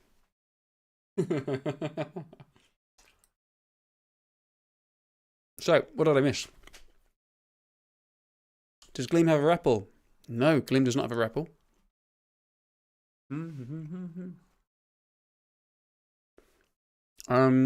So now you got me looking at Gleam. Is import Gleam /string as string considered bad practice? No, but it is redundant because not only is it redundant, but the tooling will fix that for you. Look, if you say import Gleam string as string, if I save this, it removes the as string because that is the default name in that case. Are you going to include a cheat sheet for JavaScript / TypeScript devs similar to the Python, Rust, etc.? I think there's an open pull request for that one. I'm not sure what the status is. I've got like way too many GitHub notifications and I'm struggling to keep on top of everything. Let's have a look. Gleam website pulls. JavaScript cheat sheet. Oh, that's very old. Wait, what? No one ever commented on it? Huh, did it? How did this get missed? Oh, gosh. What happened? Oh, I feel really bad. There's an entire pull request I had no idea existed. There's a TypeScript one here. Oh, gosh. Oh, that's rubbish. I feel really bad about that. Gosh, that's been open since last year. Okay, so it looks like this was updated last week. Well, I was on holiday last week, so I've not seen it since. So maybe it's good. Maybe it's ready. I don't know. I feel really bad about the JavaScript one though.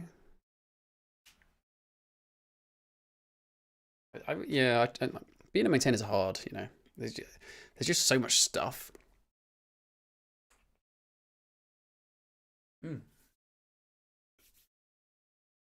I mean, I think we do a pretty alright job at keeping on top of everything.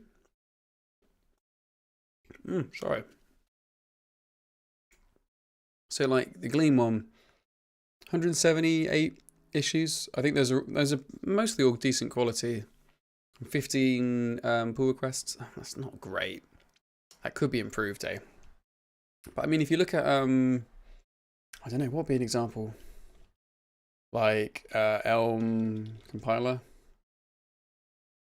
Oh, that's much lower than I thought it was going to be. It's much lower than I thought it was going to be. Weird. Okay, I don't know. What other languages got? Closure's like pretty much done. I like how like stable Closure is. Like they just do just little updates as it needs to be done, but there's like no more features or anything.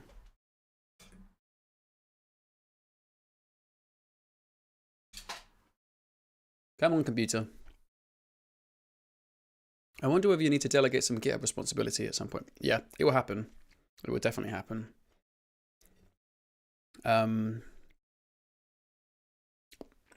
Right. The language Gleam cannot stop with me. You know, it needs to be much longer and bigger than I am. Do I do Gleek code? No, I don't do Gleek code because I personally think it's a bit of a waste of time. Why would you do that when you could make something? Isn't making something half the point? I don't know. I guess it comes down to what you're interested in. Why is this taking so long?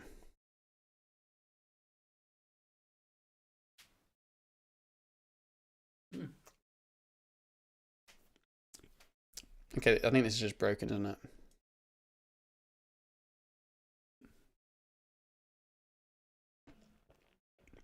But yeah, just like tiny little bit, just little fixing things here and there. It's quite nice, eh? What other languages are there? Like, what's it called? Rescript?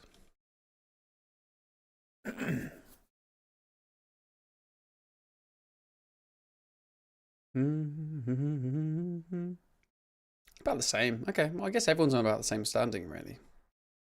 The one that is amazing, like the people who do absolutely an incredible job of getting through the issues is it Elixir Lang? Look at that, 20 issues, 3 pull requests. So good. So good. So good.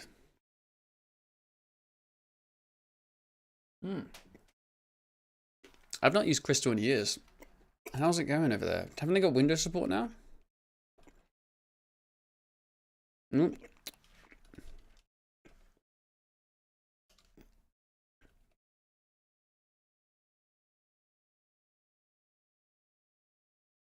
Oh dear, 16K. So that stresses me out, man.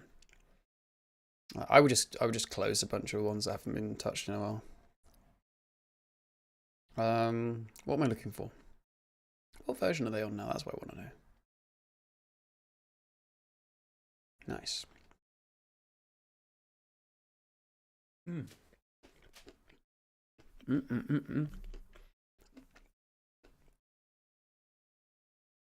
I think Crystal's at a point where oh no, but they never really did any caching, did they? I can't remember.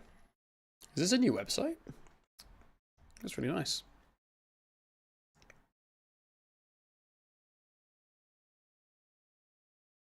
Nice.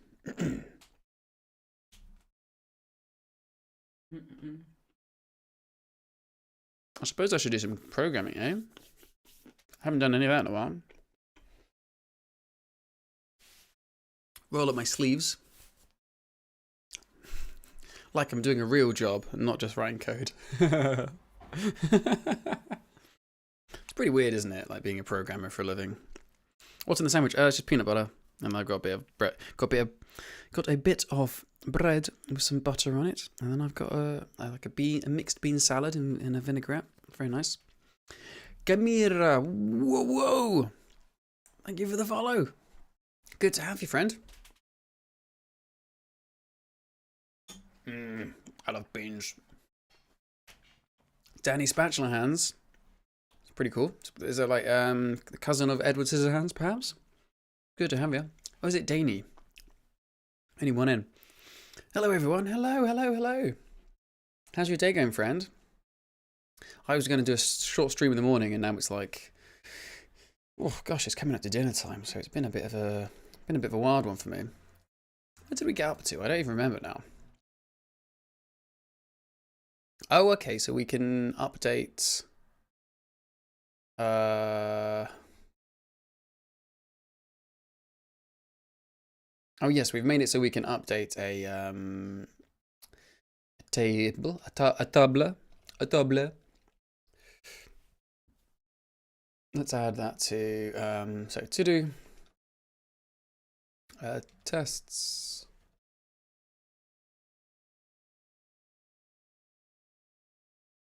How do I do this? Tests for index, test no, it's test for home, test for list resource, test for this rows, test for whoops, I'm pressing all the wrong buttons today. Test for resource, show 1, test for resource, update 1. Do we want to have a delete?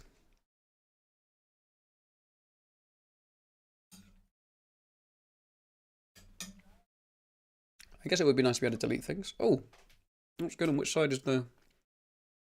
Oh no, there's sunlight falling on my green screen. Hold on.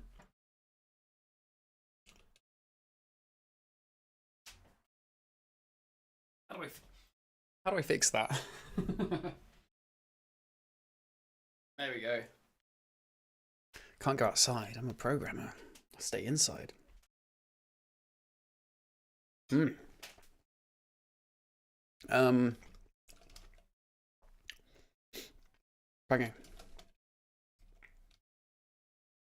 So updating of resources. Should we do delete?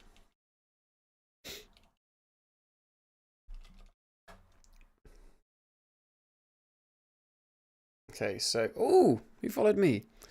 Steppy USZ. Steppyuse. Thank you very much for the follow, my friend. I did a lot of macros in Crystal trying to do a basic ORM. You can do crazy stuff with the macro system. Yeah, Crystal's macros are like particularly interesting. They're quite different to most of the ones I've seen elsewhere. Deletable.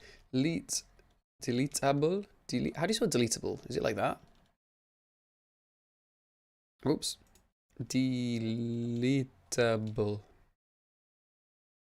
think so. Yes. The dictionary says yes. Cool. Okay, so we've got an error here saying that this one isn't deletable. Does that compile?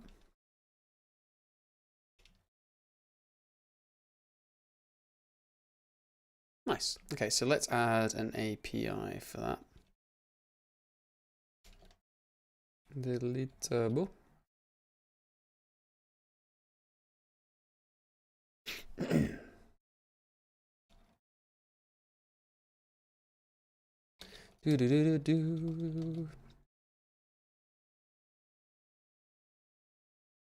Oh, Harish. How's it going, friends? Thanks for the follow.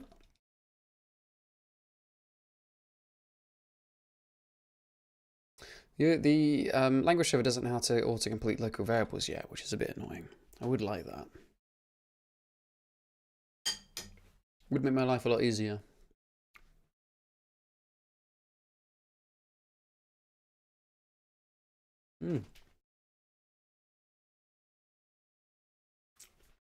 Very good. This Mac is really... I've had this Mac on for way too long, and it's all sort of... Things have started to get a bit quirky. It keeps popping up with the like the PDF name autofilling thing for no obvious reason. Maybe if I close preview, that will do it. So, what do I want to do? I want to say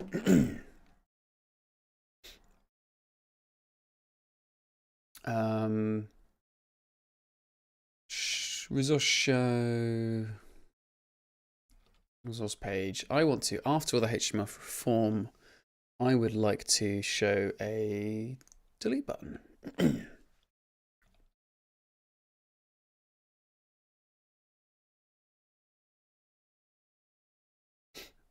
I don't remember how you do.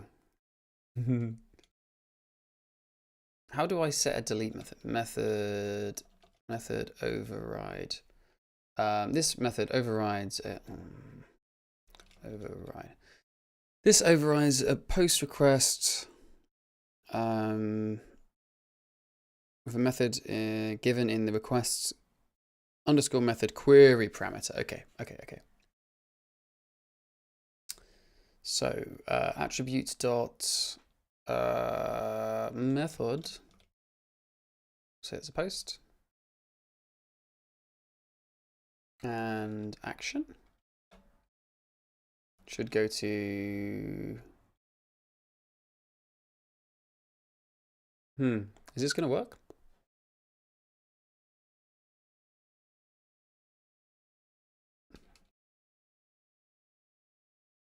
I have a feeling that's not going to work. Like, well, we'll find out, won't we? Eh?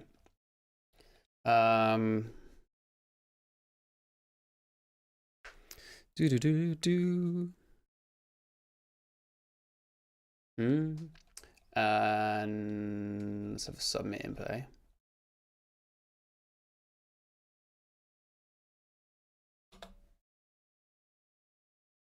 Like you kind of want confirmation, perhaps Is this Lustre? Yeah, this bit is Lustre here. I'm using it just as for server rendered HTML, which is, you know, like using a, I don't know, like a chainsaw to make a sandwich, but it works. It's good stuff, actually. So let's just go and see what that looks like. Close all these million tabs I've got open, eh? Oh, look at that high quality user interface. So users, oh, look, that doesn't work. Look, why has it done that? Let's fix that, shall we?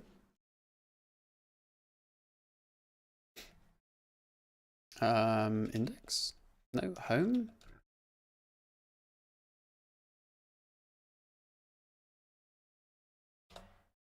There we go. Oh, I'm in a kebab case, the storage name. So this is wrong anyway.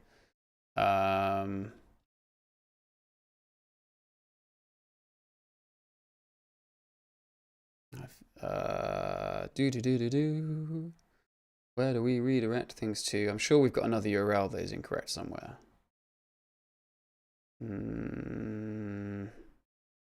No, I guess I've not. Huh.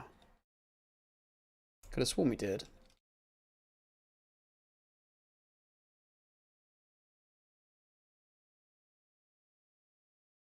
Oh no, we removed it because it was on the update one, but it's not there anymore. Okay. That's from the server again. Hello, is Gleam as a good introductory programming language? I would say yes and no. The language itself is an excellent first programming language. The problem is because it's very young. There's not much. There's not many resources on it yet. Gosh, this UI is too big.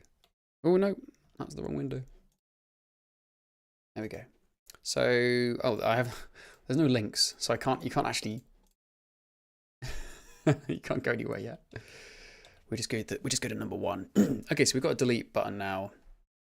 Where does this go if I press it? We are currently on admin users 1, delete. It goes to admin users 1 ? Delete. Why did it crash though? Oh, it's because the I know why. It's because to do this. Handle the case where parsing fails due to bad import. Oh, yeah, okay, that's fair. But also, if you look at our little test server, oh, this is the wrong test file. This one, we never actually set the middleware overrides. The method override middleware, which we definitely do want.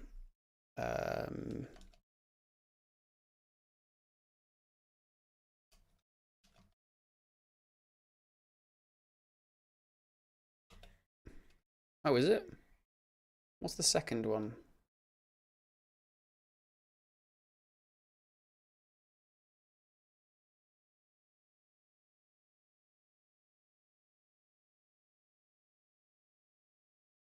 Oh, because it's not a middleware. It's just a function that converts it. Okay.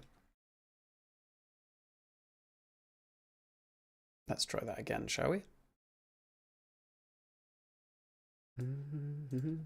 Refresh that. Where are we? We're on this page. Hit delete. Pop. Cool. Okay, so that does, I believe, go to where we want it to go, and it returns a method not allowed. Boom. That is what we want.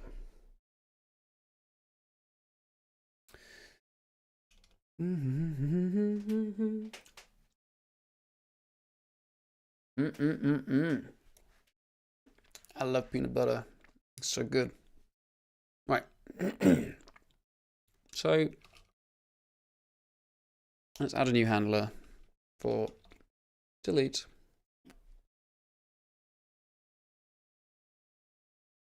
I don't think we need that. We don't need the request.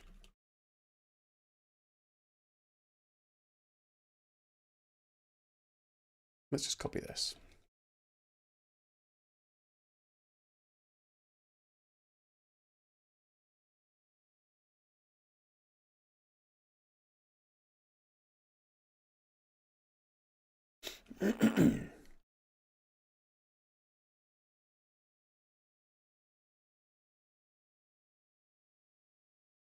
What do we got now? So we've got the idea of the context. We need some SQL for deleting. Let's do that. For deleting a resource with a given ID. Table columns, deleting columns. Database. Delete from. Oh, Fubar Quicks followed me. Thank you very much. Oh, I've also missed Young Luke Goblin. When did you follow me? Ha, I'm terribly sorry, friends. I totally missed that. Good name, by the way. It makes me think of Diablo 2. Loved that game as a kid.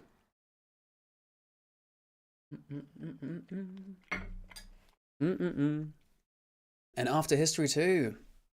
Thanks, folks. Thanks for joining, eh? So this is a delete query. It feels a bit pointless actually doing it using string join at this point. Oh well. Cool. So let's write a test for that as well.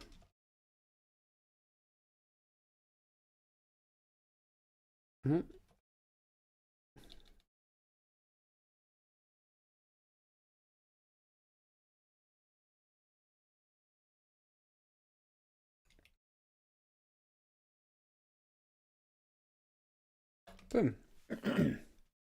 Let's see if that works, eh? Oh.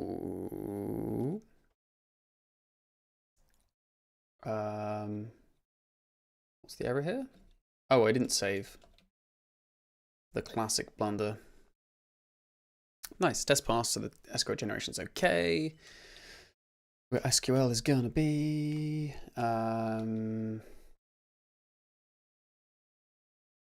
SQL deletes. Where is it? Delete query resource dot storage name. And then what do we want? We want we'll assert because we assume that the database connection is always fine. And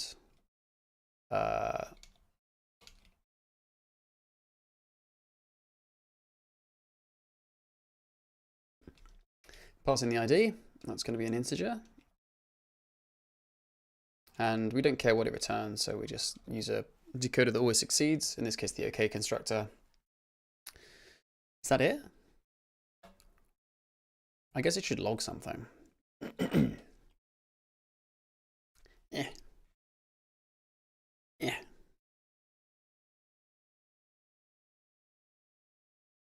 Nice, no warnings. And let's go back to here. I don't want to delete Captain Gogo though. I like Captain Gogo. I'll do a new person who I will be okay deleting. Don't you dare. Captain Gogo right in the place. Okay. Insert. Who are we going to insert? I'll delete. I'm happy to delete myself. How old am I? 33.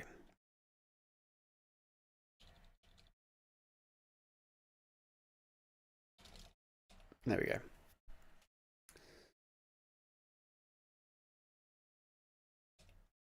So I'm number 5. Nice.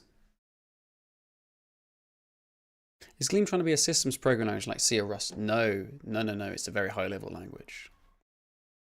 It's not suitable for writing kernels and stuff in. Not at all.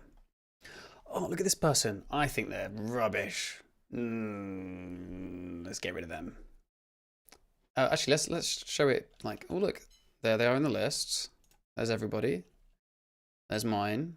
I'm gonna edit my email. Actually, it's just 2 L's. Did it work? Yeah, I think it worked. Excellent. And now I'm gonna delete it. Oh.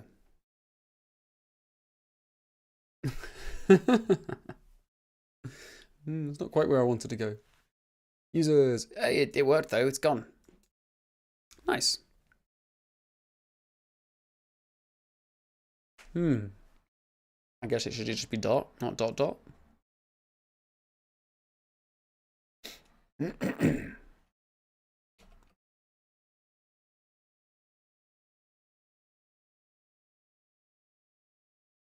Number 6. Okie dokie.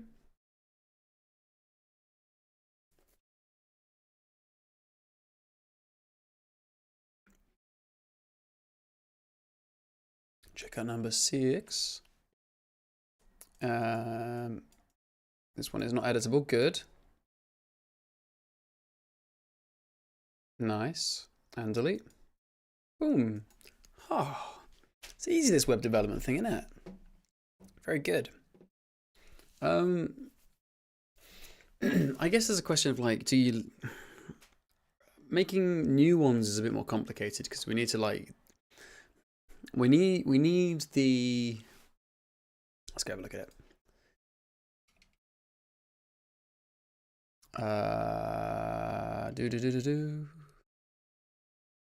It's my test. This description of the different resources, it needs to say in some fashion what ones you need to supply at the start, something like that.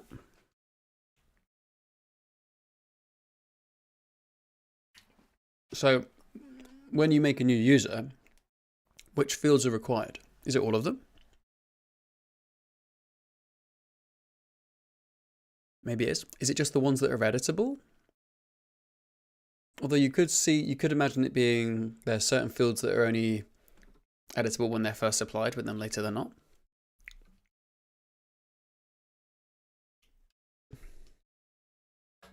Yeah, I don't know.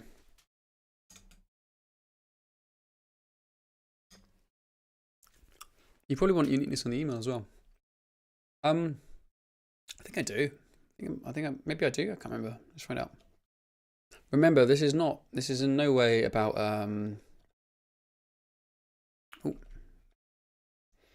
this is in no way about managing schemas. You know, this does not do database migrations or anything like that. This is just you saying there exists some data store, and here's a definition of things that I want to be able to manipulate from it.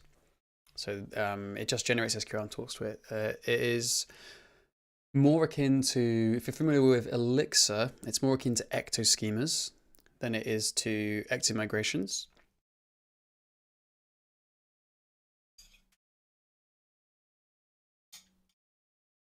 It's not like Django where they're all mixed together. Oh, but I've not done unique on email. I've done unique on payment reference. So maybe we want one of those as well. Oh my gosh, really? Right, I'm gonna have to warm up to this one.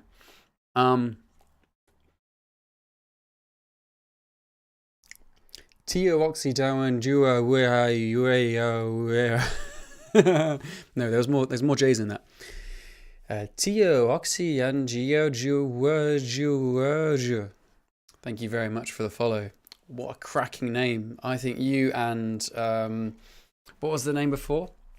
Pronounceable name 1. You two should hang out.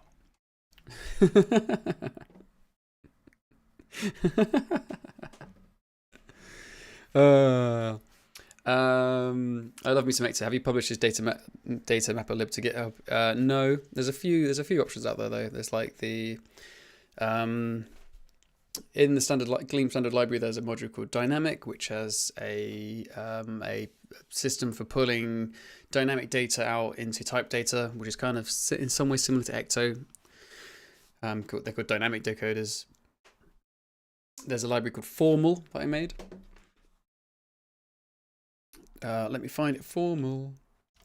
Clean. This isn't going to work, is it? Oh yeah, go to Awesome Gleam. We'll find them in here.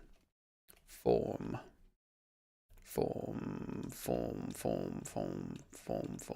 There we go. See, this is another thing where you like describe data and then it gets pulled out of a HTML form. That'll work for you.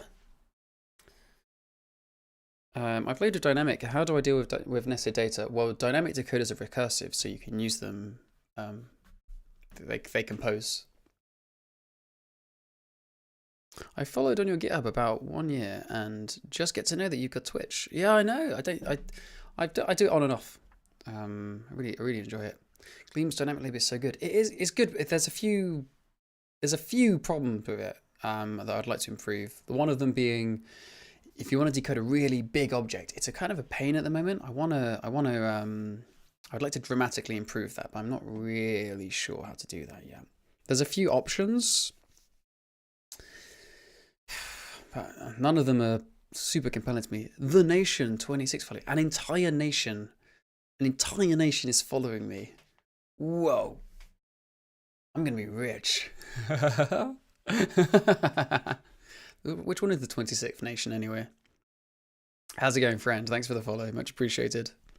So this is another one. I will publish this one I'm making at some point, but at the moment, because it's just like a bit of a sketch, I'm kind of exploring a little bit. I put it in my personal mono repo under, where is it? Can't find it. Where is it? Scratchpad. Gleam. Here we go. Badminton. There you go. So if you want to play around with it, you can come in here and fork it, I suppose. I want someone to write me a user interface for it, like a nice. Someone add Tailwind to it and do all that nice stuff. I don't know. I'm gonna put it off for as long as possible. I'm not sure how much more there is to do really before it I know it looks dreadful and needs navigation, but this is actually usable now. Like for super basic applications. For super basic applications, this is actually enough to do things. Where would I link it? Maybe the ID should be. Do we show IDs? It's probably a bit. No, probably don't want to show IDs, do you?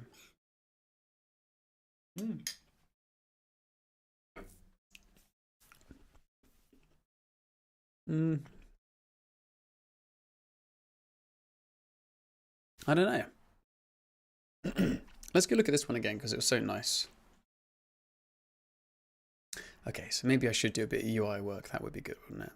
I like that they've got more. I like that they've got more, like they've support. Oh, this is clever. Oh, the references. We could implement references. Should we try and do that? That could be fun because we've got over here. We've got payments. Oh.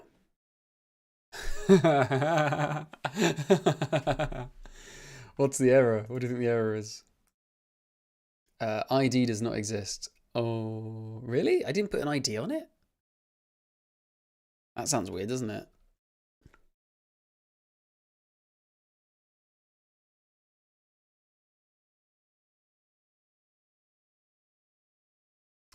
Oh, I called it transaction ID.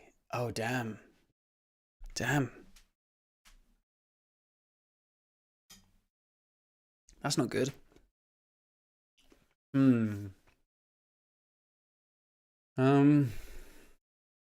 I guess I need to teach the DSL how to be able to specify what the primary key is going to be. And it's text as well. It's not even an integer anymore. It's text. That's interesting. Damn. Oh, now I need to like make it sortable by different. Oh wow. Okay. There's just like a well of complexity just like opening up in front of me. Damn. Maybe I'll just change it to ID. What do you think? I think I'm going to change it to ID. How do you do that? Update. No, wait. Alter table. Alter table. Table. Bémol. Alter table bémol. I can't remember what the next word is. What is it? Rename. Rename transaction ID to ID. Easy. Easy, easy, easy.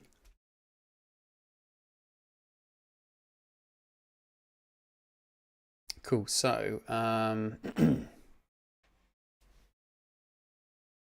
how's this going to work? Because this is a foreign key that I think you can insert ones that don't. Okay, let's have a look. Select star. Whoops, that's not star. Star from users. Okay, so let's insert insert into payments. What was it, values? What do we want? Amount, reference.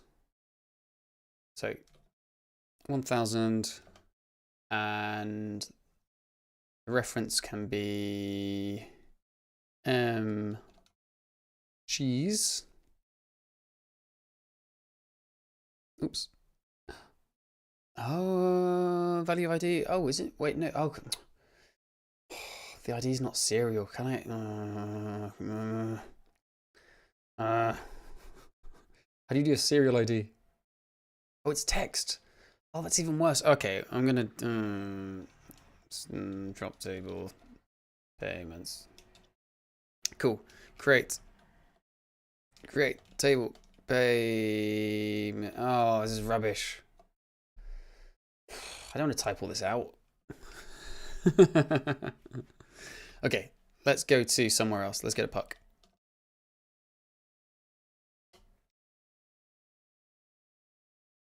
There we go.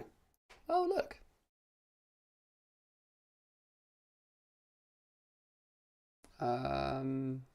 This is the wrong database type.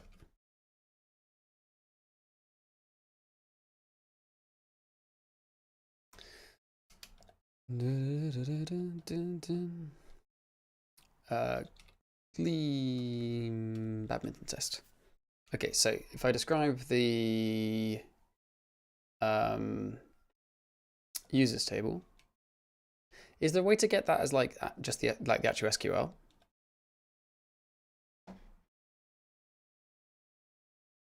Print SQL.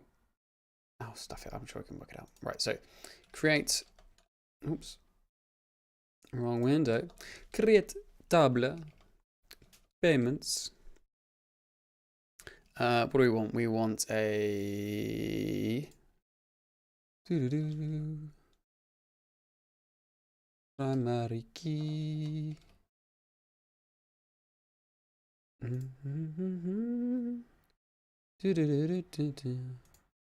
So we want ID, serial, primary key. Then we want what else? We want amount, integer, not null, and refer. Oh, excuse me.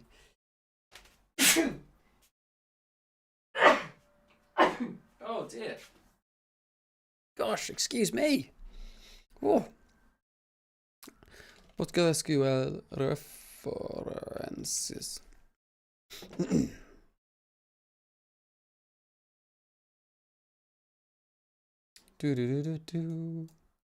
So, I can't remember what we want. Reference. That's like a reference code. Oh, it's like behind me as well. There we go. Reference. That's going to be text, not null. References. Users. Payments. Reference. Is that right? Oh. I honestly wasn't expecting that to work. Someone sitting next to me just sneezed and said, "Excuse me," at exactly the same time. Glitch in the matrix. Are you in my room?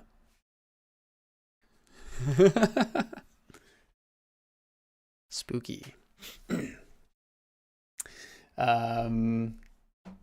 Wow, I'm amazed that worked. I was not expecting that to work. Is it right? I think it might be right. Who knows? I've forgotten what the actual original goal was now. Oh yeah, because I wanted to see like if I could. I wanted to demonstrate something. So here's my users. I can insert into payments. A payment for cheese. Nice. But what if I insert one for like some unknown? Does that work? Oh, it violates the foreign key. Okay. That's fine. But like, what if there was no, what if there was no, what if it was optional, right? So how do I drop a alter table what did I call it? Payments.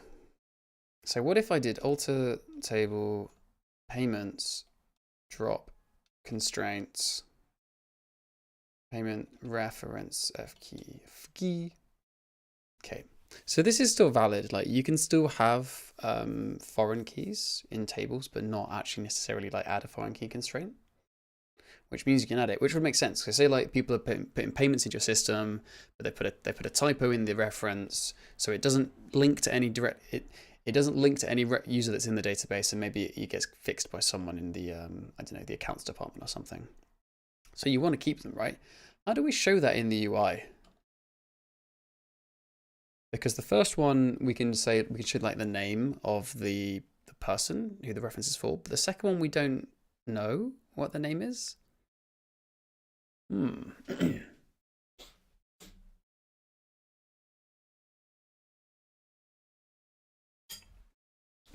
Yeah, I don't know.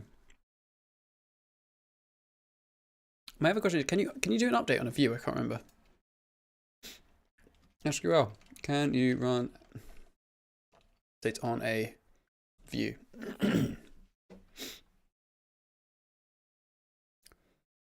Modify data for view. Actually, PostgreSQL update data through view.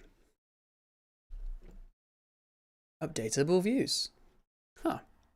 Is that a thing?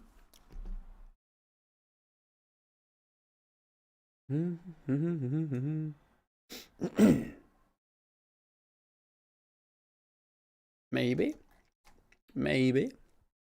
I wish I was really good at SQL. Like, I think it'd be such an amazing skill to have, but just been doing compilers for ages instead.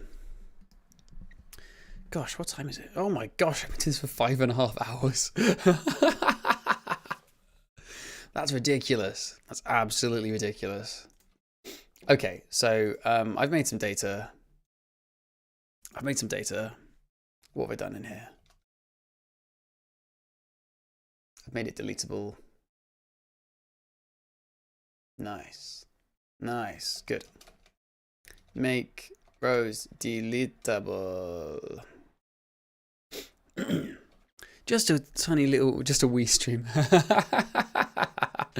You're right. That does sound wrong. That doesn't sound correct at all. Oh, very good. Okay, yeah, you're right. It's been 5.5 hours. I think I may have run out of juice.